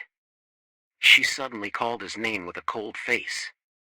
She said that he shouldn't probe her for anything, because she knew he wasn't generous when he came here with a watch worth 100 million.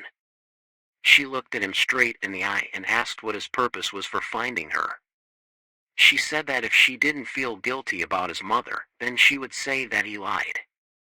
But since her mother died and a new mother came when she was only 10 years old, she didn't hate this mother.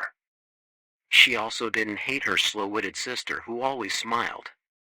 But if she cared about his mother, she would surely be beaten by her brother.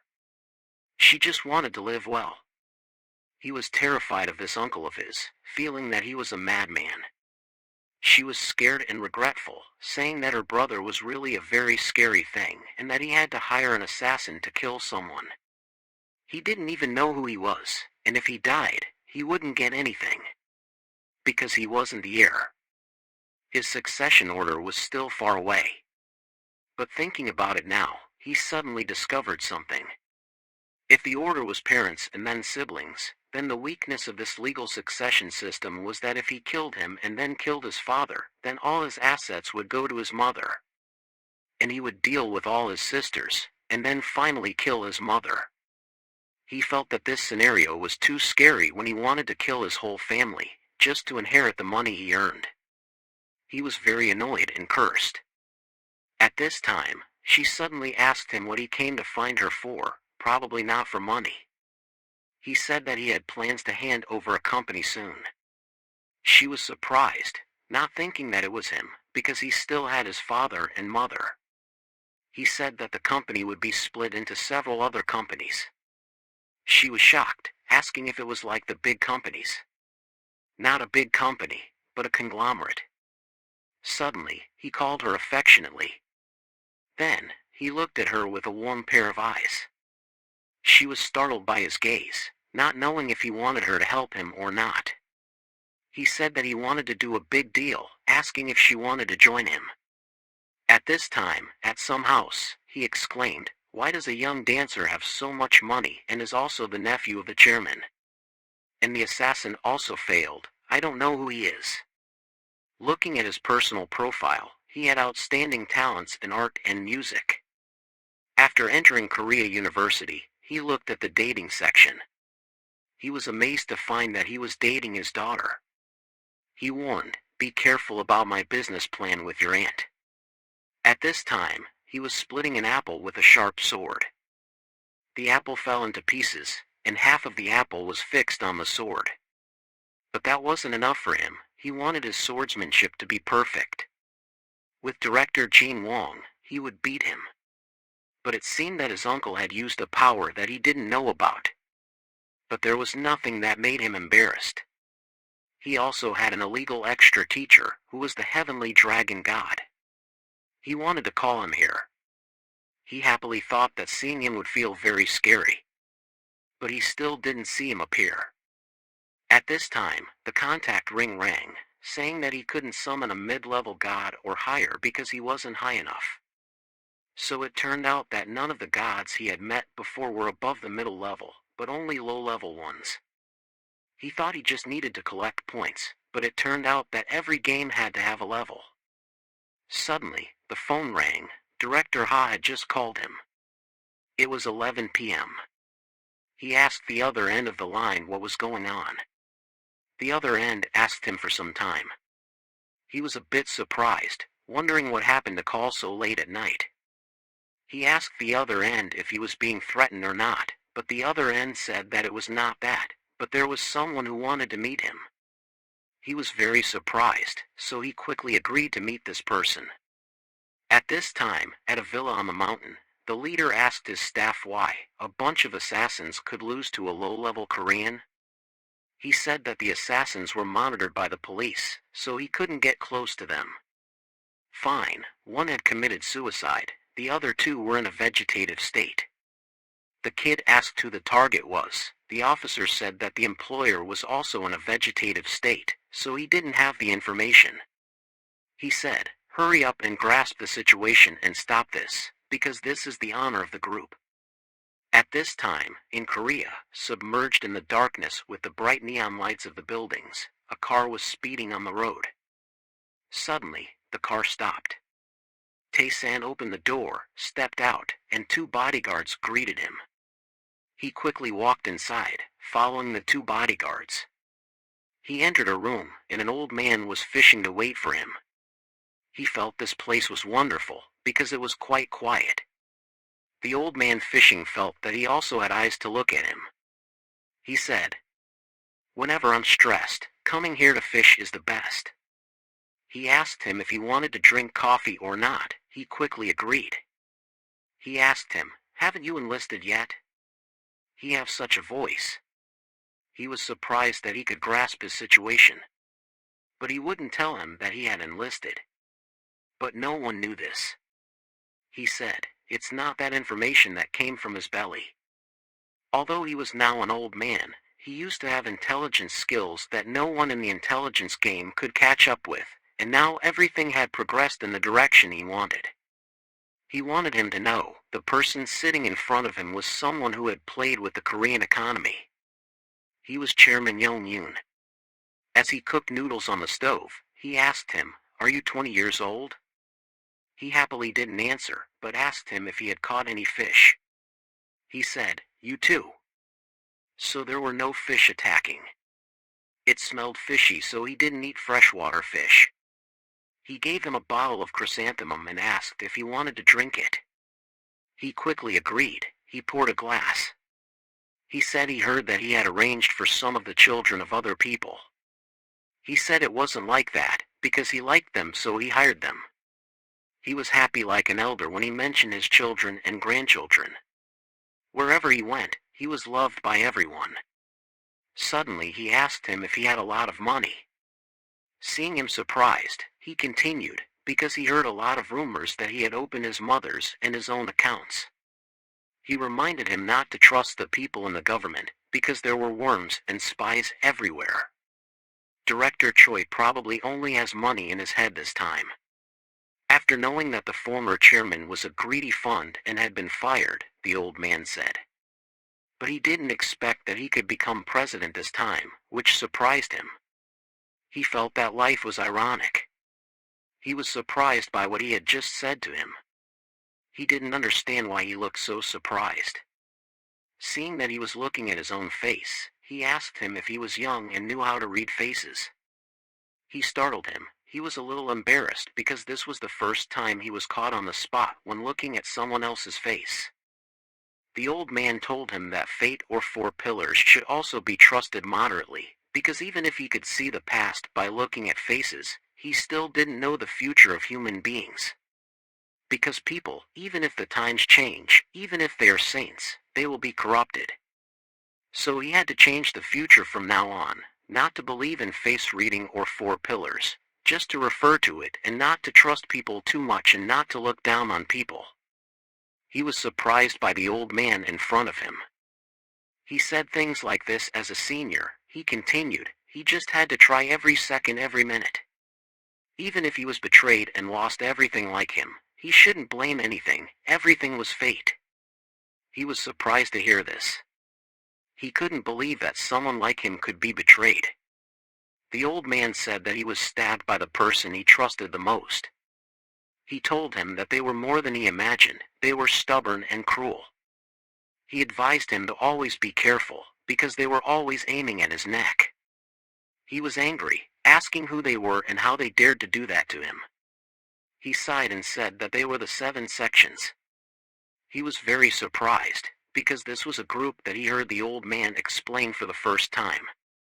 He himself knew the information about the poisoned descendants who worshipped snakes of the neighbor's house, and that was the question of the ancestors of the snake race who began to realize. At this time, the system suddenly rang out. The merit points were paid to the old man as a price for getting the information, which surprised him. The old man looked at him thoughtfully. He said, "They are dirtier than parasites." He said to him sadly. The first time he heard about this organization, he didn't know if it was a gang or not.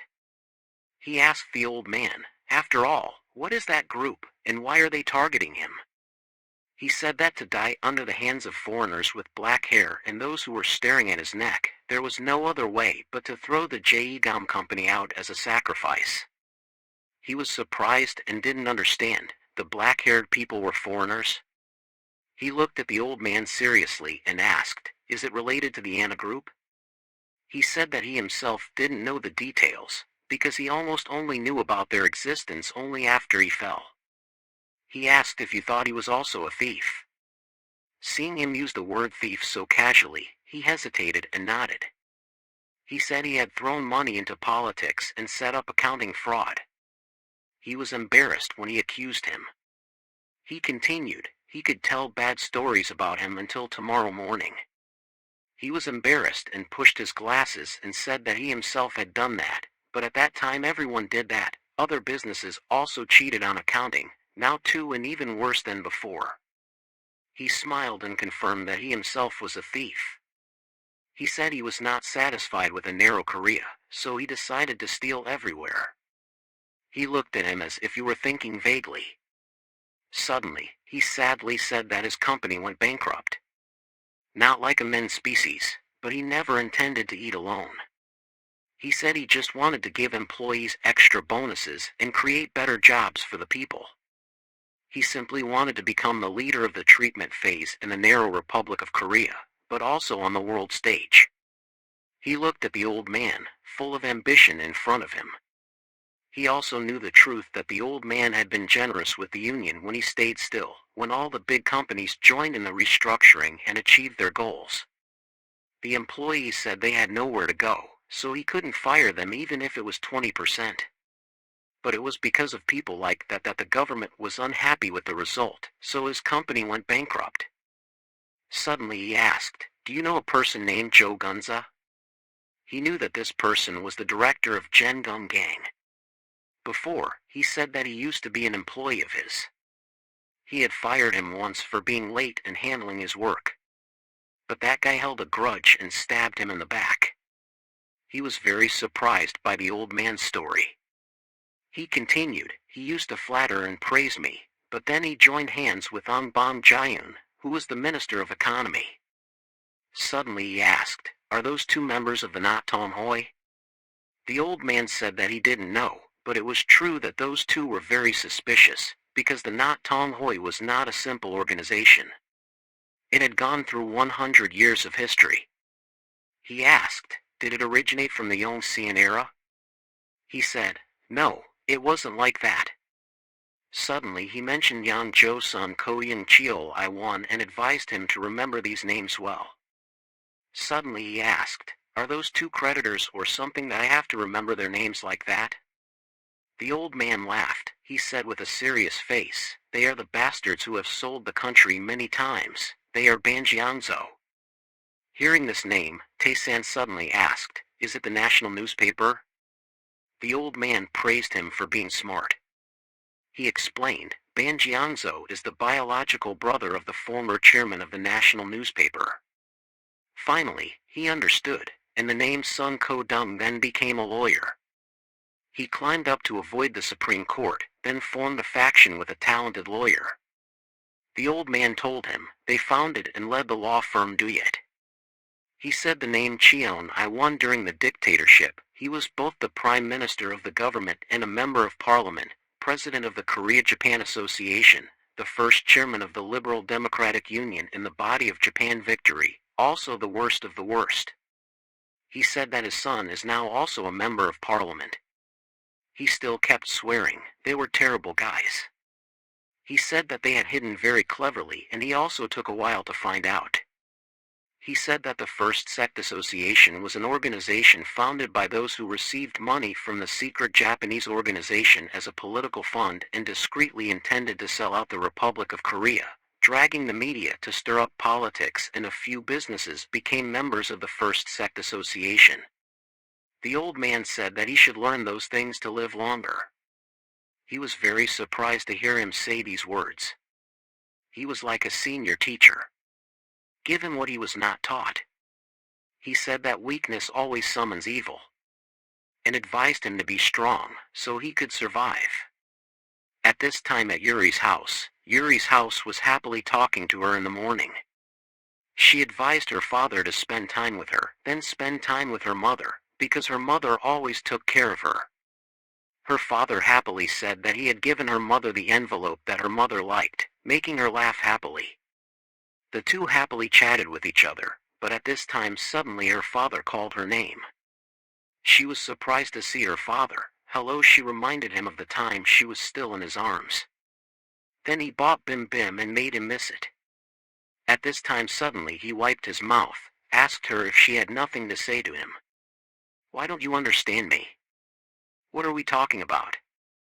Suddenly her father mentioned her dating, making her sweat. She affirmed that she had never had a date, but her father didn't believe it.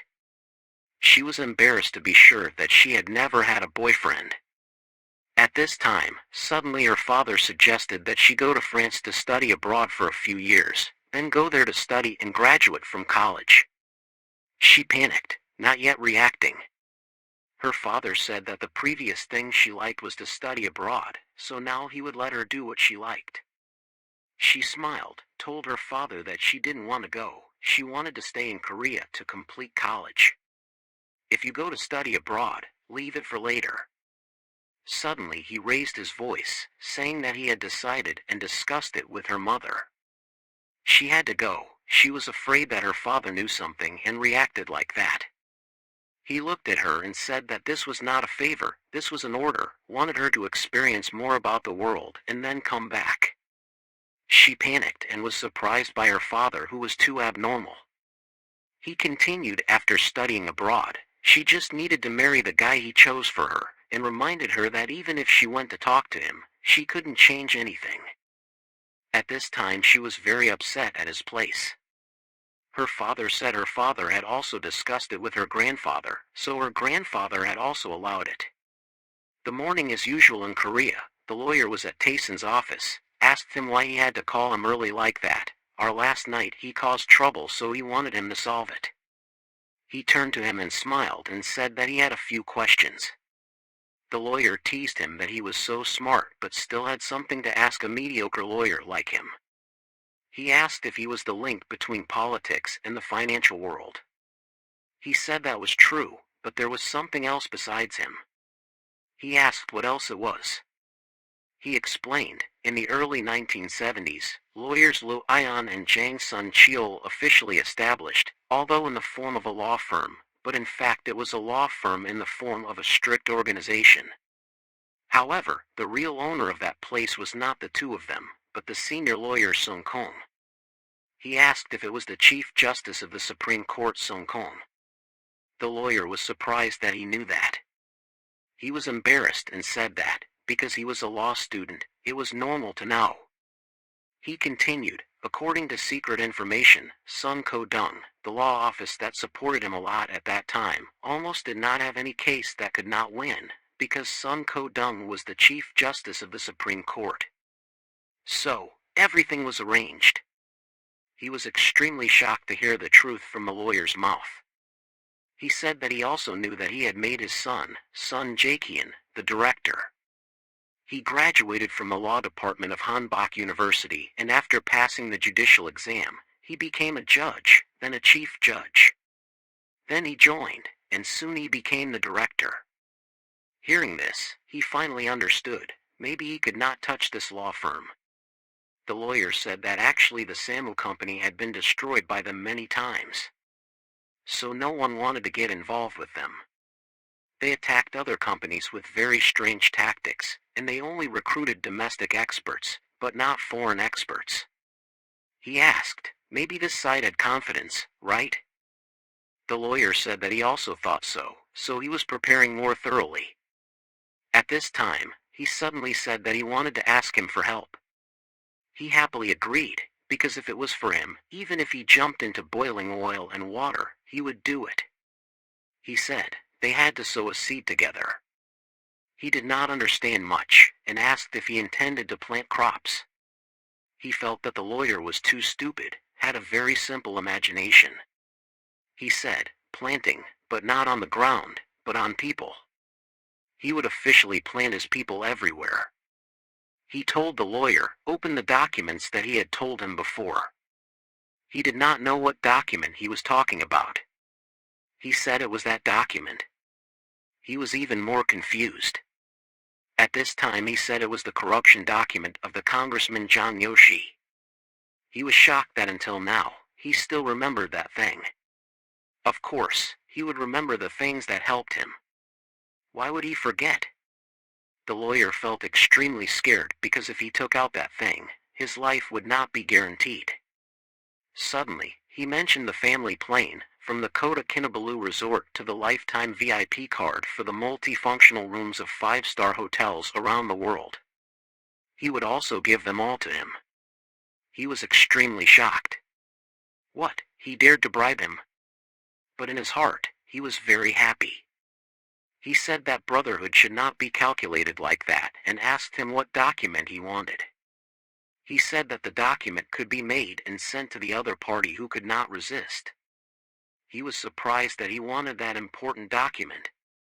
Seeing his face like that, he said that he just wanted to defend everything and he wanted to ask him for a favor. He asked him if he knew the One Sect Association.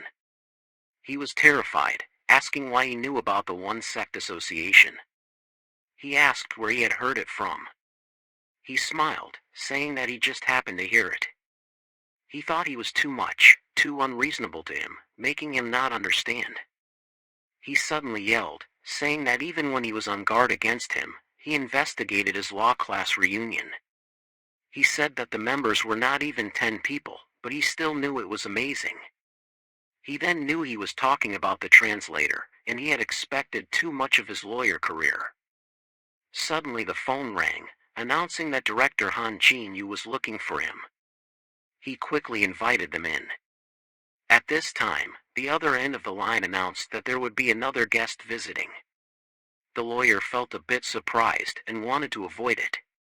He told him that he had an important meeting. He quickly said goodbye to him and left.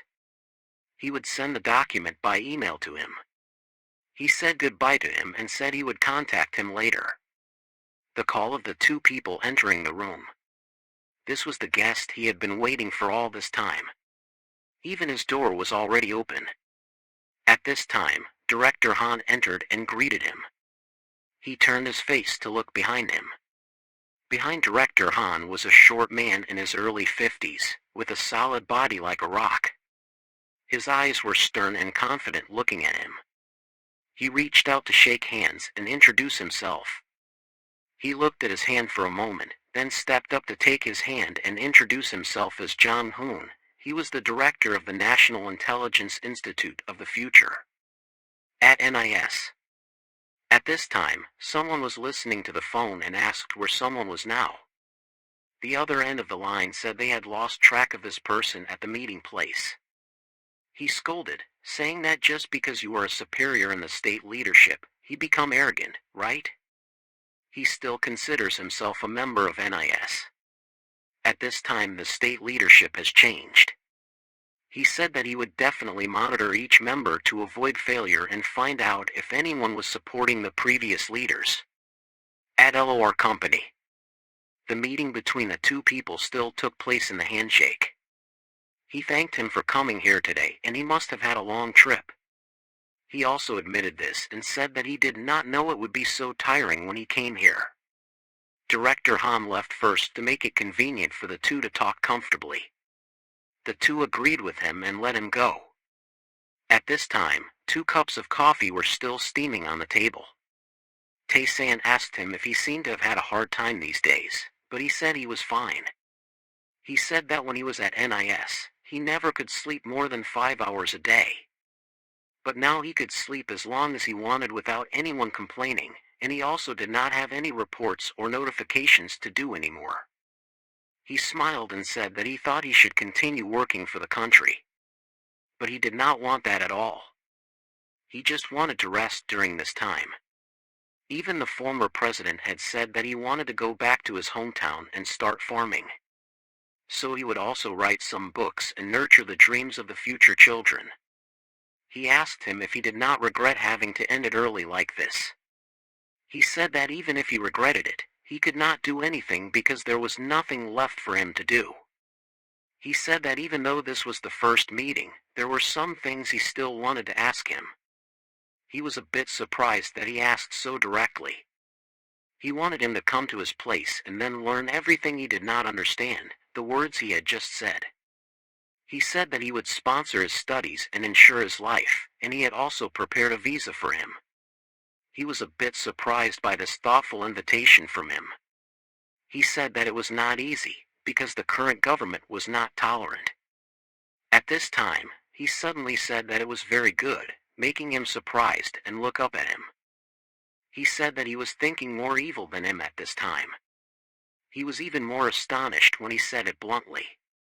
He suggested that he could bring along the other members that he had left. This made him even more surprised. He suggested that if he wanted, he could take all of them with him. He knew that the condition he offered was hard to refuse, and he was sure that if he had love for his agency, then even though he knew it was risky, he would accept it. At this time, at the entertainment company, everyone was gathering in front of Tae-san. Celine was acting coquettishly, with tears in her eyes, with him. He smiled and looked at everyone, because the tears didn't work with him, making everyone startled. He brought them some fruit cream cakes that were quite popular recently. The group was very happy and excited and praised him as the best. At this time, the team leader asked that they weren't pigs, so I don't think that this was enough. He felt comfortable talking to them, because they were close in age, but maybe he shouldn't have done that. He said that to affirm his love, he had prepared a gift for the whole group. Celine was very surprised that he had prepared a gift. He said that he had composed a song for everyone. The group was stunned when he said he composed music because he was a law student. How could he compose music? He said that the title of the song was divine and he would have to apologize to the band later, because he had taken their song. At this time, at Tayson's company, the other end of the line said that they had just read the information that Lu Yang worked for Anna's company. He felt a bit surprised. The other end of the line said that they must have spent a lot of money on this. He asked what the result would be. The other end of the line said that there were many undeniable facts, and it was not because he could do it, and it also had something to do with foreign investment. There was no way for them. He was happy with this information and said that they should push it out as soon as possible. The other end of the line said that they had sent all the staff in there, even though it would take some time. The other end of the line said that they would try to finish it before the summer break. He was very happy with the fast work efficiency. The other end of the line said that they would reach an agreement with Director Lee of Yung University. The director had said that he could let them in a few months. The other end of the line suddenly asked him when the information that he gave him would be released. He remembered that information and said that it was being prepared right now. The other end of the line was a bit surprised because that was supposed to be something to keep for himself. He said that they should think of it as a good cause for the contribution. In April in Korea, countless cherry blossoms fluttered in the wind. An arm was raised high. Someone called his name and made him turn around. He asked his senior how he was doing. She said that she was very well and asked him if he was free, because he had said that he wanted to take her to a secret course. He was a bit embarrassed and said that he had been quite busy lately. She was a bit unhappy because he did not spend time with her and had some juniors from a lower class. He asked her to introduce them to him. At this time, everyone was talking about a video and it looked very crazy. It was on a US website. Everyone told each other that because of the high traffic, they could not easily get it, but it was also on other websites and it was being shared like crazy and all. Everyone said that according to the rumors, the person in the video was a politician from another country. Everyone asked if that politician was the senator from Jeondu or not. The video was released with information saying that his brother was the CEO of Anna Group. He knew this information because he was the one who released it. At this time, his senior blushed and asked him what video they were talking about.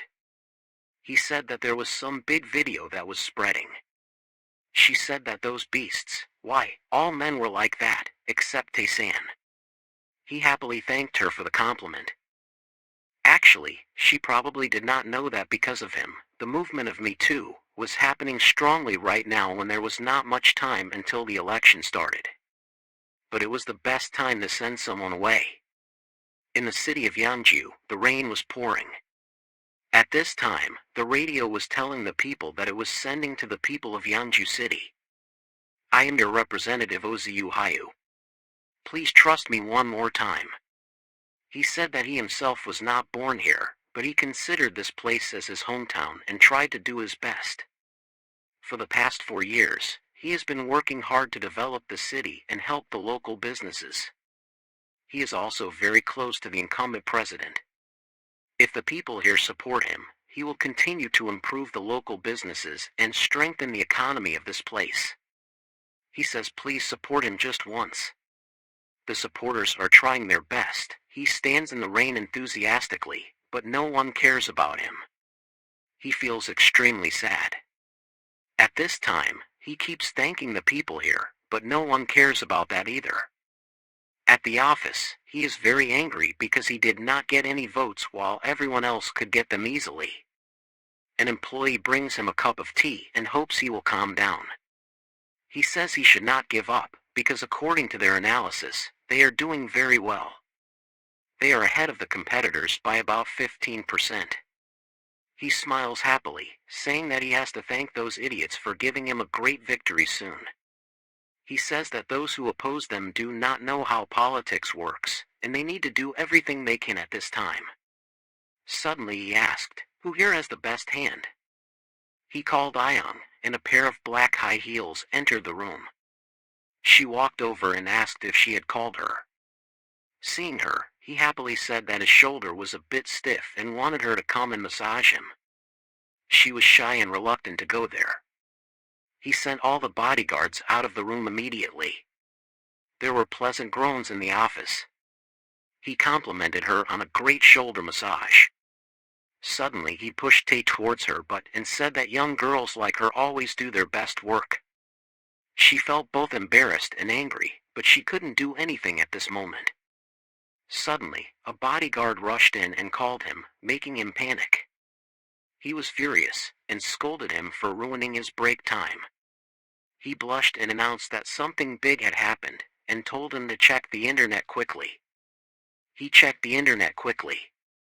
At this moment, he was extremely shocked to see on the screen a leaked sex tape of the politician from Yeonju Ozu Hayu. It showed him in bed with a hot girl. He was terrified and his face went numb. At that moment, suddenly the phone rang to the bodyguard, saying that the party leader was calling. About 10 years ago, when he was young, he and some other youths had filmed a lot of videos working with college female students. But he didn't understand how his videos appeared here. He was scared to know that he was being set up.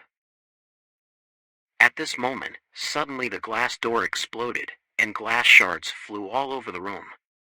A stone was thrown through the glass door, and shouts demanding him to resign echoed. Many people were protesting and wanted him to resign immediately, because he was no different from a beast. The stones hit his face and the curses were terrible, making him unable to believe that he had fallen into this mud pit. The gangsters sang and danced, and told him to leave the city of Yeonju right away. The sky outside was raining heavily, and he felt that this was perhaps a nightmare on the street. The cars are lining up under the heavy rain. The screen is showing the scene of him leaking the clip, letting everyone see it. The radio is playing a cheerful song. Tae-san feels that he is stupid and thinks that he wants to show off. Why did he record a personal video? That is good for him, because it will make the whole O family go down with this video. He feels really great right now, having cleared this guy. It makes him feel very comfortable. Only 2 more names are the father and son of the Dong family. He will also clear them. He feels that they should thank him, and thanks to him they have reduced a lot of work. At this moment, he suddenly sees a girl standing wet under the rain.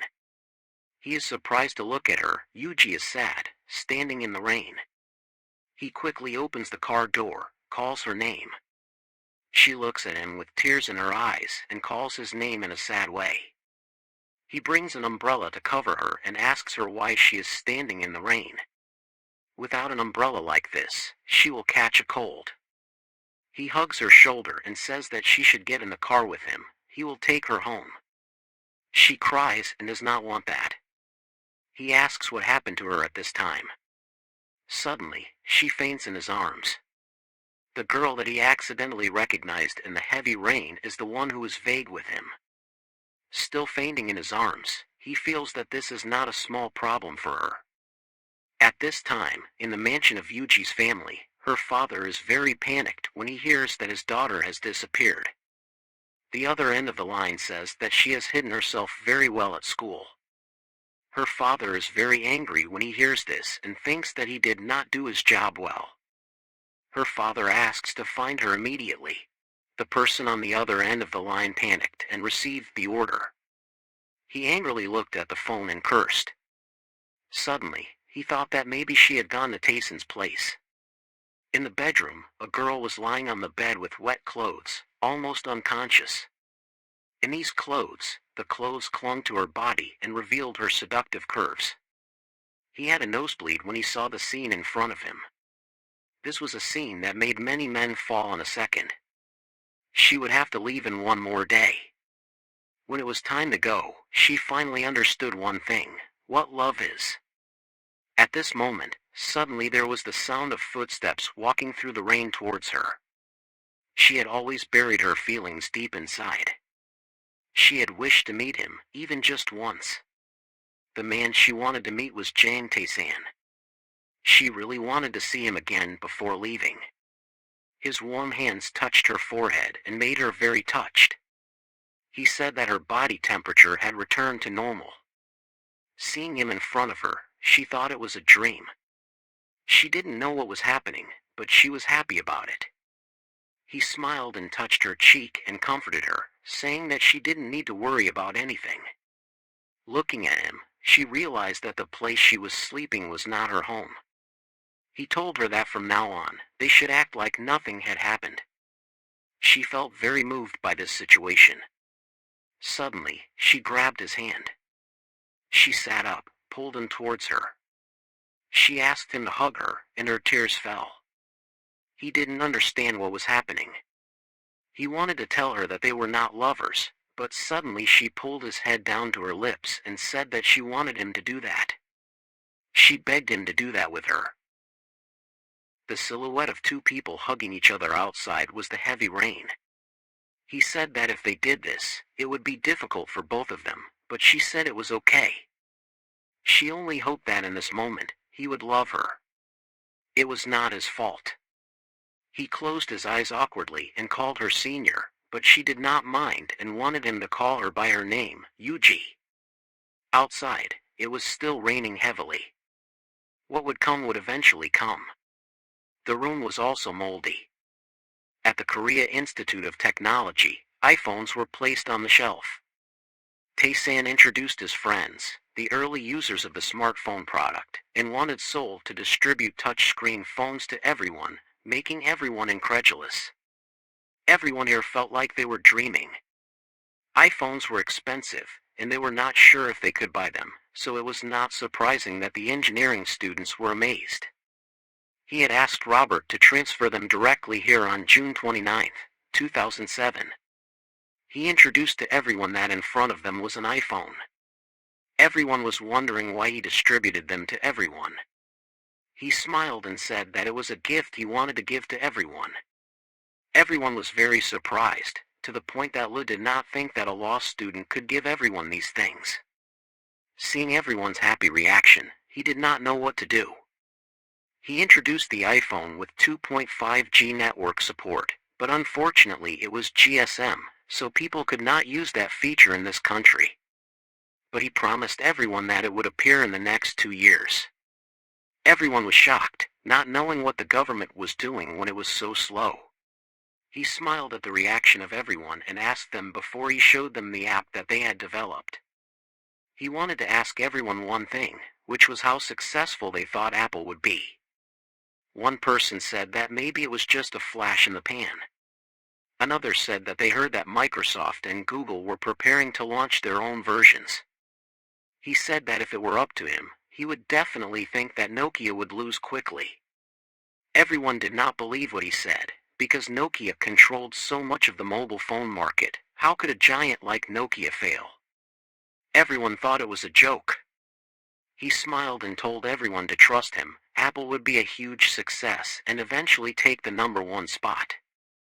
Everyone felt that he was exaggerating everything like a joke. He looked at everyone and said that they had just experienced it, so they also knew the 3 main reasons why people were attracted by the iPhone. Everyone looked at him and listened to him continue. According to him, the first part was the phone itself. Those who had used a MacBook or Albert would understand what he was saying.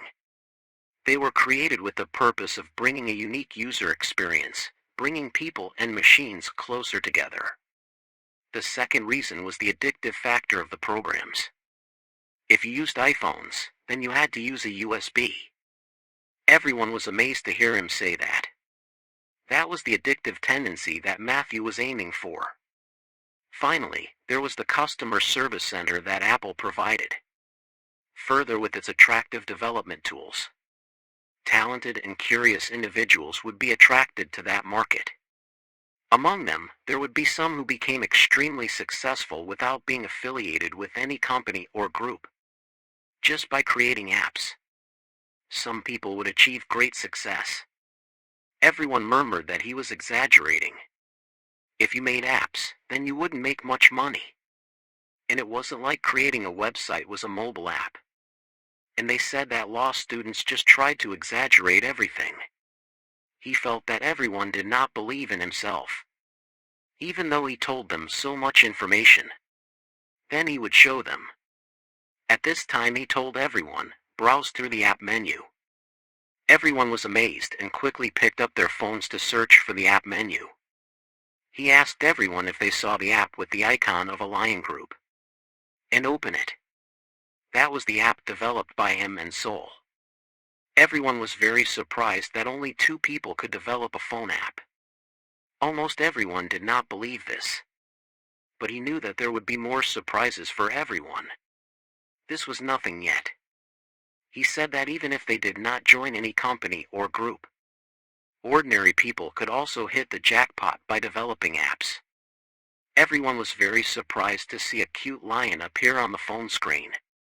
When someone touched its hand, it would quickly get annoyed, angry, and say that humans did not respect others. When they touched its shoulder, it would keep laughing, saying that it was ashamed of itself.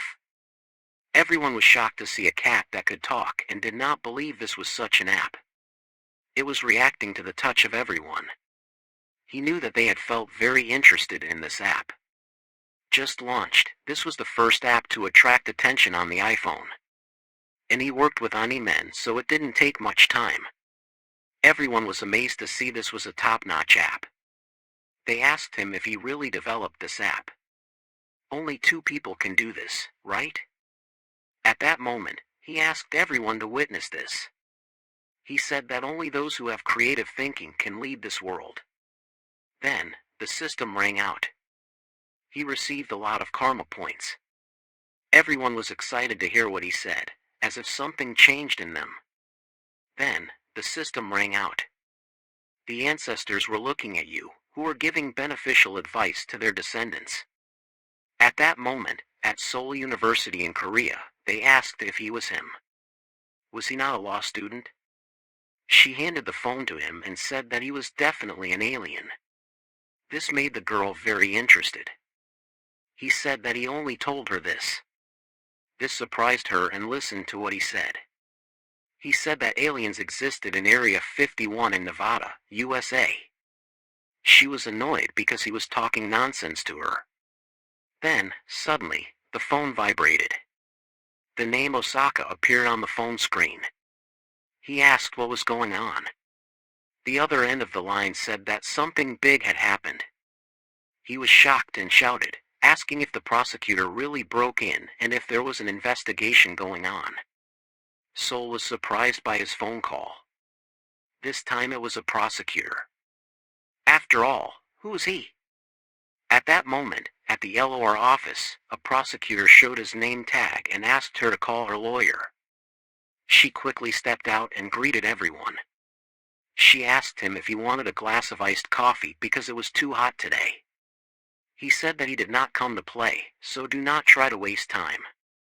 He was very surprised to find out that this woman was the only employee here.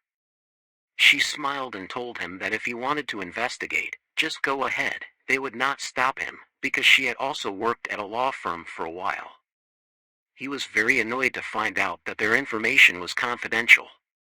He called his staff, telling them to quickly collect everything here and not to leak any information. She quickly advised him to calm down because for the computer, he only needed to take the hard drive. She said that their company did not have many paper files, so collecting information would be simple and easy.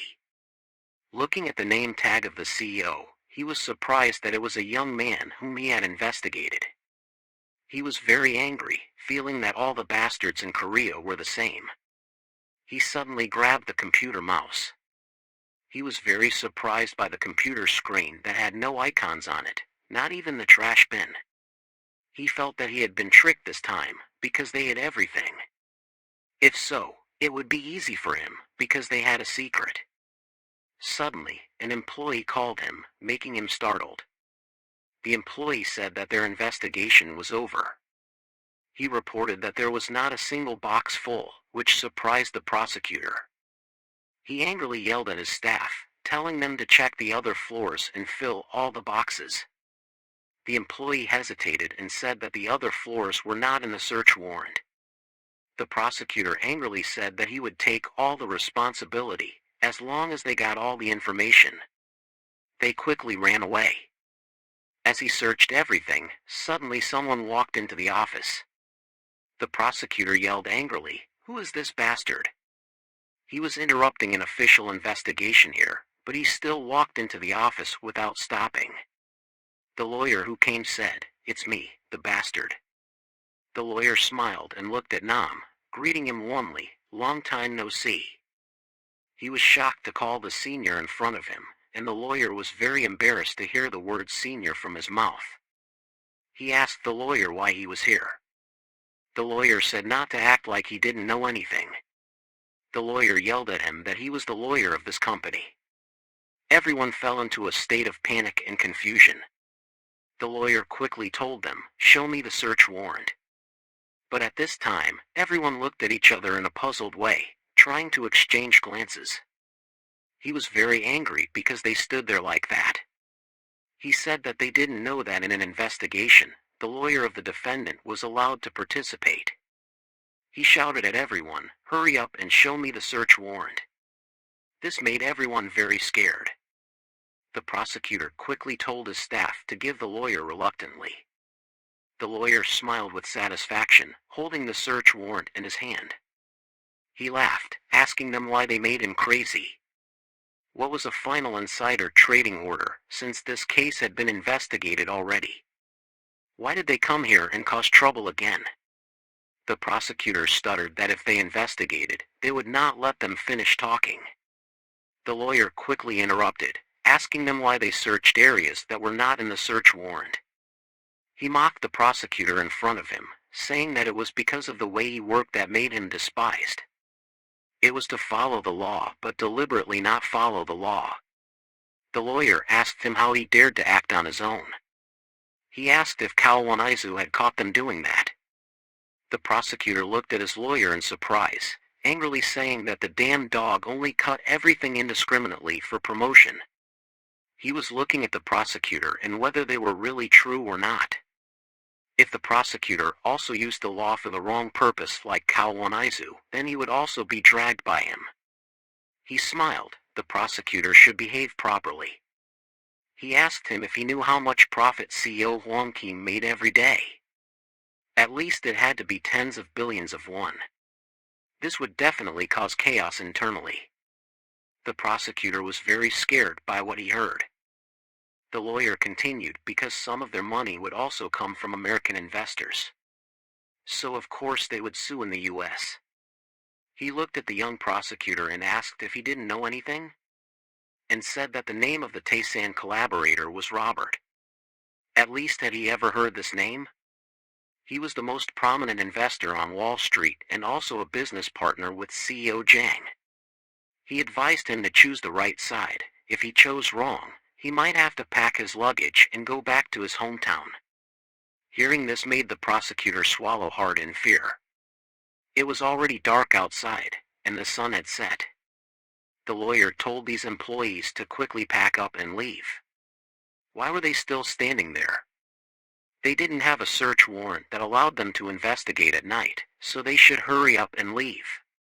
The lawyer continued, saying that when the sun had set, the investigation had to end. At this point, the prosecutor was thinking that he would be marked by the chief prosecutor and the only thing left for him was the inevitable clash with Samu's law firm. He told his staff to quickly pack up. The staff quickly obeyed him, bowing respectfully to the lawyer. The one who stood up said, "I'm sorry, senior. I'll leave now." Seeing his expression, the lawyer knew that he finally understood the problem. The lawyer shouted at everyone, saying that if they left any later, they would have to leave all their belongings behind. It was night in Korea. Looking at the items in the box that the prosecutors had collected, he said that they must be crazy. He asked the lawyer who was pulling the strings behind them. The lawyer was very surprised by his question. He quickly said his name was Kawanizu. He was the new representative of the Central District.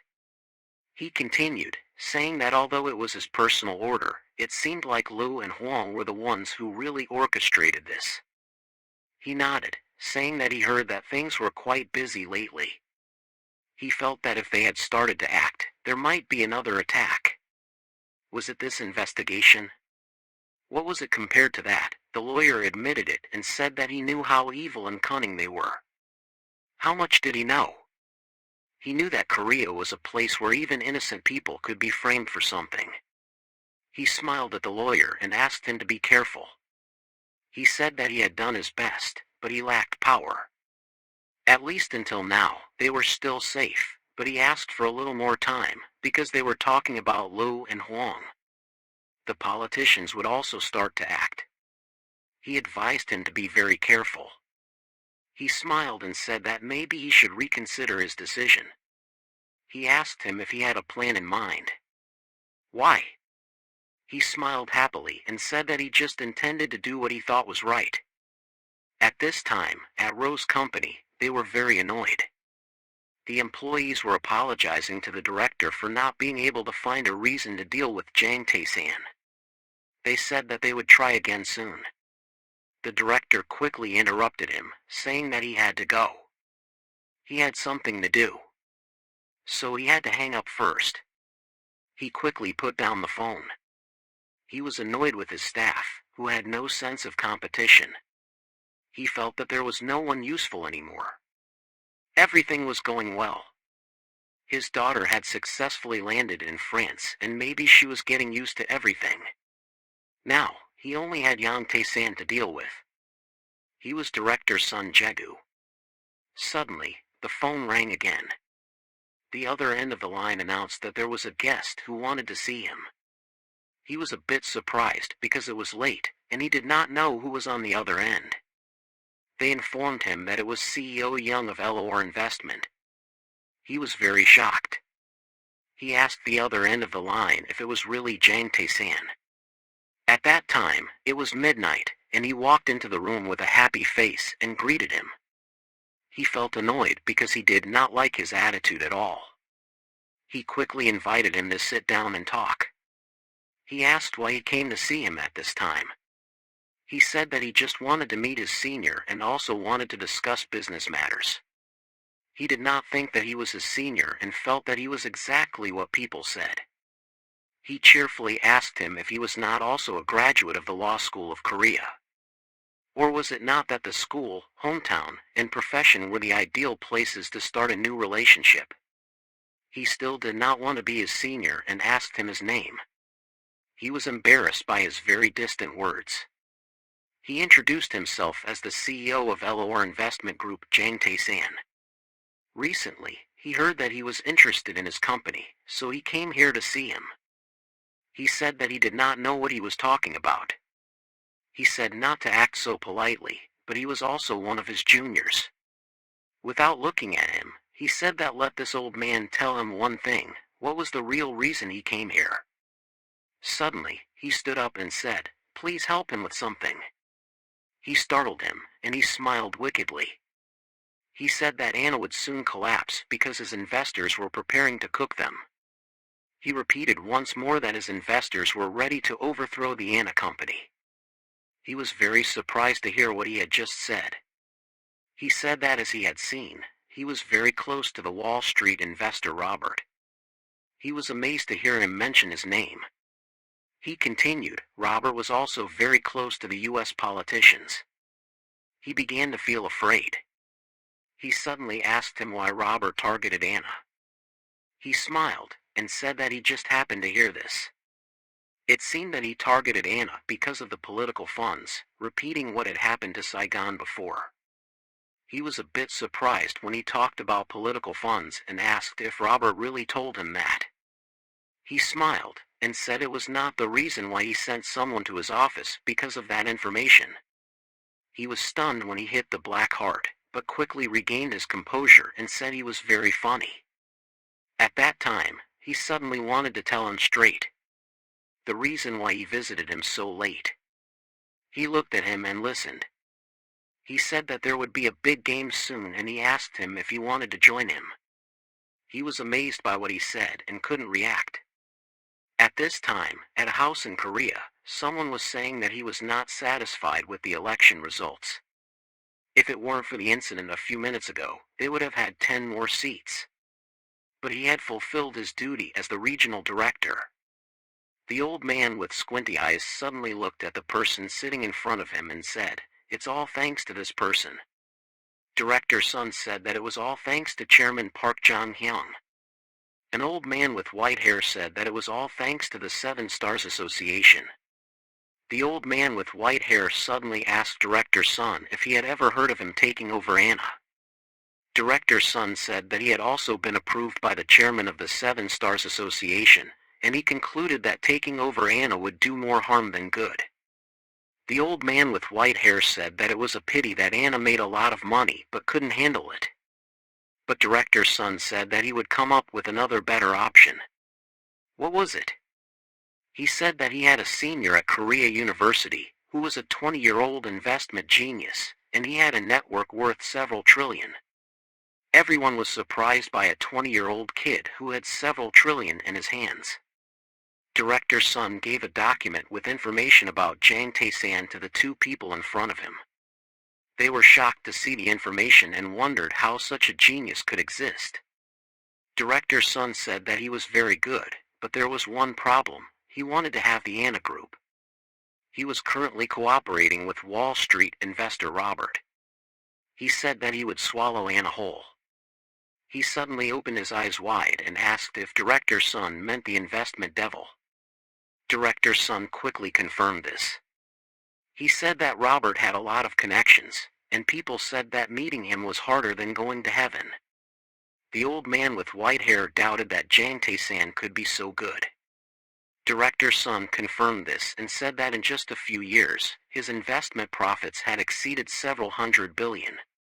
The old man with black hair said that if it was just it would be easy, but not the old man with white hair. He asked if they had to deal with Jang Tae-san, or why they didn't give it to someone better instead of him. The old man with white hair looked at Director Sun's expression and was sure that Director Sun had agreed with Jang Tae-san.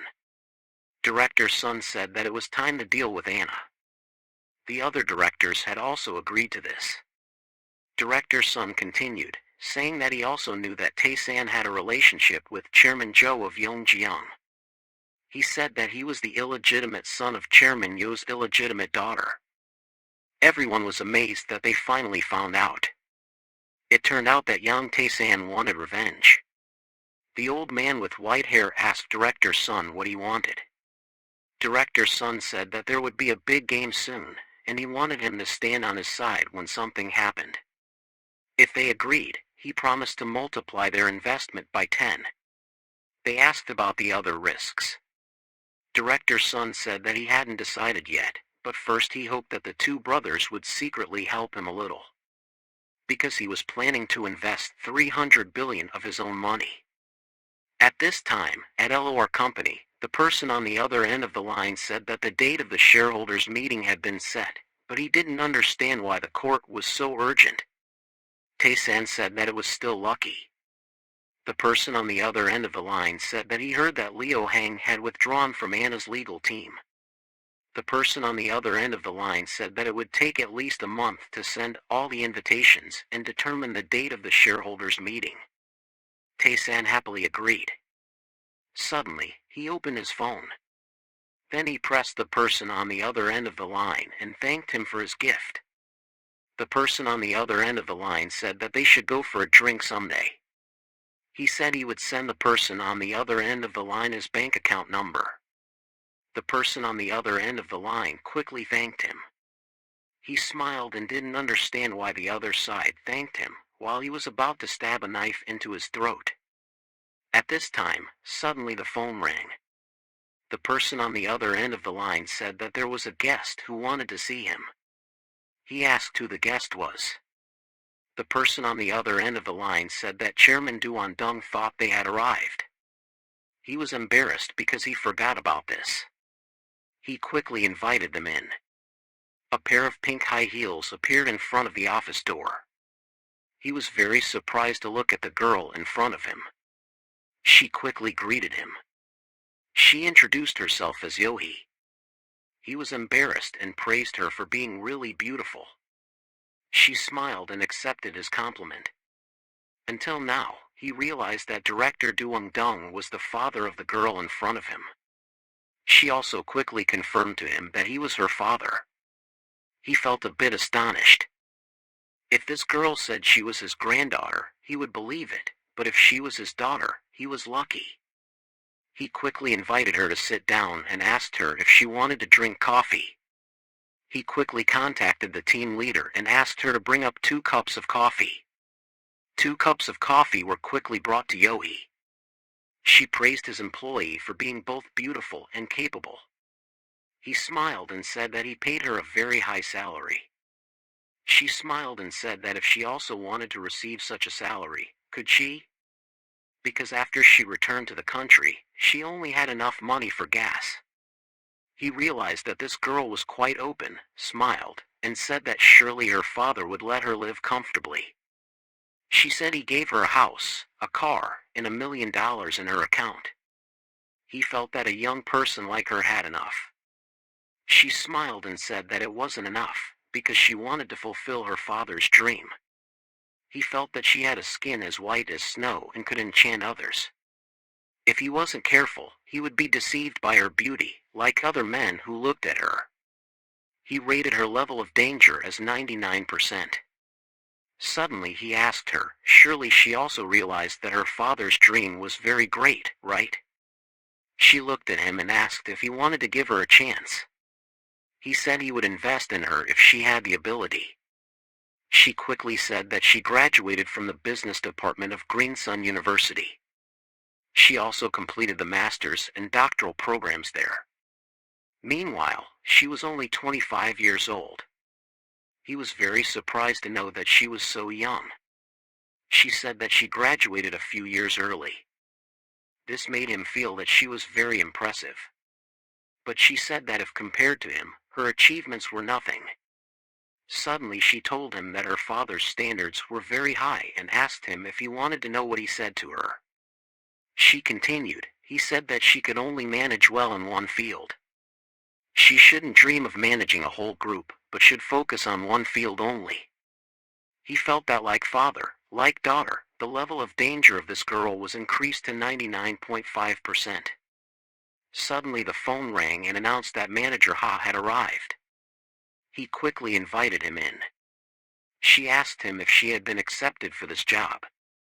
He smiled and said that she had to practice first. This made her a little surprised. She did not believe that she had to be an intern with her level of skills, which made her very surprised. At this moment, Director Ha came in and asked him what he wanted to call him for. He quickly greeted him happily and invited him into the room. He asked Director Ha if he knew the person in front of him, which made him confused. He looked at her and thought for a bit. She also looked at him, as if she recognized him, but he quickly bowed to her and said that he was honored to meet her for the first time. He quickly introduced Director Ha as the manager of Saigon and, looking at her, he wanted to introduce her quickly, interrupting her introduction of herself as Yohee. She said that she had heard her father talk a lot about him, Director Ha Won Go. At this time, he seemed to recognize her father. Seeing that he seemed to recognize, she quickly introduced her father as Duong Dung, which made him very astonished. She said that although she had lived in the US for a long time, she was confident that she could help him. He felt a little scared of this girl. She continued, she had plans to join the management board. She believed that the leader position would suit her. Tae-san was a little surprised by this girl who had decided her position already. Director Han said that he would agree, but there was one condition. He said that their plan was to buy a car manufacturing company. Their current target was Samium Auto of Korea. She knew this company and asked them if they wanted to target the domestic market. He quickly denied and said that their goal was to export to foreign markets. She said that it was an impossible choice if they aimed at that company. Tae-san was amazed at her. Director Ha asked why she said that. She said first that the market was too small, and the Shanghai car manufacturer in China had already gone ahead. If they still followed the old way without investing in new technology, they would not last long. The two were very shocked by her proposal. She said more, the financial crisis in the US was imminent. In that case, samium would no longer have any value. Therefore, they needed a new solution. Tae-san looked at her with a thoughtful expression. Director Ha asked her what the solution was. This was the requirement for her job position. She said that if it was her, she would buy a Volvo. The two were very surprised by her bold intention. A hand was extended in front of her. Tae-san said that welcome her to their team. Team leader Yohei was at the stadium of the school. The team leader invited everyone to eat, because he had just received his salary. Everyone happily agreed. The Korean hot pot was delicious, steaming. Everyone enjoyed eating. Today's meal was spicy beef soup from the Korean university. Right now, after finishing eating, everyone quickly left the cafeteria. The team leader asked if the food was suitable for Tae-san. He happily said that eating for free was always delicious. The team leader quickly invited them to another pot of coffee. Suddenly, he stared at everyone. Tae-san asked him if he had something to say to everyone. He hesitated and said that he had something to ask for their help. Everyone quickly agreed and wanted him to start.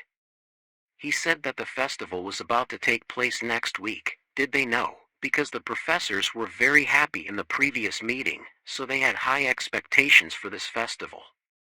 Suddenly, he asked if this matter was related to the finance department. The team leader quickly praised him for being very sharp. He smiled and said that he knew it himself, and he would agree to help the team leader prepare for this time. At this time, at the Young Jeong company, the director was looking at the angry man in front of him who called Yang Tae-san's name with a very angry face. He slammed the table angrily and said that until the end, it was all Yang Tae-san's trick. He hated to say why. Everything that happened to him now was because of Yang Tae-san. Director Joe said that it was true as presented in the report. He had several conflicts with the young master Young Song. Because the young master's ex-girlfriend who met at the university, Lee Ji-eun, used to be Jang Tae-san's lover. There was also a time at the beach, when they disagreed on the issue of sexual harassment. In addition, Jang Tae-san had a close friend who was an idol in a girl group named Ford, who also had a problem with Young Seon. So, now Young Seon became crazy. It could also be explained. Not only that, Tae-san also had a relationship with the Congressman Ozuhyu in Yeonju. He was startled when he reported on Ozuhyu. Director Joe continued, the location of the Anna apartment building under construction in Yeonju was related to the orphanage that Yang Tae-san had sponsored. He shouted at the director, was it also Tae-san who released Ozuhyu's video? The director hesitated and also thought so. He read the report angrily. He said that the attacks that the group was facing were also reported by Director Joe as being caused by the LOR investment company rejecting the foreign investor. He heard that the building that Jang Tae-san had just moved into had a group of people from John who were preparing to buy Anna. Finally, he also realized that he had fallen into a trap, because he was arrogant, thinking that he was still young. He angrily shouted who the hell this guy was. Director Joe said that there was a rumor that Tae-san was very good at investing and heard that he had made a huge profit from the exchange rate. He gritted his teeth and said that maybe the office was also Yang Tae-san's hand. Director Joe said that the possibility was very high. Suddenly, he laughed in a terrifying way. He said that he didn't know anything, let him set traps in all directions. But he still jumped in stupidly, but that didn't scare him. He felt that living in the world, sometimes there had to be some risks like this. Director Joe was scared by his smile, because every time he saw that creepy smile, someone would disappear. He walked forward, asking him if it was the shareholders' meeting in a week, right? He felt that this time the chairman's anger was different from the past. This time he might make his target lose his head. At this time, the festival was taking place at the Korean school. Everyone was happy with the dishes on display at the school. This girl was the representative of the business department. She told everyone to do well, Don't make mistakes because the professor would also come. Suddenly she asked everyone, what was the concept of the law department this year? The guy in the blue shirt said that maybe they would sell grilled pork like the previous years. They started to talk about that kind of barbecue, which was bad and not delicious. For a long time, no one bought anything at the law department stall. Suddenly, at this time everyone was standing focused on one side. The representative of the business department was very surprised to look at the stage of the law department, which was too large. Someone said that maybe they communicated with the stalls of other departments. Suddenly, she had a feeling of not doing well when the trucks quickly followed each other and ran towards the hall of the law department. An engineer quickly called everyone to install the high-end chairs that were brought here, and a lot of gas tanks were also brought. The plates and bowls looked like in a hotel. Everyone was amazed to see those people starting to set up. Her intuition was increasing day by day. Suddenly, someone said, "Leave quickly when you're done." It made the three people turn around and look behind. Looking at the exterior right in front of them, it seemed like it was not a normal charger anymore. They felt like this, then they could open a restaurant as well. People were buzzing about it, more amazed when they found out that they also invited the chefs. People were shocked to see that this was clearly cheating, because this was only a part of the student festival. People from different departments looked at the law department, wondering how much money those things could cost. People quickly discussed how to surpass the law department. At this time, a pair of legs quickly walked to the leader, happy to see that everything was ready. A person stepped out and said, "This is a violation of the law." The leader did not understand, and looked at him. He said, "The school festival must operate according to the standards of the students. Receiving sponsorship like this breaks the balance." The leader said, "The seniors in the department also sponsored, there's nothing wrong." He was happy that the law department was so magnificent this year. The representative of the business department asked who sponsored those things. Suddenly, she saw in front of her, a pair of sneakers walked up and asked if everyone came too early. Seeing everyone staring at him like that, Tae-san felt very confused. She almost went crazy. Deep always messed up because of him. A taxi was parked at the airport. The taxi driver asked the person behind where he wanted to go, but he kept looking and did not see an answer, making him surprised. Looking in the mirror, he saw a foreigner with blonde hair. He said he wanted to go to a plebeian. The taxi rushed on the street. At this time, at the stadium of the law school, delicious dishes were being cooked on the pan. Tae-san cooked these dishes himself, making everyone amazed. Everyone felt that the dishes he cooked were very delicious. It was the first time they ate such dishes. He could even cook Chinese food like ham. At this time, there was a pair of eyes staring at him while he was cooking. A group of people came and told him that they had arrived. They felt that he was very handsome, even cooking was very attractive. He smiled and looked at them, saying that today they had to support his sales. Sol was very surprised to find out that those people were from the music department. Suddenly, two people came to ask him, and continued to cause trouble. They were the professors who met him during the admission interview. He said that the most interesting thing in this life was to follow him. Another person said that he had to skip school to go to cooking school. He greeted everyone very warmly. Everyone happily discussed the meal today. Suddenly, a person came and greeted him, Director John. He was surprised to find out that it was a lawyer, and two employees of his company also came. They were amazed to see that he could cook. At that moment, everyone was scared, looking at the people who had just arrived.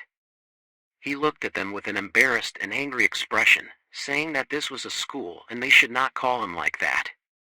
Everyone quickly agreed and said that they just came here to drink a cup of wine and then leave. At this time, the professors quickly thanked the beautiful girls and invited them to sit at the same table. Suddenly, he called the team leader and wanted him to greet the person next to him first, making him startled. He introduced the lawyer from the Samu law office, making him panic. Everyone looked at the lawyer with disbelief. He quickly greeted everyone and introduced himself as John Tae, class of 77. They quickly bowed very low and said that they were honored to meet him. Suddenly, at this time, another pair of legs came and greeted the lawyer. Looking over there, he knew that another sponsor had arrived. Director's son came and greeted the lawyer cheerfully. The lawyer recognized him as the director of the enemy. At this time, the law school students were astonished. Someone stood up and asked if they did not see him, or what. The lawyer and director's son looked at him and greeted this senior happily. Fireworks shot up into the sky beautifully in the cheerful laughter and talk of the people here. The law school students were frozen again when they found out that the person who came was the Seo Yang, director's son, greeted Tae-san. He also greeted him happily and thanked him for coming here for him. Everyone quickly greeted each other, saying that it had been a long time since they returned to school. The people with status were standing in front of the law student hall. The team leader was extremely surprised by this situation. This was an unbelievable scene, a university hall day where all the celebrities in the law field gathered together in full. Moreover, it revolved around Tae-san. At this time, in the evening at Tae-san's apartment, the elevator button to the upper floor was being pressed. He was tired, leaning on the elevator. He had drunk so much alcohol that he was now drunk. Just now, he had drunk with the people who came here, because he drank happily. Then, he continued to drink with his girls, and then drank with his friends in the same field. Here, he returned with a tired face. He entered the password and opened the door slowly. He stepped into the darkroom. It seemed that he felt a strange and different breath at a very close distance. Since this was a house he lived alone, the frequency was also adjusted to suit him. Suddenly, a bullet flew through his body, blood splattered on his face. The sound of gunfire in front of his eyes. The bullet quickly passed over his shoulder and flew towards the glass door. He dodged the attack as fast as possible. He fell flat on the floor, dodging the bullets. He was wounded in many places, making him feel pain. But he saw nothing in front of his eyes. He didn't know how to deal with the situation. He tried to think of the fastest way, but at this moment, he suddenly thought of that thing, blue and red veins popping up all over his skin. They were intertwined. He decided to try to end it. In a section, he grabbed a bottle. He guessed that the person was about 7 m away from him. The time of attack and defense was applied comprehensively. At this moment, the bullet broke the bottle in his hand. Looking in the direction of the bottle, he finally found the shooter. He panicked and looked at him. He quickly clenched his fist, wanting to give him a strong punch. He shouted, "Die!" This punch made his shoulder bloody and messy. He screamed in pain and quickly collapsed, blood splattered all over the house. Looking at him, he smiled a scary smile. He knelt on the floor under his feet, all blood. Finally, he also fell down and lay in a pool of blood. But the problem was that tomorrow, he still had to attend the shareholders' meeting. Now, he couldn't do anything and didn't know how to solve it. Currently, at an important meeting in the office, Lawyer Joe invites everyone to sit down. He is about to make a speech. But until now, the meeting has taken place, and he has not shown up. So, he sends a message to Tae-san to ask where he is and why he hasn't arrived. He suspects that there seems to be some problem with Tae-san. MC speaks. According to the decision of the Central Seoul Court, a joint stock company announced the opening of the extraordinary meeting of shareholders in 2008. The meeting was held at the request of dissatisfied shareholders about the loose management and loss of confidence in the board of directors and the director of the company. Then, Lawyer Joe of Samu Law Office spoke. As everyone knows, the problems of Anna stem from the unreasonable merger and acquisition process with the scale. Currently, Anna Group is facing a difficult economic situation. high debt, and sharp decline in sales. Not only that, Chairman Si-hoon and his family, the actual owners of Anna, often shock the media, affecting the image of the company. After failing to buy and sell, the capital and working capital of the company have decreased. These issues, as presented in the document, are putting the group in a difficult situation. If the situation continues to decline as it is now, not only the capital circulation room but also the unreasonable guarantees and debts of the parent company and subsidiaries will become unmanageable, like the collapse of the entire system. At this time, the employees below are curious and doubtful about the content he is saying.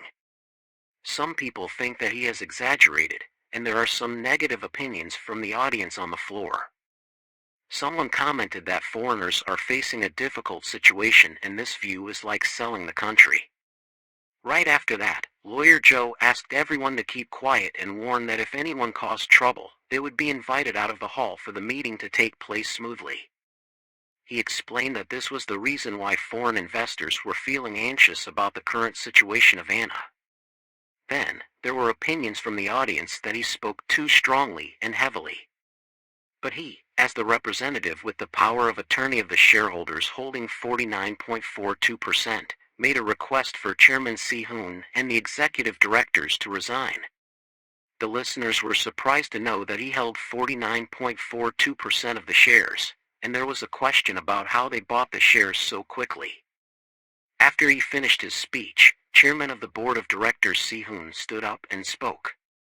At this time, Lawyer Joe began to feel worried and curious about the developments that were happening, especially with the situation of Tae-san. He stood up to say that he was the chairman of the board of directors of Anna Company and was considering holding 49.42% of the shares. Director Si-hoon started by apologizing to everyone and the shareholders for having to meet in such a difficult situation. Director Si-hoon noted that the major shareholder, Star Tae-san, was not present because he had died the night before. The chairman continued to talk about family responsibility and commitment to protect the business, emphasizing that the decision on the acquisition had not been made yet. He shared about the positive support from the government regarding capital circulation, and if he overcame this crisis, shareholders could expect significant profits. Finally, the chairman advised everyone to make a wise decision and not rely too much on his trust. He also made it clear that he did not want the business to fall into foreign hands again and called for people to make smart decisions to protect the common interests. This time, the chairman had reached an agreement with the subordinates, so they proceeded to vote. According to the usual procedure of the shareholders, there was a hand raised to speak. "I have an opinion," the lawyer said. "Do we really need such a lengthy decision? Can we decide right now? He just needs to hold more shares in his hand. As long as the chairman agrees, I will open the file right away." The chairman calmly agreed and said that holding shares was a trivial matter. The shareholders also felt bored and agreed with the decision. Then, the lawyers from both sides stepped forward to announce the documents. On the documents, it showed that the chairman at Si-hoon was holding 49.45% of the shares, more than planned. Suspicion spread, and people asked questions about the number of shares the chairman was holding. 49.45%? Why is that? A shareholder doubted. The chairman explained, if that is the case, then there is only one proxy left undecided. The choice of the shareholder will determine the victory or defeat. At this point, the chairman ended his speech and handed the phone to the lawyer representing Dong Long. "Yes, how did our Dong Long company decide?" someone asked. Right at this moment, the door opened and someone walked in. When he entered, Tae-san looked tired. "I'm sorry for being late. I am Tae-san, the director of LOR Company at this time. Unexpectedly, he had a strange incident last night." Tae-san stared at him, asking him why he was surprised as if he saw a ghost. He even asked why Tae-san did not die. The scene went back to when Tae-san faced the god. His first life was miserable, but his second life was like winning the lottery. It could not end like that. A god appeared and asked if Tae-san wanted to have healing power. Hearing the voice, it seemed like there was an intention behind it. If it was a god, then it must be so. That god could come to find Tae-san, and Tae-san had a chance to sign a contract with him. If that god had healing power, then maybe he was a medicine god, and he must have some purpose. Since Tae-san did not have much time to talk anymore, a white figure appeared and Tae-san agreed. Tae-san would sign a contract with him right now. The system showed a message that Tae-san had summoned a mid-level evil god, making Tae-san surprised and worried about his progress. The god said that good gods always think carefully before acting with you, while evil gods are always ready to welcome you. The evil god appeared and asked why you were so surprised. Sehun doubted right now that he was seeing a ghost. In his hand, Tae-san held an envelope and gave it to Lawyer Joe. Lawyer Joe was asked to receive this asset and the documents of LOR. Everyone was surprised and asked questions about Anna's assets. Tae-san explained that it was 1.1% of Anna's shares. Everyone was surprised and asked why it was Anna's. Tae-san explained that it was 1.1% of the shares, plus about 49.2%, accounting for more than half of the group. Whether they checked the shares of Dong Dong Long or not, they still beat this chairman. Tae-san stared at him and made the final verdict. With 50.52% of the total value of the shares, the accusation against Anna's director was passed. Sehun's director was angry and declared that he did not accept this. Tae-san called him a bastard and a jerk. He rushed towards Tae-san. Standing in front of him were two guards. Two bodyguards grabbed his arms. Do these guys know who I am? How can these bastards fly and want to be chairman? I am the chairman of Anna Group. Then, the guard began to drag him out of the crowd. Tae-san wanted to say that from now on, we will get rid of Sehun and his faction. Anyone who does not want to leave will be sued. Surely they are the deceivers. Anna is Tae-san's. Tae-san will do everything like that. This is a historic moment for the group. Sehun was dragged away, his eyes watery, and the person standing in front of everyone was the lawyer. I propose that we nominate a new lawyer and a new chairman. Mr. Ha, please come out. Ha Jiang, the vice president of D1 Company, was promoted for his excellent management skills. Everyone agreed to choose him as the new chairman. Ladies and gentlemen, at this time, Chairman Ha has something to say. Tae-san was impressed and thanked him for the compliment. But right then, a new enemy appeared. It was Tae-san's uncle. The two faced each other. The official target of the new performance officially appeared. The system announced that Tae-san had accumulated a lot of bad karma, and this was a special reward for Tae-san. Many gods like bad karma points. At the chairman's office, everyone was amazed. The chairman's room, how wonderful! Tae-san said, impressed to the point of surprise. His house was so rich that it ranked 10th in the country, which was too high compared to everyone else. Everything smelled of money. The chairman, perhaps too excited, could not pack his belongings. He was about to go crazy. He couldn't even get his valuable golf toy, someone commented. Rumor has it that he is a veteran golfer. Back to the Chinese god. Did he ask you if you wanted healing power? Of course, but it's not free. You have to do a lot more work. Serve politely. They are the noble gods who will become your regular customers. Looking back, Hua-Tua saw many gods treating and healing patients. Tae-san became a great assistant for Hua-Tua. But how did Hua-Tua become an evil god of the same level as a demon? What was the reason? Hua-Tua was considered a genius in his lifetime. Appearing like that, the divine doctor treated countless people for free. If a person like this was not called to heaven, then who else would want to do good deeds? Why did the goddesses dominate this world? At this time, Hua-Tua explained that we had come here by ourselves. In the world of the good gods, everything was peaceful and these gods always controlled themselves, without wars and injuries. But here, things were different. Every day there were battles. Important missions that the good gods had to do in 100 years here were equal to what they did in one day in their world. But there was too much work here. So we needed more helpers. Come here and work more. Think a little about this. So, the newcomers here, whether they were gods or humans, acted according to their needs. Turning back to talk to the lawyer, he asked if he was okay. He heard that he had been shot by an assassin, but the assassin was subdued and handed over to Captain Han. The lawyer said the central government was quietly resolving this issue, and temporarily sealed all the documents at his request. Tae-san told Director Ha he had done his best. The director quickly rose from director to general director. When the lawyer also gave his opinion that he had a part in it, Director Ha just silently thanked both of them.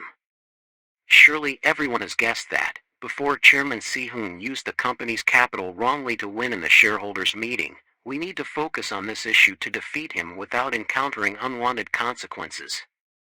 The pressure from the political sphere is very high, and I can hide everything in Jiang country, but the amount of money that Chairman Si-hoon used is not small. Especially, he has a close connection with the government, so there are many troublesome issues, including lawsuits.